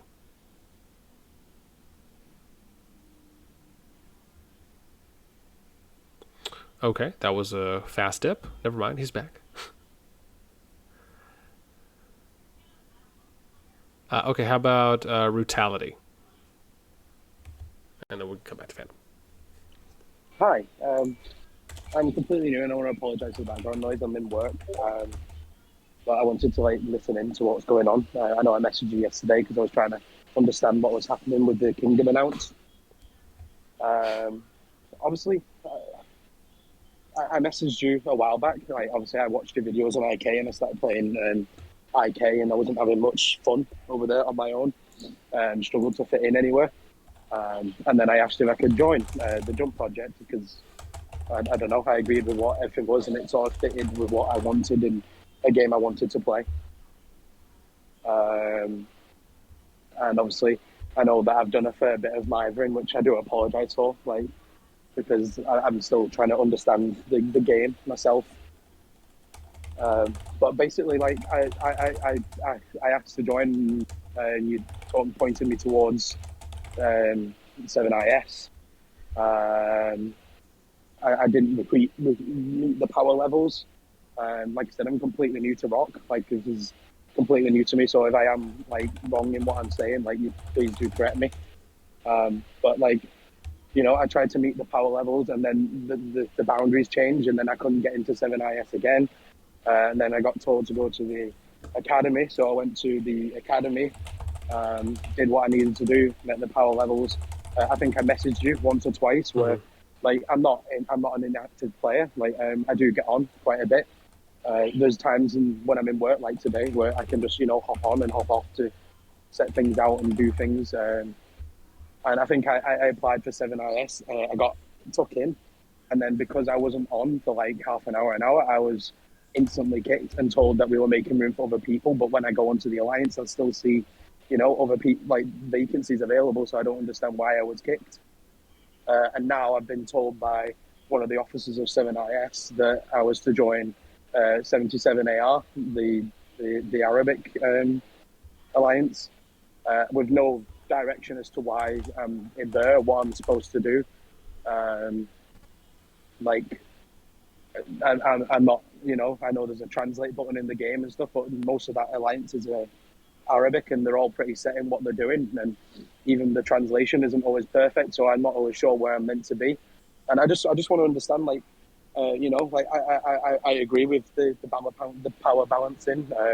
I wasn't one of those players. I'm not a ladder player. Like, you know, I don't want to be in the top. I just agreed with the family, and I agree with like your points of view, and it's why, you know, I really took to the game and I really like it. But yeah, I don't know. I'm just I'm very confused as to what I need to do, because at the minute I don't think I even sit in a family alliance. Like, I'm just been told to go somewhere with no reason as to why I'm there and what I need to do to actually be a part and actually help, you know, the family out. Okay. No, thank you, Vitaly. I do appreciate the feedback. And I have written down. Go ahead, Ghost. Brutality, if you send me a DM, I can look into your situation. This is the first time I'm hearing about it. I'll take them in PB. Face will also take him. Second PB. I second face. It's a fire sale. You can only do it once. Okay, let me. Yeah, go ahead and put this on. You need some help? Okay.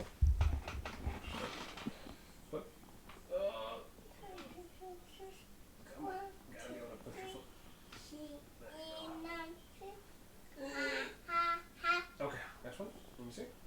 No, right, there's your foot. Okay, go ahead. Okay.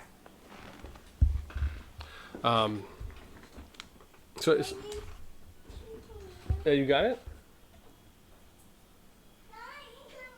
Oh, sorry. One sec. Okay. Hey, boss. No, Minotaur, you can't have them. What'd you say? I didn't hear you. No, I just want to say that there's a lot of us that are online. Like, I don't know what everybody's time is, but like for me, it's right at 12 o'clock now, or 11:48. So usually about 7 o'clock my time to about midnight, 1 o'clock on VC in this Discord. There's a bunch of us in VC almost every night. We either play rock, we play other games, we watch movies. There's other. Hey, am I speaking? Then be quiet for a second. And so I just want to invite anyone. They can come and hang out, or so everyone's welcome to join. Okay, sorry, boss. Yeah. I just told everybody they're invited to come over to your alliance any day, Monday through Sunday. We're always people in VC from. I know, you know, especially at night, close to, you know, there's a lot of people online watching movies or playing games, talking, socializing. So, Let's. Yeah, no. Thanks. Thank you for letting me know. Let me do this if we can. Because again, as I said, after providing some of my solutions, what I'd like to do here is go down the list one more time, and before I do address what people have said,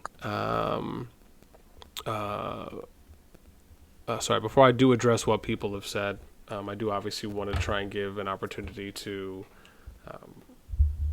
provide what anyone may feel is a good solution going forward, right? If it does differ from the three that I provided. And so let me do this if I can. Let's start back at the top, and let's go with Alpha. And if I can interrupt again real quick here. Go ahead. Maybe a possibility here is for you to, like you said, go through one more time, collect more feedback, and then we can do a quick 30-minute or 1 hour pause, allow people to refresh themselves, grab some food, grab some drinks. You can look over your notes, and people can come back here and continue the discussion. Oh, good point. Because we have been going for. We have been going for a while. I mean, I imagine people are eating as they will. But okay, yeah. I think as a judge, I don't have a gavel right now, but I think we would call that a recess. So if that's the case, I don't know if anyone else seconds that, but just. But anyways, just by default, let's go ahead and do that. If we who's on trial, yeah, that again that is fine. If anyone wants to, yeah, yeah. I mean, I don't know how much pause is needed to have people just provide a suggestion. But what I will say is, let's do this. Let's pause for what is it? 12:51. Well, it's 12:51 my time. Yeah, but sorry. I think Ghost said go down the list one more time, and then after everybody provided any more feedback, then maybe like while you went over your notes and stuff, we could take like a 30-minute pause or whatever. You know what I mean? I think that's what he had said. If I didn't misunderstand him, I did. Yeah. Also, okay. Yeah. Okay. Excuse me. I was misunderstanding. Thank you. Okay. So let's do that. Let's just go down the list real quick. Sorry, can you do your 3 solutions, just like a summary, like so we know? Again, I know a lot of stuff has been said. Yeah. But like you said, you wanted to like if anybody had anything different, just real quick, like your three solutions, so we all have that in our mind as we're thinking of what we want to say, if anything. Yes. So, okay. Yeah. So sorry. So the first one was taking the non. So I'm seeing newcomers. I'm just writing this down so I don't forget my part. Officers core. Jump. Okay. So the first one I had suggested was essentially taking the non-leaders, non-officers, non-core members from the Jump project, and initially starting off with the top 2 alliances. This may extend to face, just depending on how it looks. But we would arguably just do as much as we would need to take those players. Obviously, if they're in groups or have friends, keep them together as best we can, and we would transition them to starting from number 7, 6, and 5, if not 4 going up, so that way we could work on getting the gap closer as more of an immediate ripping off of the Band-Aid. Number 2 is everyone in management just agrees going forward that we're going to follow through with every leader and officer being able to reiterate and fulfill process at this time. With resources that have already been provided, and then any new ones that may need to be created. Option 3 is we just keep going forward down the current path, and then those will choose what they will. So those are the 3 suggestions that I provided. Alpha, you're up. If I'm not mistaken, Harry's. Sorry? Oh, sorry, what did Alpha say? He said he had no questions. I have no questions. No. Okay. All right, Alpha. No worries. Thanks. Cyber.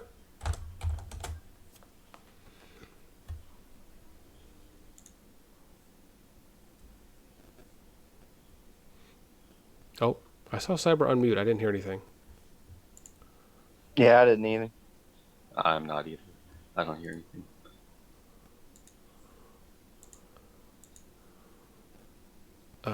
Okay. All right. Thanks, Manta. Okay. Cyber can always come back. Just let me know. Like I said, if it doesn't mean you have to have a suggestion or a solution. If you have one, obviously we're happy to hear. Kingsgrave.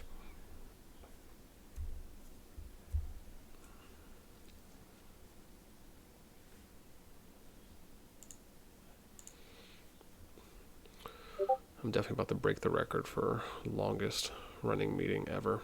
We should get a Guinness Book World Record official out here. Okay.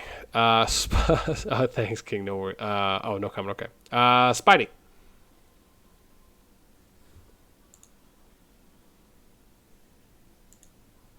Spidey wrote in chat wanting to know your response. I had just responded saying that you were going to read through everything and then you were going to come back with responses. Yeah. No. And I will go through everyone's chat questions that I missed too as well.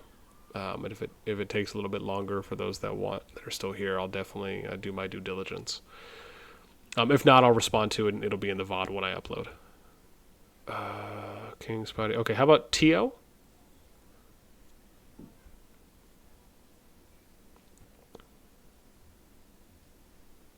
Okay, how about Kuma?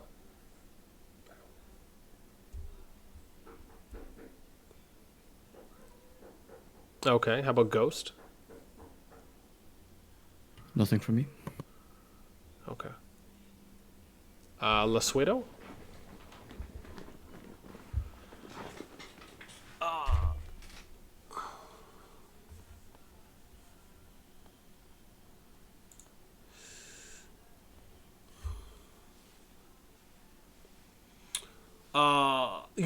Yeah. So that was the hope initially. I think the moderation there, as I was getting to it in the beginning, should have just been more of. There's another one over here. Yeah, letting them ask and then kind of going to the next one. I think, right? No, it's not here. It's in the building over where you are. Oh, look at Faceless. Sorry. Let's go to Rizzo. That was not meant for this. Okay. How about Gar?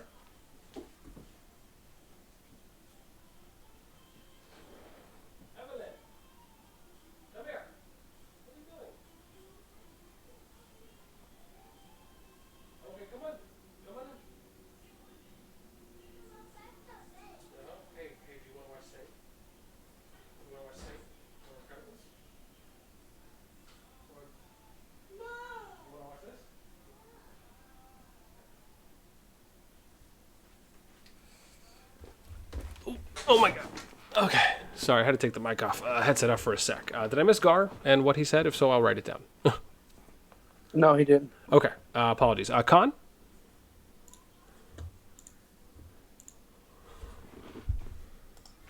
So I just have two things. One, as far as moving forward, moving forward, there needs to be the chain of command needs to be in effect. We need to find out a better way to do that so that no one feels targeted or attacked, or some of the issues that we have had don't occur again, as far as the things that people say and the way they talk to each other. I think that needs to be addressed. And as far as power balancing, maybe ask for volunteers. I think there are a lot of us here that believe strongly in the project. Maybe some people are willing to reshuffle around voluntarily to help us get towards the goal. Maybe that's an option. I don't know. But definitely the way things occur and are handled, as far as speaking specifically to those who are in management, officers, R5s, whatever, the way you talk to each other, that needs to improve.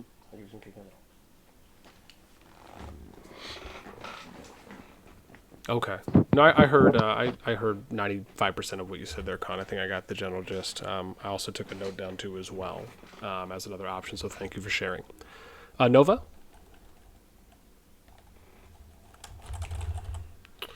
Okay, no worries. The fabulous Jess, you were up next. Yeah, mine's just quick. I just want to add on to what Con said, because I will tell you that is one of the only things that I have disagreed with here lately. And I'm pretty appalled by some people's behaviors and comments, because I don't think anyone, regardless of the situation, should be talked to like some people have spoken to them. It's disrespectful, it's toxic, and it's not helpful to the situation at all. And it has gotten out of hand a couple of times, and I just definitely think that that's something that, as a whole, we definitely should work on. And your three options, I really don't think the last one's a good idea. Just letting things go, obviously, as it's progressing now, doesn't seem to be a good option, since that's kind of why we're here. So, yeah, that's it. I included that more as if nothing is agreed to, right? Like more like a default option. more so is Exactly, why yeah. I included it. Not to say that it is the most the most the option that I vote for, but just I guess I'm just my democratic inclusion there by default. Okay, I'm just here to point out that it's not a good one. So I'm glad it's at the bottom. So Yeah. No, thank you for sharing, Jess. I appreciate. Rinresu.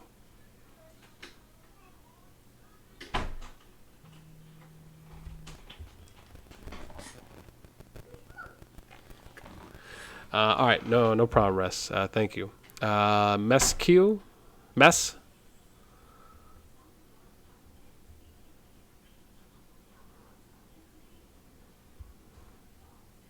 All right, how about Fresh?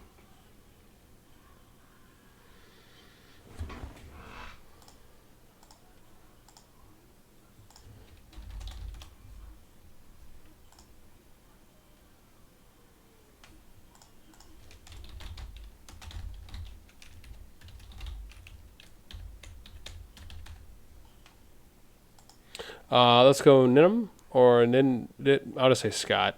Sorry, I suck at I've pronunciating. not even been here. I don't know what's going on. Oh, okay. I only joined like 10 minutes ago. Got you. No, we're just asking for any solution suggestions based on what could be done right now to quell the power distribution and going forward.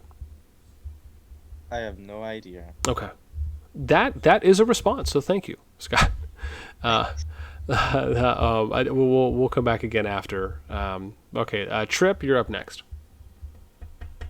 It's just a question regarding option 3. Does that include a new jump project? Oh, I would say ask me that if it comes to that. Will do. Thank you. Yeah. If it's not announced at that time or if something. But like I said, I'm definitely about exhausting all current options before getting to any of the lesser favorite options. With that being said, Bacchus, you're up.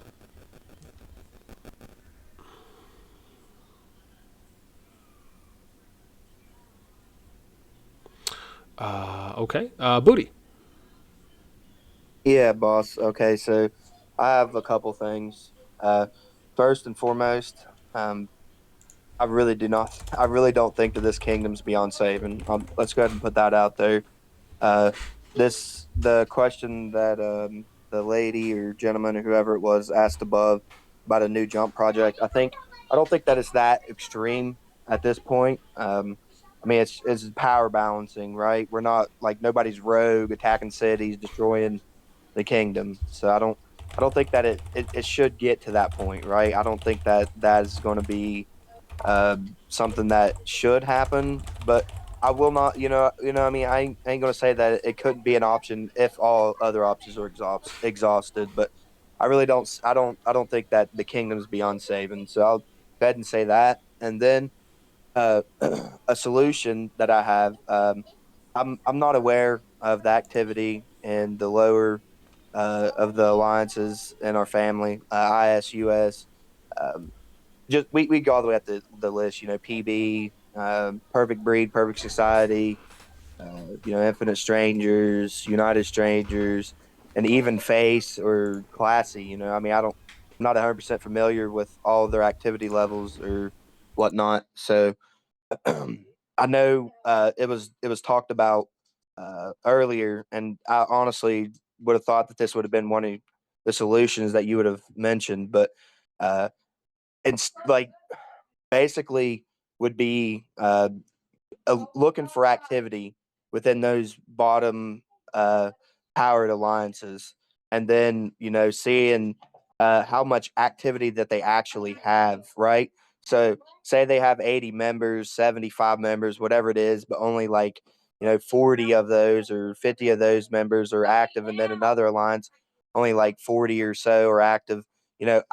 What I'm leading to and is a possibility of merging those lower alliances, and instead of 6, even 5, family alliances. I mean 6, 5, whatever it is. And I know we want player retention, and I mean, at this point, there's still other outside alliances too, right? DO77 and LS look like they're going to be decent contributors. So you also have to factor in that when you're talking about retention. So we'd have those alliances, and then you still have a lot of the lowered alliances that are active. They might not be that great in power, but like they could possibly still be contributors in KVK. We could use their alliance for like fort bombs or blocking passes or whatever it may be. But like the to get my point more, to just get to the point is to possibly like look at the activity in the lower alliances, and if there's players that aren't as active, possibly just merging those alliances to help catch up in power. That way, then when you have newer players coming into the kingdom, they see all these alliances in the top five. Like, and then it's not as big of a I'm going down to the 10 or the 9 or the 11 or you know what I'm saying. Like it would be more attractive, I guess. As if we could like get 5. I mean, I know we want 7. I know we want more.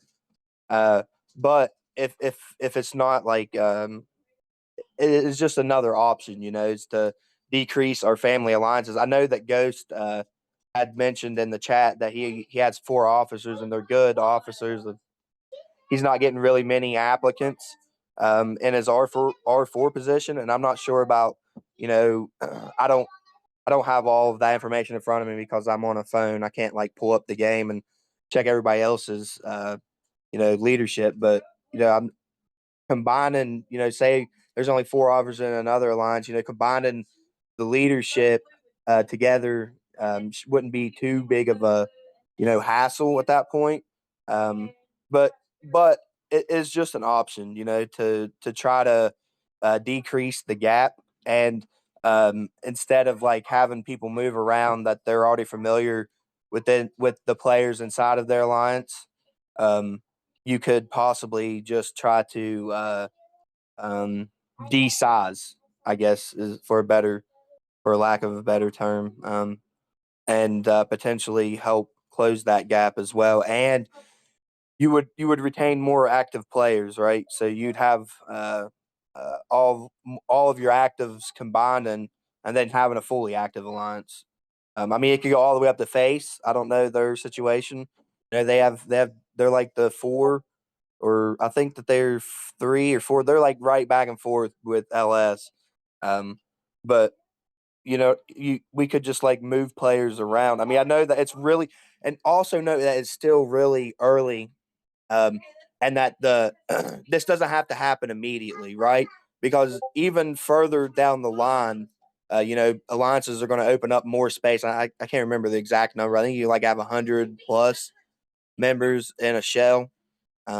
So you would have a lot more room then to like to organize it better, to get more people in. If you have a full active alliance. I mean, even up where we're at. I mean, I'm not going to say we have 80 members, fully active, because I can't say that. The game only tells you like every 4 days, I think, if people aren't online.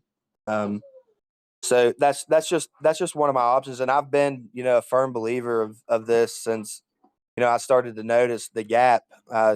Is to try to lower how many alliances we're trying to feed, because I mean a lot of people have said it too, that we're spreading ourselves thin. We're trying to spread all of our player base within 7 when we could possibly shrink that number to 6 or 5. I mean, it's just an idea, and it's another option, which is definitely a lot better than restarting, right? So, that's something I want to throw out there, and let everyone also consider that. Not saying that I wouldn't be willing to help do the other options. This is just something that personally I think that could benefit a lot better for the active members within those alliances. So that's all I have. Sorry for talking so long. I know this meeting's going on forever, but I just like to talk. So again, that's all I All have. right, Thank you I guys hear for you. listening. I Yeah, hear thank you you. guys for listening. Bien is out for the moment. I did write down your suggestion, and we are moving on to, I think, Bears is the next person here.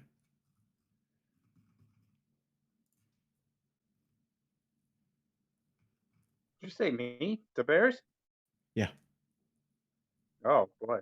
I guess my only question that I'm lingering on here, but you want solutions. Just increase the only thing I see like DO77 powering up doing is recruiting. Why can't we copy their model for the smaller alliances? Point blank. I mean, it looks simple from the outside in. That's it. Thanks, Ghost, for holding it down. We've moved on to 2 people, and the Bears, I've written down the suggestion as well. We are now on to Jacqueline Bien. Okay. I'll send you the 2 suggestions here in DMs. Okay, no, thank you. Nope, I'm good.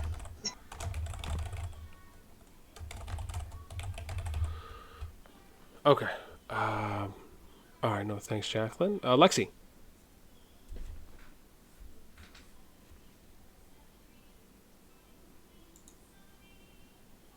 No, I'm still all good, thanks. Okay. No worries. Thanks, Lexi. Slay. Thanks.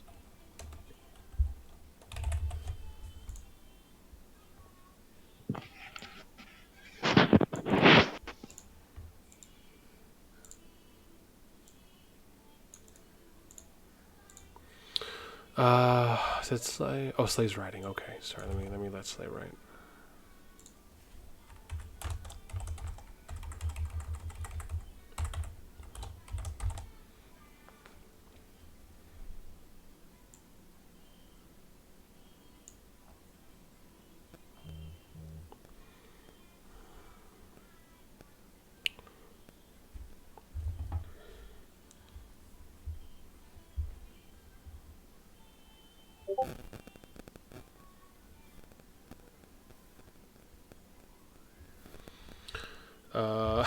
Hans is like, skip me. All right. Brain said no, option 1. You said option 1. Oh, okay. About the spread out the non-leaders, officers, core players. Okay, and what Booty mentioned are very viable, but we'll need a spreadsheet most likely. Okay.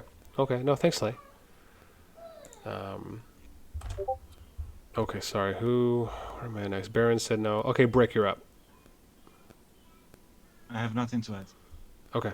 No, thanks, Brick. Hanzo said skip. Mino, you're up. Yeah, I do have some. I do agree with Booty, but like for example, I do believe that maybe IS and US need to merge together. I mean, Caffeinet's got so many shells and crap, on his side that can be filled up. I mean, I do believe that all the active players, not necessarily the high power players together, but all the active players together and let them build. I mean, we have plenty of time to KK1. I mean, you have plenty of time to grow. Even if you're not by then in the top 5, I mean, does it really matter? We still rotate you in to the top alliances in KVK1.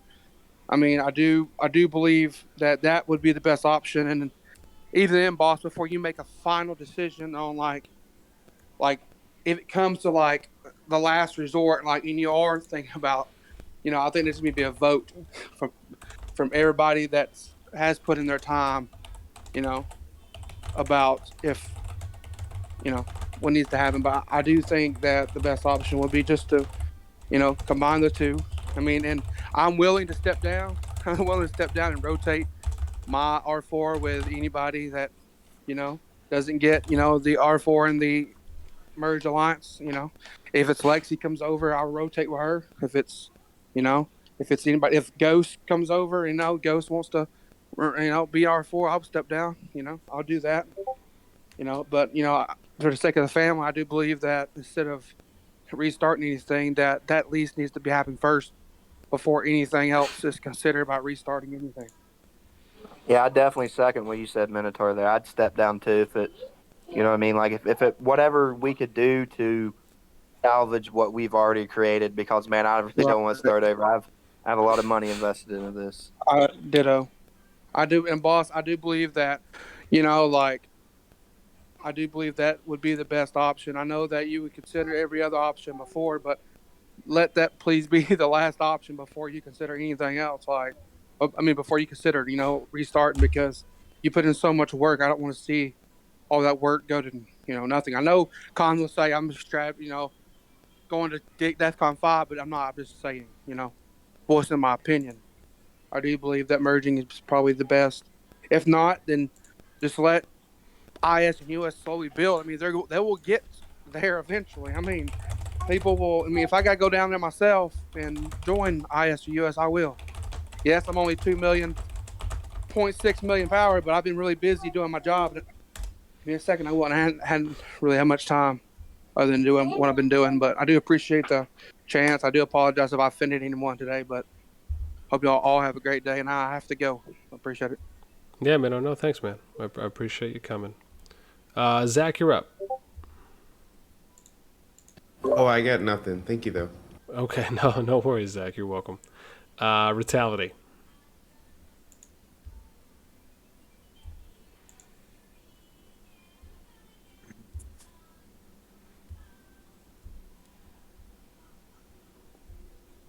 How about? Oh, sorry. My bad. Brutality's typing. I think my job has been wondering where I've been for 5 hours, so it's okay. Well, I would like to speak on Brutality's behalf and say I would like to personally welcome him into PB so that we can fix any bad first impressions that he got with our family, and we are very welcoming to new players. Somebody mute Con. Hi. Sorry. Yeah, I If was. it doesn't work out at PB, he's welcome in face. We'll treat him a lot better.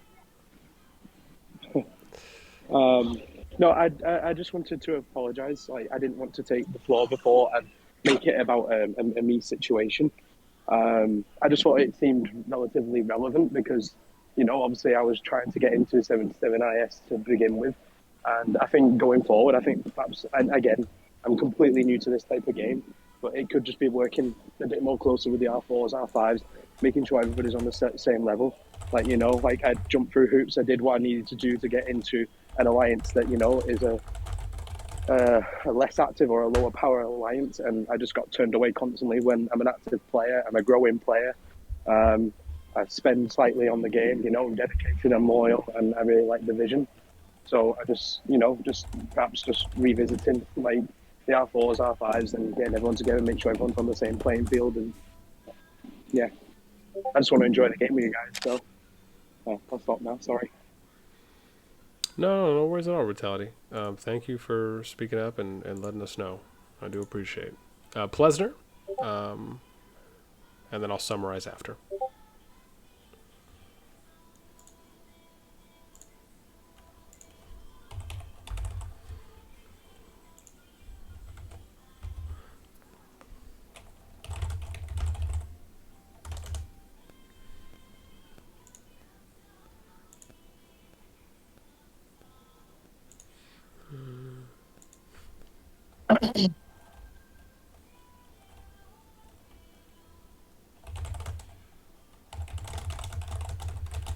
Oh, okay, Plesner said nothing. Okay. So what I'm going to do now is I'm just going to summarize real quick, and I'm just going to give my thoughts on each of the 7 points that were brought up. And I'll kind of go over some pros and cons I believe that would apply for each. And then after that, I'll go through and kind of address the individual points that others had made. So again, at any time, you know, please feel free if you need to go get something to drink or just grab a bite and listen. I know some people have been doing that as well, and they message me saying, "Yeah, I'm just eating right now while listening." So again, you know, I don't want anyone to you know, have to hold their bladder in, if you know what I mean. Let it flow, like my good friend Elsa would say from Frozen, just in a different way. Okay. So could we have that 30-minute break first, like discussed? Oh, okay. Oh, wait, how long? How long are we giving now? I propose 30 minutes, but it can be 15, 30, 1 hour, whatever people want. Okay. Okay. Yeah. Let's do that. That's Ghost Proposition. I'm 7:45. That's in the middle. Yeah, so let's do this. Let's break for 15, 20. I don't necessarily have to go anywhere, so I'll just hang out, and again, I'll wait to address all the stuff I have on my sheet.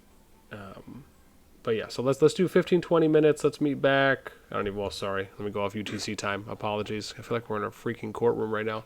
Let's just plan for 17:30. Order. UTC. So if anyone needs to go break, get some grub, do what they need to. Please go ahead, and then we'll pick it back up at 17:30. I am starving like crazy. I haven't put any food on yet. I need to make my dinner. I'll probably do after all this. Yeah.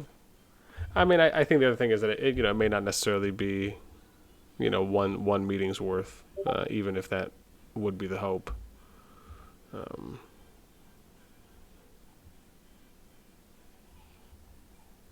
Currently, I'm just throwing 300k gold down the drain, trying to get an achievement done.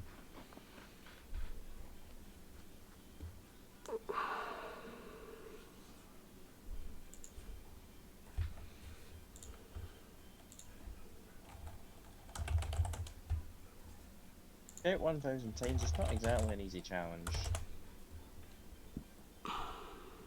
Man, truth. There's this bloody godforsaken fucking verification check, just keep Why do I have to keep verifying? I don't think a bot's just gonna go and scout 100 cities. Man.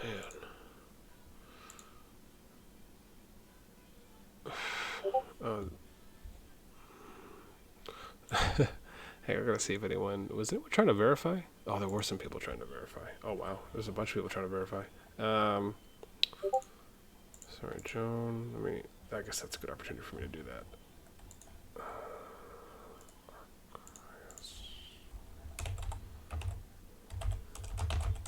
that. Are we like just freelancing right now? Is that what this is? Like, yeah, just temporarily. On a brief call for. Yeah. Okay. Yeah. Okay. So, are you sticking around, hanging out? Yeah.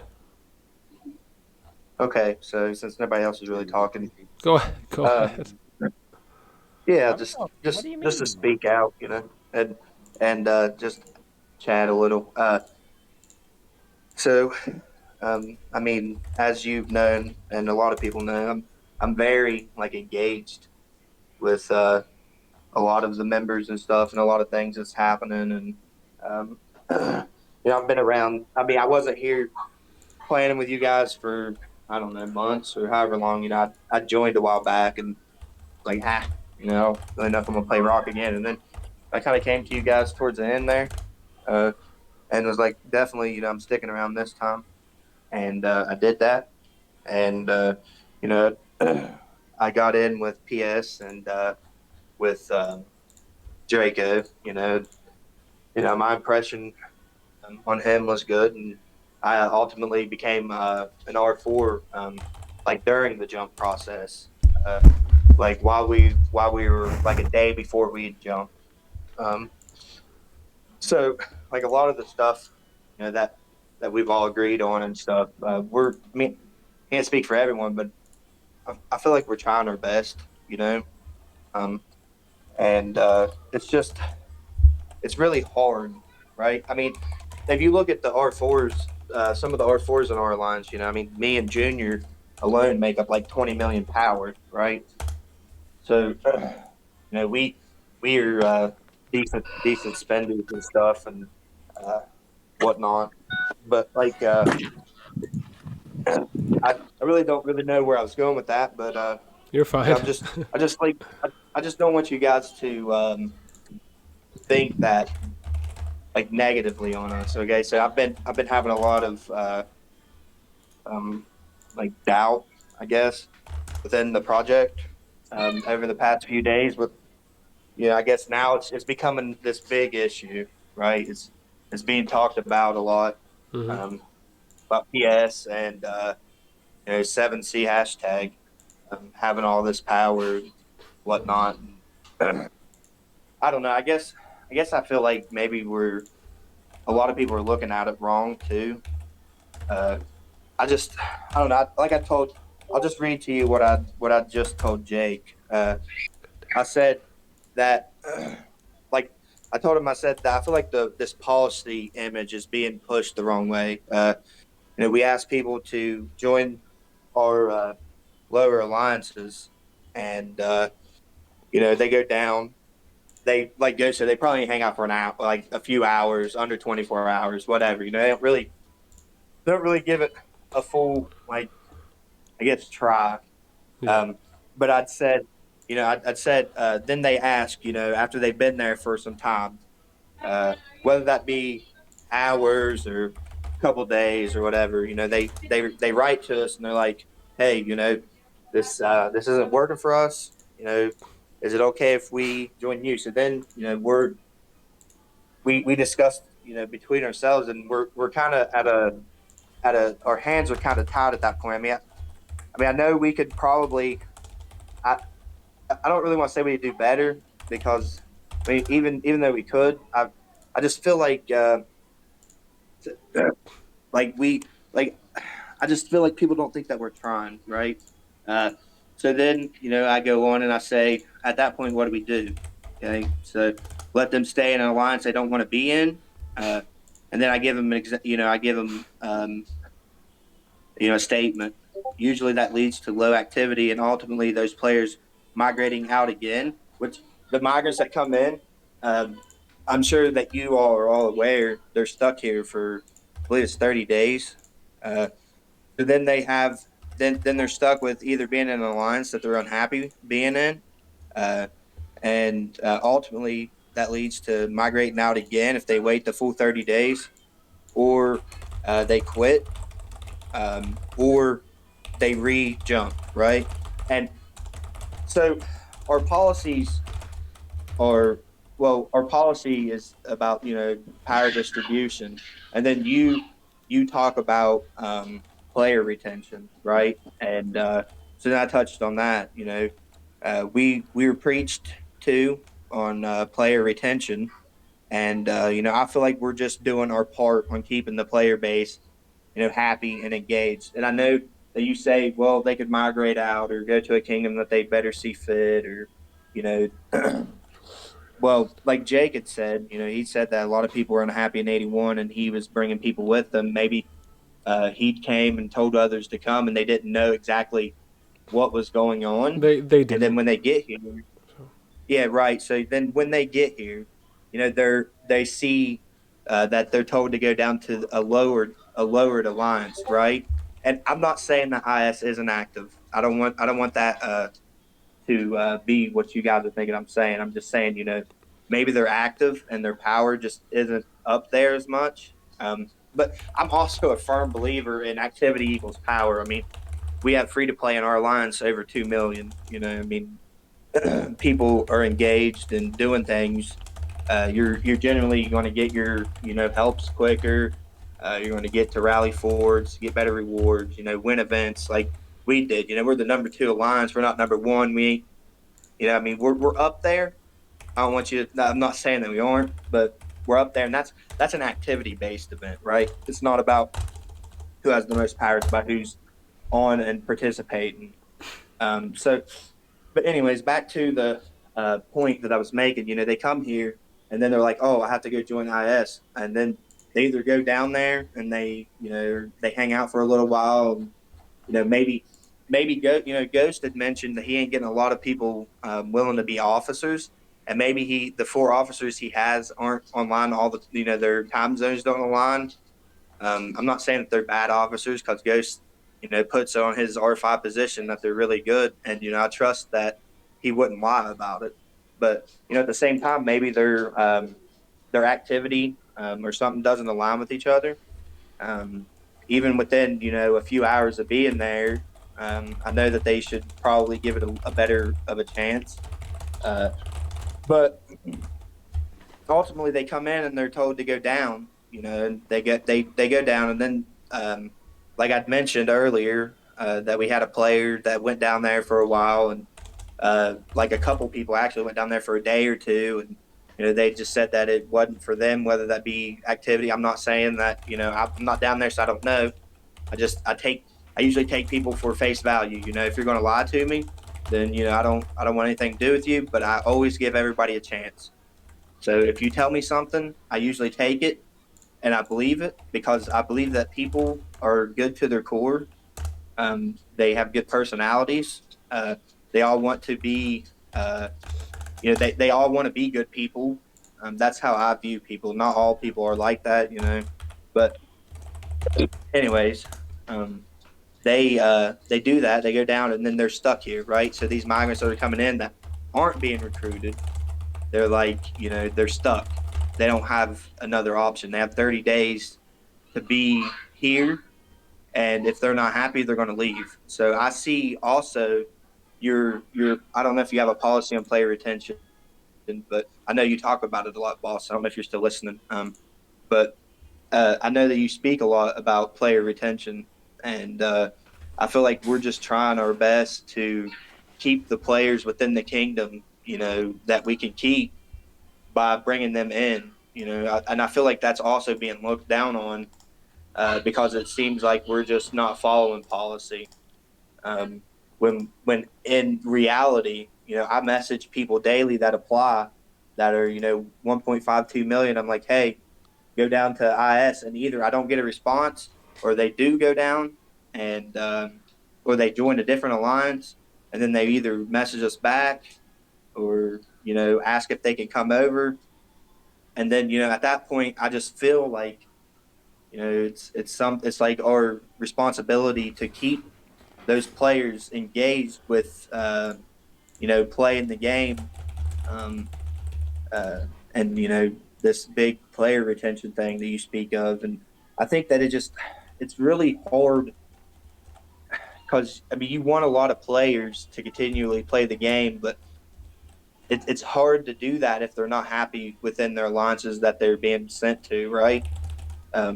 Even at points, in PS, I've been unhappy with some things, and I've had my own doubts, right? But I've I've overcame them, and I'm still here, and I'm still doing what I can to try to help this kingdom, because I put a lot of time and money and effort into this. I'm not as much as you, boss. I hope you're still listening. If not, I'm just rambling on. No, I hear you.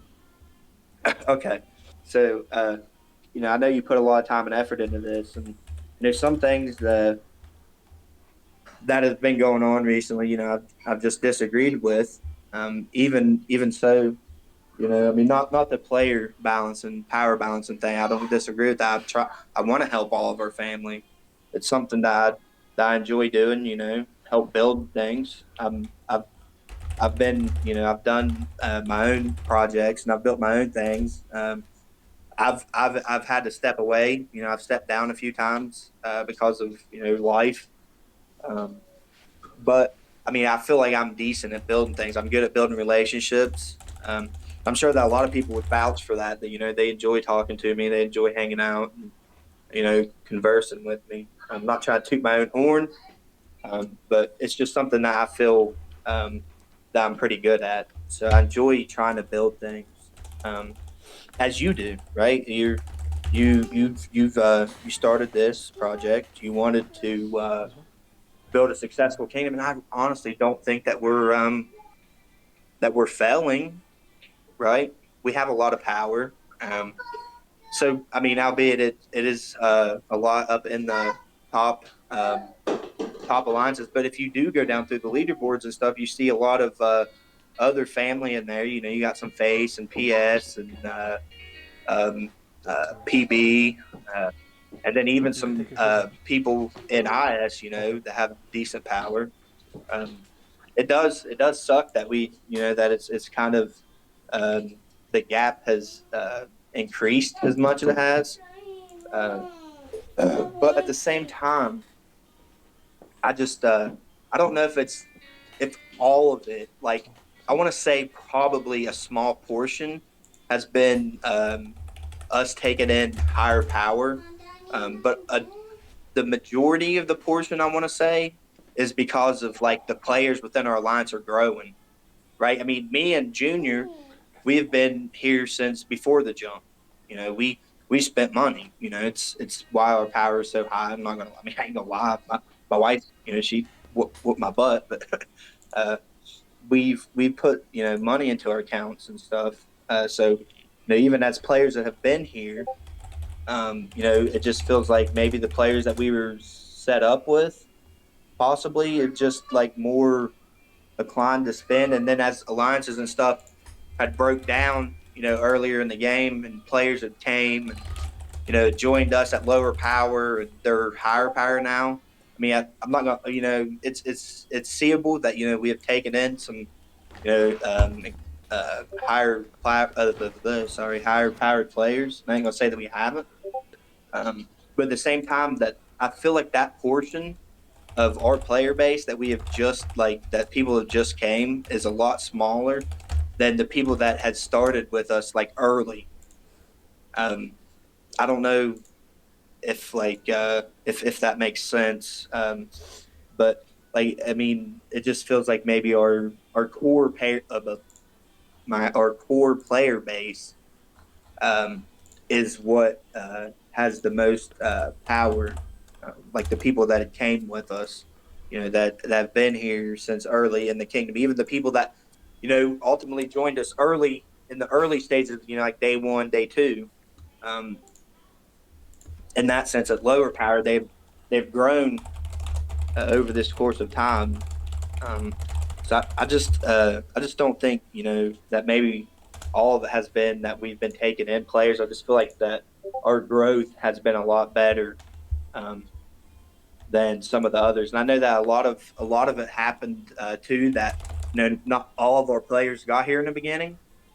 I don't know how many we ended up losing in that. So I mean, that could also be another big factor, that some of those players would have been higher spenders in the other alliances.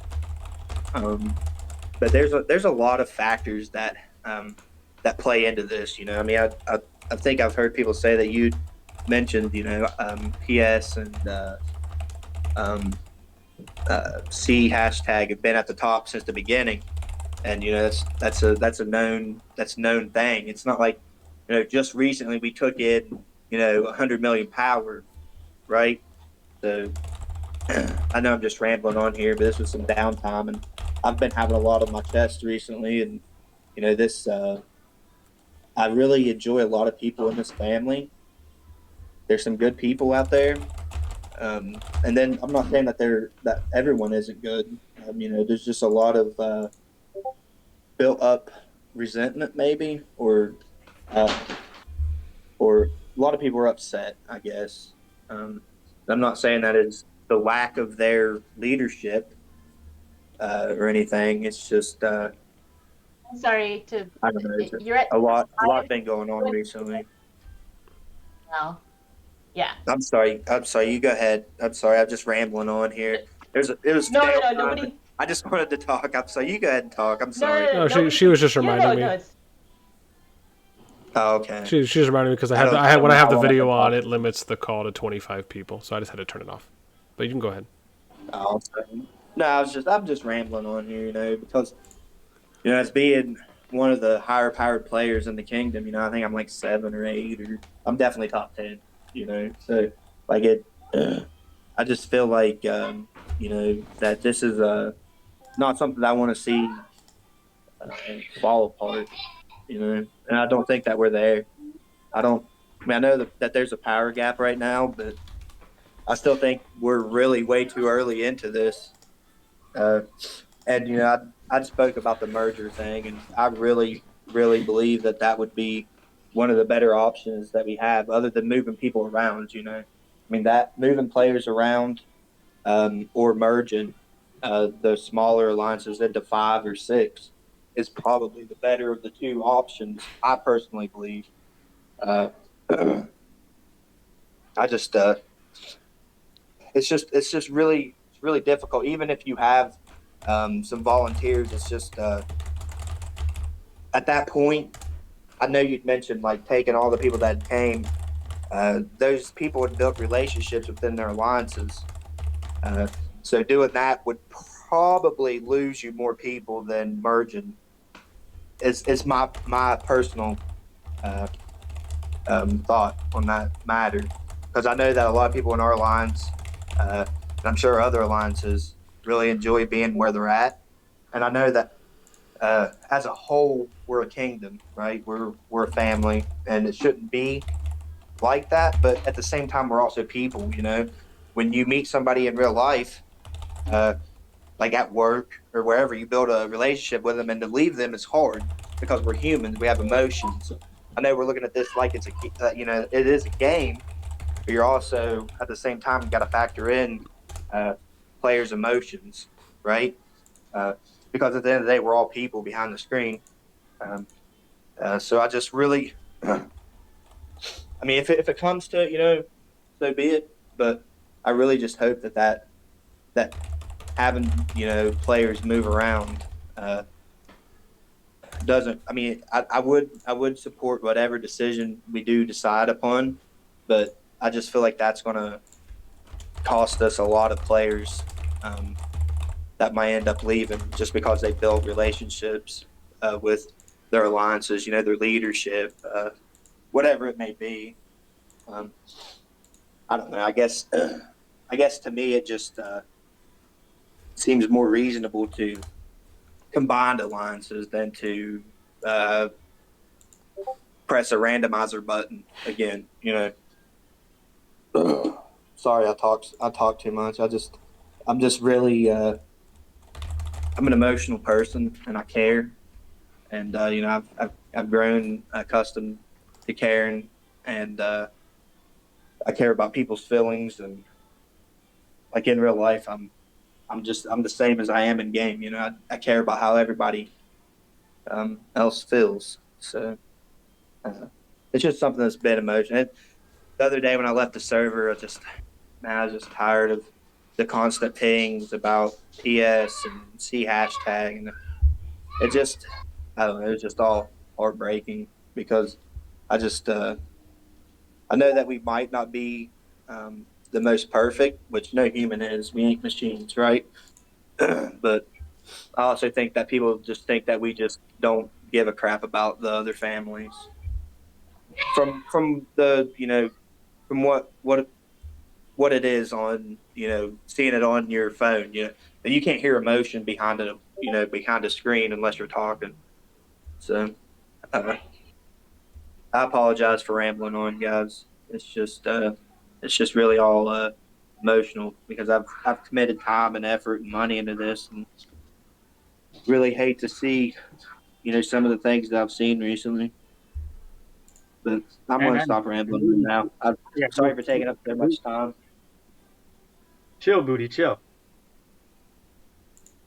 Nah, I'm good. I'm gonna stop talking for a little bit. Give him a great big hug. There you go. What about fast William? Talk about anything fun now for a little while until we can get back to seriousness. What's everybody having for dinner? What they have for dinner? I want Ghost's cat. No. No.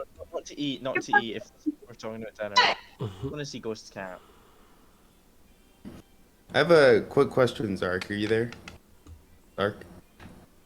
Okay.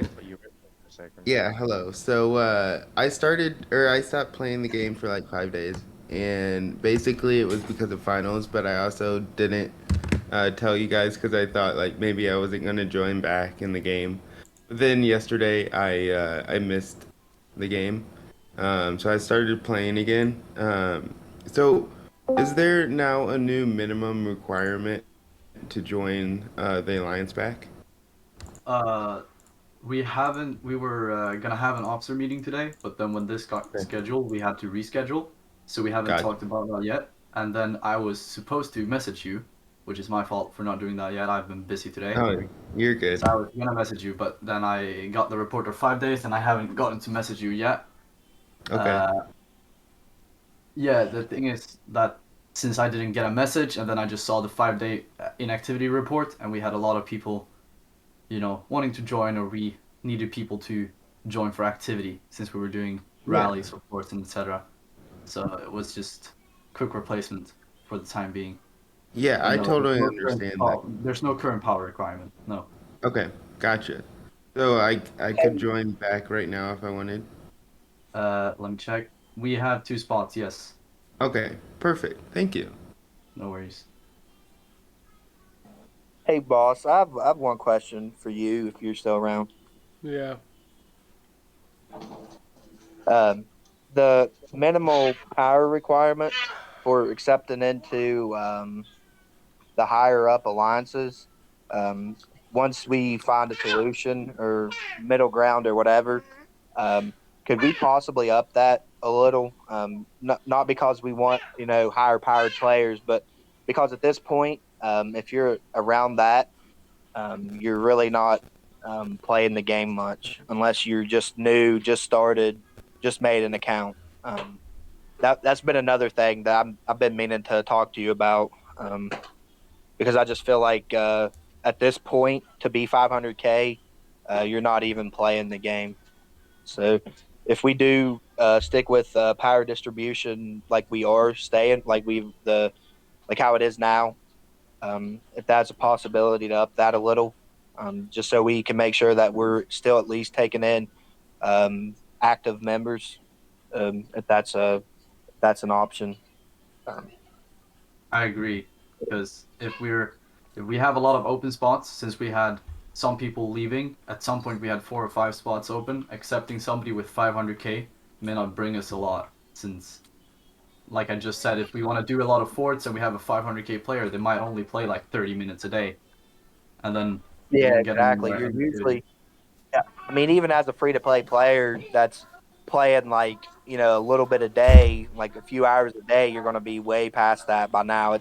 We're 3 weeks into the game. That's regardless, that's a lot. That's really really low. I know that you're trying to equal out power, but at the same time, um, I don't think sacrificing some activity spots in your higher allowances with low activity, because at this time you got to look at power and activity, right? I think that maybe it should be just a little higher.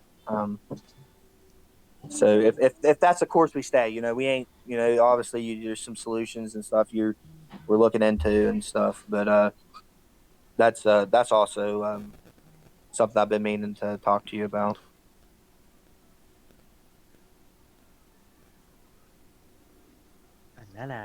Gotcha. Okay. Well, I only got about like 12 more minutes, unfortunately. So then I definitely have to get back to work because I got some stuff that's catching up with me. But we can always, again, obviously people can stay after I'm out or after I have to leave, and then we can most likely pick it back up either maybe sometime tomorrow, depending. I may have some time in the middle of the day. Yes. Again. What did you do? Okay. There you go. Okay, go through your wrap up soda. So the yeah. So I guess the last thing I'll say here I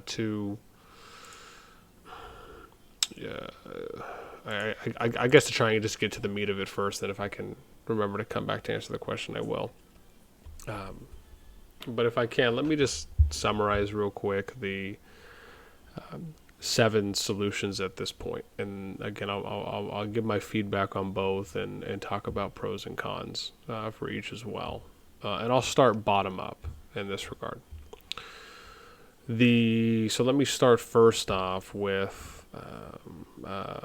one suggestion from, I believe this was from Bears, that Ghost had sent me when I was briefly away, was increasing recruiting efforts, and copied DO77's recruiting methods, stating looks like that DO77 was doing a good job. Be good if we're able to mimic or reiterate or copy in a sense.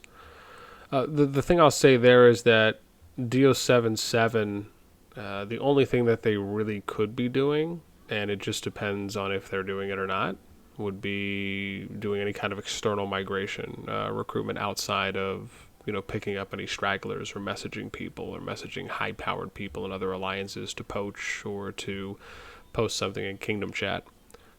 Increasing recruiting efforts requires, first and foremost, that we have people willing and interested to help out in recruiting. As I mentioned before, at the moment, right, there's only 2 people that are currently doing Kingdom recruiting, not for a specific alliance. Again, as we stated in the Jump project, right, we're doing things globally, not locally, right? We're Kingdom first, not alliance first in certain areas. So really, we should be recruiting as a unit, not necessarily for any individual alliance. That's a hard switch to turn off because most average players are usually programmed that way for how they've played. So again, in order to increase that, we need more people to obviously help out. As I alluded to earlier, we don't force people to help out, but we do provide friendly reminders that there are positions open and tasks that can be assisted in.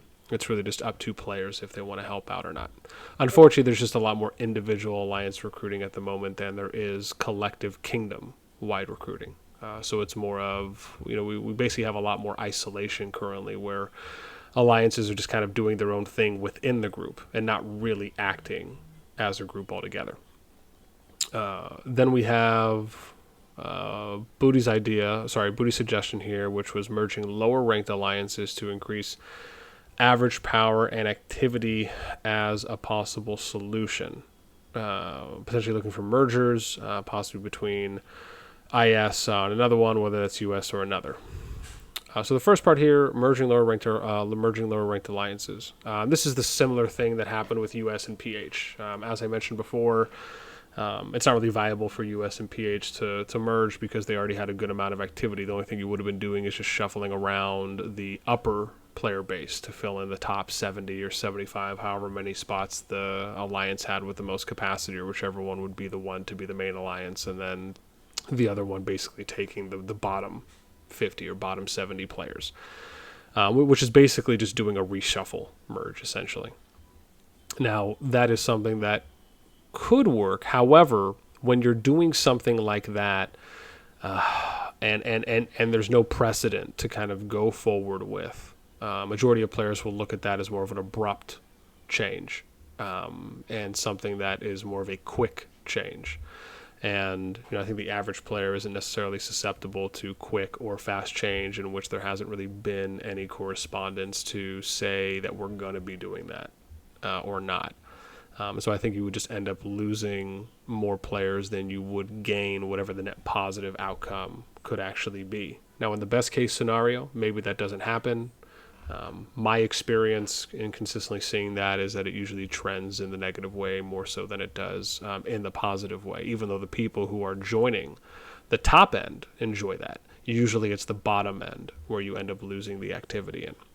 And typically when you're merging, especially if you have alliances that are already both active, most of the time it's not the most ideal because it's not like they're half active, right? They're full active alliances, if not majority full. And so all we're doing again is just it's the water glass example I gave before, right? You have a glass filled with water, you got a small little hole at the bottom, and it's a slow leak, right? That represents our player drop off on average. That's factored into a few different areas. If I pour that glass into another glass with a small hole, I'm not doing anything. What I have to do is pour more water in, which in short is what we would do with recruiting, bringing more players into the kingdom. One of the reasons on top of which, with us being a rising kingdom, right, is a part of being able to do that. So it kind of gives us a nod that the kingdom overall is doing really well in activity. Number 5 would be, someone already said this, but merging alliances lower ranked. The third suggestion here that was provided was asking for volunteers from the top 2 to 3 alliances to start. So this I actually think is very viable to try and do first before possibly going to 1.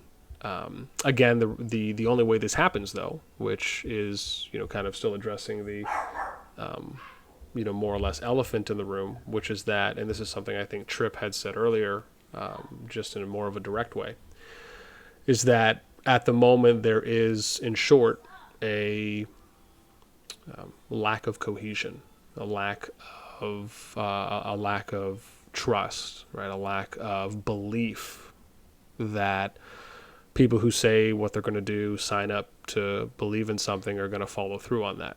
It's just, you can say whatever you want, it is what it is, right? That's a fact. We can't change that. That's what's currently happening. It just is only with said players, not everyone. And so even though I do think that is the most viable option to go forward with, it is also the most difficult, or if not the first most difficult step, because what it requires is, for one, all of the leaders, all of the officers to be on board, where when we send a mail out and we do that, they're going to send a mail. If people ask them about it, each of the individual leaders and each of the individual officers would have to reiterate that, meaning that they're staying strong, right, sticking to their guns, so to speak, and being absolute in them saying, hey, look, this is what we're doing. We're asking for volunteers, right? Not where we're backtracking, and because someone comes to us and says, oh, well, I just don't really like it here, we're just still going to accept them at the end of the day. Right? That's really what it requires in order for something like this specific suggestion to go through. If not every single officer and leader is on board, then it just doesn't go through. We kind of end up in the same situation we're in now. However, I do think it's the most viable idea to start with first. Number 3 is we keep going forward down the current path, which to me seems like the highest percentage chance of what is going to end up happening. However, I do hope that it does not. The fifth suggestion here would be, oh god, where am I at? Oh, sorry, this would be the last. No, wait, where everyone agrees. Okay, yeah, sorry. Fifth suggestion here is that everyone is able to agree going forward that we're going to be applying the power balancing, things stay where they are, and everyone just is on 100% on board. Again, I think that's a low percentage option just because, again, sometimes the best thing to go off of is history. And the trending history right now is that there's just a lot of negligence at the moment. And I don't mean that in a bad way, it is what it is. And so, again, I think that's an uphill battle, and therefore I think it's a low percentage chance. However, if it can happen, that's great. But the historical referencing is that, that's what each leader agreed to in the beginning, as much as what each officer, by extension, agreed to when they joined. And that still isn't being done. It's been almost 3 weeks now. So again, you take that with what you will, but at the moment it is currently a fact. That's why I think that's a low percentage chance, but if that can happen, that'd be great. And then the sixth option is spreading out the newcomers, non-leaders, officers, and core players, which is, excluding, to start, the non-leaders, officers, core players from the jump. And that would be anyone that left their initially assigned alliance when we joined and went to another, or for any incoming players that have come since day one, where we would basically take those players and say, we'd get a list together and say, okay, look, we're going to be reassigning. We keep groups together and any friends, and then we reassign starting with 1 and 2, and then possibly going to 3 if faces needed to be included in that. And then we would just basically go down until we have redistributed close for power. And then at that point, which is it's almost like a 2-part, because the second part is that everyone would still have to, at that point, once again, stick with the plan and follow through. So that is my feedback and pros and cons going into each of the options. I think the most viable one, as I said, would be the volunteer start. And then I think the next most viable one after that, if that doesn't work, would be just transitioning into splitting players. The problem is that there's already a giant rift right now, and that's indisputable, where there's just a clear, whether you want to call it on one side of the fence or the other, the fact is that 6 out of the 7 alliances have not followed through on, like I said, up to however many officers and lead have not followed through on keeping their word that they gave me when they joined the project. Remember, this is not, in short, I don't know how blunt I necessarily want to be, but what I will say is that if anyone here started their own project and you took the time and effort to write up everything, and then you ended up finding out that people just didn't give a shiitake mushroom about anything that you were doing to follow along with it, how would you feel? I imagine most people probably wouldn't feel good about that. I don't think that would be a good taste in anyone's mouth. And furthermore, I just don't think that anyone would want to be involved in that type of thing. And to kind of hammer that point home, Booty said something I think is really important, which is that, saying that, if I think you said this just before we started, where if someone lied to you, you just wouldn't support them, you wouldn't want to have anything to do with them. I'm paraphrasing, I'm sure, but that's more or less the same thing, right? I can make an argument that, which is a sound argument, that at this time I and others that are still supporting the project and following through on the processes we have set up have been lied to by the people who told us they were going to be following through and are not. And regardless if you want to view it as doing it your way or that, there's no ill intention, that's understandable, that's fine. But the fact still remains that there was a way of doing things that was set up, and that was neglected. Right? No one can dispute that. So that in and of itself causes a passive or indirect rift that has to be addressed first. And it has to be addressed in some way that is going to show that the kingdom is truly unified and can move forward. Because if it doesn't, remember at this time I'm not doing anything, right? So everything that needs to be done going forward I'm not doing. And without, in my opinion, I think a glue or a common denominator, what will end up happening is that it's going to befall down to the alliance leads. Some leads will step up, some leads won't. That'll get exacerbated. People will point that out. Some officers will step up. Probably the majority won't, just in the high percentage option. That'll get exacerbated. People will point that out. And then it's just going to end up either spiraling before it gets better, unless there is some form of glue that can be decided. Because at the end of the day, each council member is going to have their own viewpoint. Each leader is going to have their own viewpoint on how they see things. And it's either going to come down to turning into a standard council-based system where people just have to decide for themselves. Maybe it'll be something where everyone just does votes. And that's going to take a while. Suggestions, discussions, vote, informing, executing. Who knows if there's going to be internal groups that form because of that, where they're loading votes in one way or the other. Who says that the number one or the number two alliance just don't impede their power and their will on the rest of the council, and then it's just their way or the highway. Unfortunately, there's just more negative paths that it can go down rather than positive paths. Anytime you've kind of destabilized the foundation of something. So anyways, that's my viewpoint on it. I appreciate everyone letting me get that out before I do have to get off. What I'll do is this. I'm not sure if I'm going to be available again today. I want to say I should be available again tomorrow. If so, I will send a ping out. But at this point, I think I've said everything I really have needed to say. I'll maybe work with Ghost on kind of just doing a write-up as I'm going to stop the recording now just because I'm leaving. But if